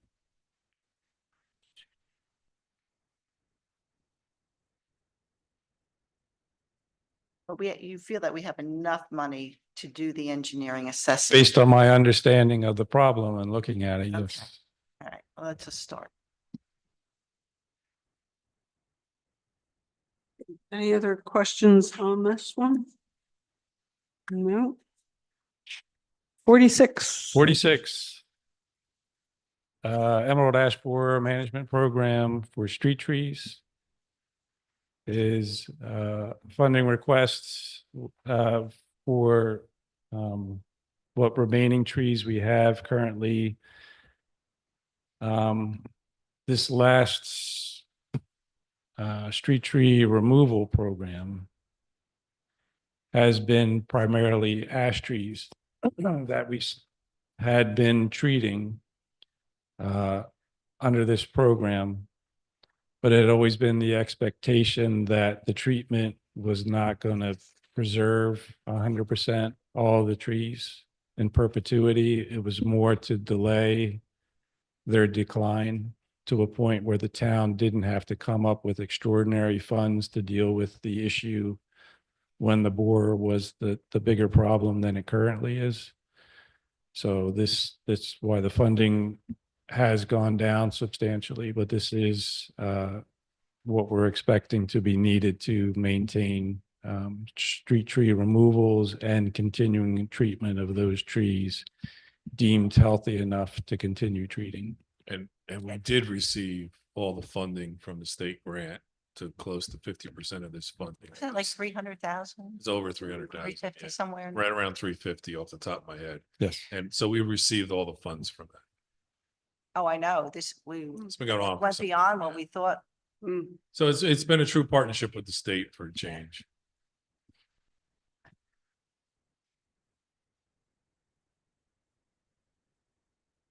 Page 47, utility maintenance and improvement program.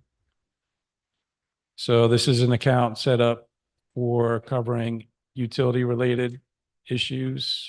Primarily recently, it's been used for street lighting, expansion, addition requests, addressing areas that were not attended to at this point. For the most part, typically, if there's a utility pole available, we'll take advantage of the utility pole. But where PSE&G has to, or JCP&L has to undertake an engineering design and installation of poles, those get charged to the municipality for that work. But if there's a utility pole out there that they can simply mount a light onto, then we'll just pay a monthly service fee for those lights. But what we're running into again is all the easy projects have been done, and where we have to add lights now are areas where there's no poles available. There's any particular areas we're looking at right now? Or- We have a number of areas that we have had requests in and agreements for lighting that have not been serviced yet. We're still waiting for feedback. Right now, we have the most recent has been Bennington Drive. There have been a couple poles we were able to change lights on or add lights to, but that being one of the newer development areas in town, all the utilities are underground. So there's not just freestanding utility poles for overhead wires, everything's buried.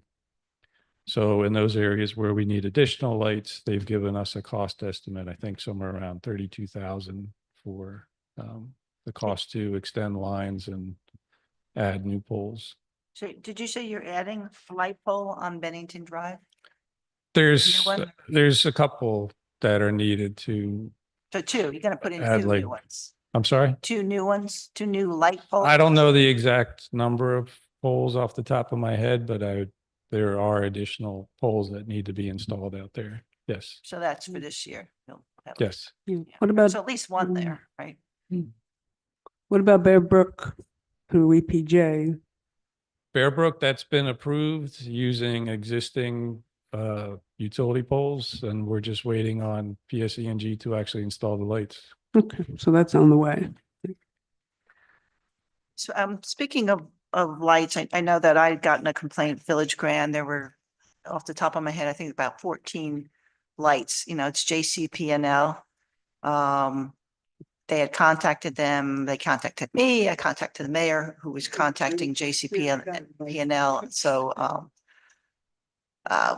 if they still can't get anything through JCP&L, can They engineering can, department help them? if the mayor can't, we would have the same Well, I know. representative Yeah, I that mean, the mayor would has. contact our representative from the company. Right. And failing that, it would be calling the BPU, filing a complaint with the BPU. Which is something their association would do, Right. Yeah. fortunately. So they would be given direction like, okay, here's how to file a complaint. I never have filed a complaint. I would think that there's at least instructions on the BPU's website on how to do that, file a complaint about a utility provider. Or that they would know to do that. So they get back to them and. Right. Yeah, like- 10 years ago, as a private citizen, I complained to the BPU about a utility, and It was an online form you filled out and. And last week you got a, oh, I'm sorry. Within 24 hours, they got back to me Oh. and within 48 hours, it resolved. You have a business card you want to leave? Now, who did you talk to? Who did you talk to? I wanna write that down. Your consulting fees. Okay, It's all accessible through the website, through the BPU website. yeah. Yeah, that's what we have to start doing because we do get a lot of PSE and G complaints. Okay, on page 48, the sewer collection system pump station improvements. There's funding requests for 2.5 million. There are a number of the main interceptors that are in need of work in the township. Washington Road in the vicinity of the train station is one of those areas. The DNR interceptor out behind Canal Point Boulevard and the Canal Point developments is another one. So, and unfortunately, when you get to interceptors, they're large, they're deep, they're not like your typical residential line, which is 8-inch pipe, a couple feet in the ground. Many of them are also along environmentally constrained areas, which makes construction expensive and permitting required to encroach into wetlands and floodplains temporarily to access them. So. So any of those pump stations, are they getting reconstructed? You mentioned 1, 2, 3, 5 of them at the bottom of the page. Yeah, there's potential where work is found to be required as part of these projects. Again, we'll work with Public Works, who's the licensed operator, to be made aware of issues like generators no longer functioning, and then do planned upgrades for those stations. Currently, with stations, we have our hands full with Southfield and South Post and Duck Pond. And Duck Pond, let's not forget Duck Pond. But those are all underway and should be completed this year. So all of them, all those 5? not the ones that are listed on the page, the 3 I just mentioned, Southfield, South Post, and Duck Pond.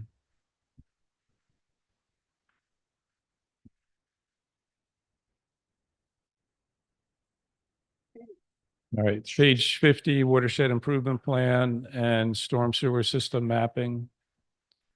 This 2025 would be the 3rd year of the actual mapping, infrastructure mapping that's required by the state.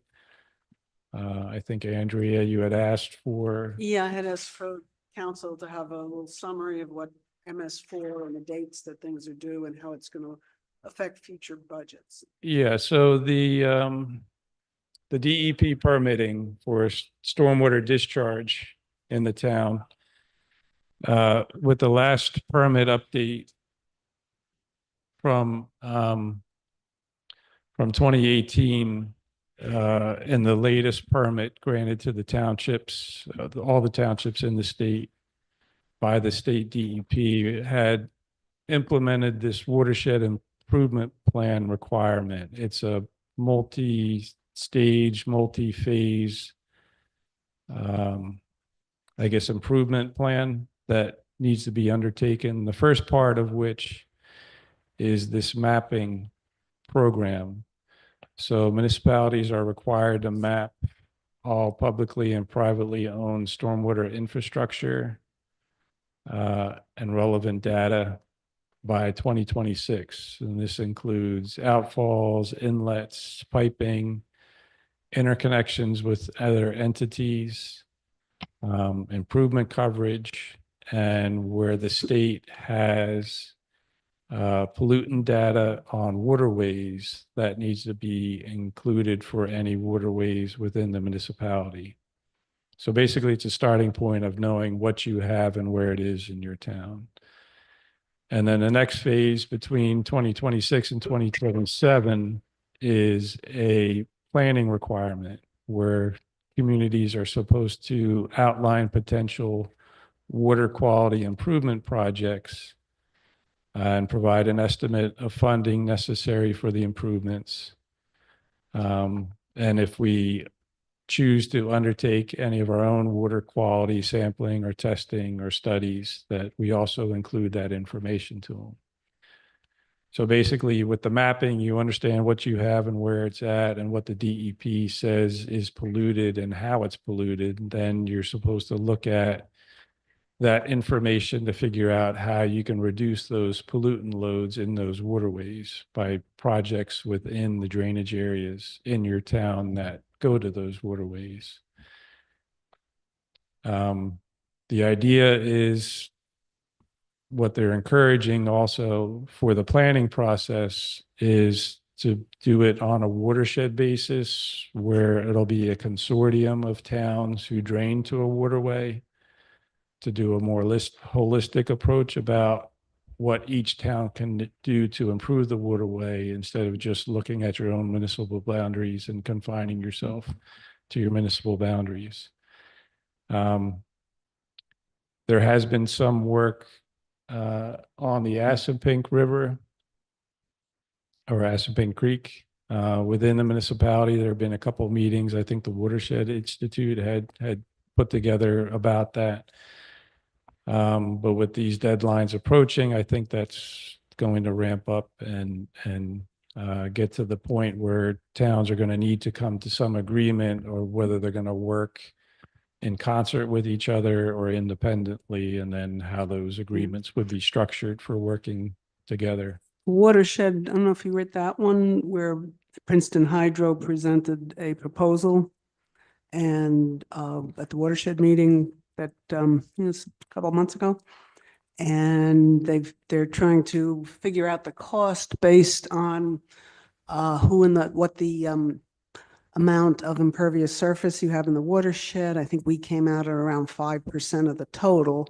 So they just sent a quote on, they said something like our contribution to get in on that report, which would just be for the Assunpink, was $13,000. But I sent them back a note saying, does that if everybody agrees to do it? And then they said, well, yeah. Right. So I don't know. Yeah. So I don't know how far along they are with that as far as having enough people agreeing to do it so that we could get it at that price. So Right. that might be one way of coming in on that and getting those reports. Yeah, it's similar to what we do with the sanitary sewer improvements, where we're upgrading something to somebody else's benefit. Is we'll do a fair share allocation of the overall cost based on what they're sending into the system. But in this particular case, we need this everybody to case- agree. Right, they don't have the legislative authority to mandate each town, this is your fair share. It's more of a cooperative where they're asking people. But I think if people understand what the overall individual cost would be compared to paying a minor share, I think they would agree to work together. At least that's my hope, but we haven't yet experienced it, so I can't be sure on that. I know they got Trenton in to the last meeting, and Robbinsville, I talked to them, Robbinsville came into the last meeting, so maybe but no, everybody's waiting, I guess, for everybody else to actually sign on. So Yeah, I think some of it too is there's waiting to see if the DEP is going to offer any funding for this. Like right now, the funding's been very sporadic compared to the costs of what they're asking people to do. and they've kind of said the DEP may be more willing to offer a regional funding than an individual town funding, but Yeah, I think that would help to incentivize and encourage. Allison, it's 2:57, and I know we have a couple people who have to speak. Do we Yes, need still do we need to public extend comment. this Yes. again? Yeah, we should probably extend. Okay, sorry, everybody. Yeah. And, Yeah. all right, can I have a motion to extend till 3:30? So moved. Second. Okay, all in favor? Okay, thank you. I'm sorry, go ahead, Francis. That's okay. So then the last requirement of this three-phase program would be that the municipalities have to submit final projects for water quality improvement to the DEP by 2028. So between 2027 and 2028, the towns actually have to show what they're doing within their municipality and how they're funding it. So at this point, there's no actual requirement until later on to actually implement any of these programs for a while, right?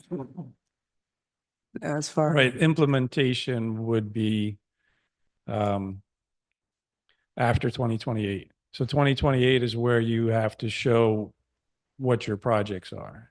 Okay, and obviously you don't want And projects then, that are and then big. subject to funding, towns would implement them. But by that time also, I think the next iteration of the Tier A permit is to be issued by the state.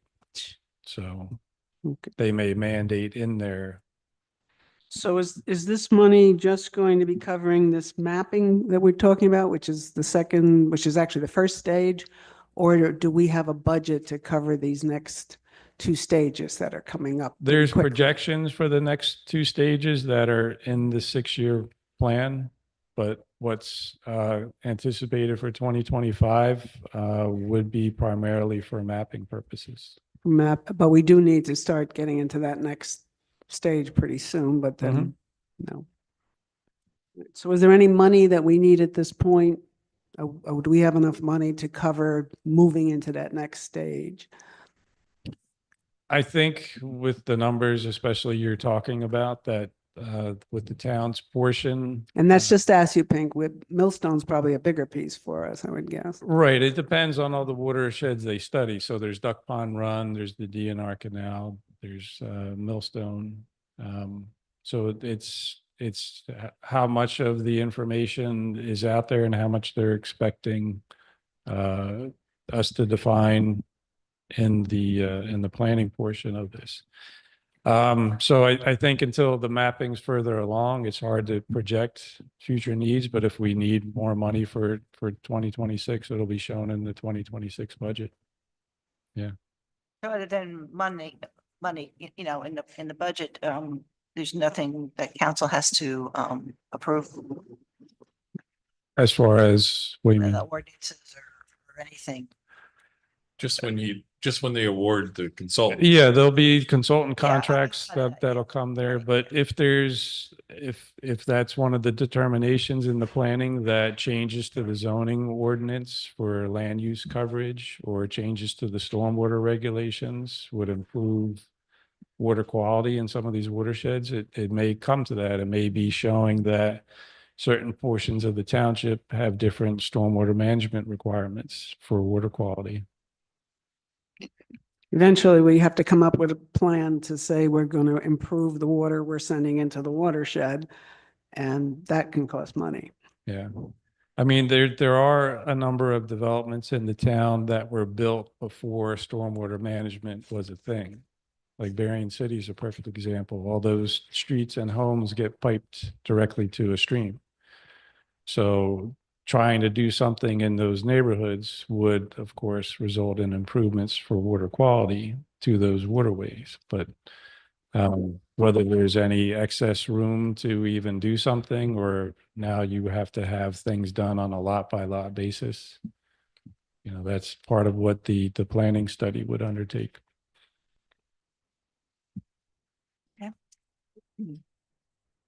Thank you, Francis. Sam wanted you to talk about street tree replacement planting on page 51. So I know we talked about that before. You had questions about whether we were doing it or not. Well, no, whether we automatically do. Right, if people are aware, but yeah, residents can always call or email to confirm. Certainly This not. will be enough to cover our replacements as we need them then. To be seen. I think we still have 2024 because Dan left in 2024 and the first person we hired left in 2024. I don't think we You spent actually hired 2024. somebody? You actually hired a landscape architect though? Not a landscape Oh. architect. We had an engineering technician. Oh, okay. That we were basically assigning portions of what Dan did. But that didn't work out so well. Getting a landscape architect, right? Yes, you said. Are they licensed? Yes, Yes, good. yes. Yep. So, is that it? Do you need me to talk about the open Yeah, that's space good. maintenance? Thank you. Okay. Other questions? Any questions? I know that the West Windsor Bicycle Pedestrian Alliance had sent us a letter regarding the budget. I think there were a couple of things on that list. I don't know if you have that letter No, I don't with have. you to address or. Okay, no. I'm gonna ask one thing that actually, for some reason, is under community development. There's something here for landscape improvements to the municipal complex, and there's like no money in it till 2028. Yeah, that's in Sam's budget, and that's typically how it's been funded in the Yeah. past. And Yeah. we, There's some funding available from 23, if you look at the notes. We have some money in an ordinance. $5,000. We have some money in the ordinance for this complex. Yeah, it was never But really the done. problem is, as you well know, we're in litigation at the moment for the final change order. So once that's resolved and we know what the outcome is, then we can move forward with our final landscaping and sidewalk improvements of this location. So that's what's Okay. holding it up right now. It's- So all that stuff's being held up, but it's in the plan and we have It money is. for it. Okay, just Yep. checking on that, because, Yeah. yeah. Yep. So, Once we resolve the litigation and we know where we're at, then we can move forward and finish the project. I don't want to spend that money and then have to use it for the change order and have to come back to you for more. I mean, we feel we have a good case, but we're in litigation, so we see where we go. thanks. Thank you. Thank you, John. Thank you, Francis. Thank you. Okay.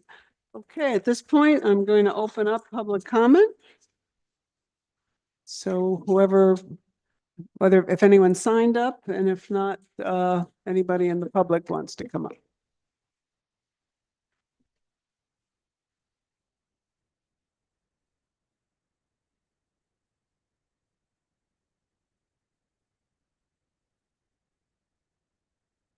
No, I'm good.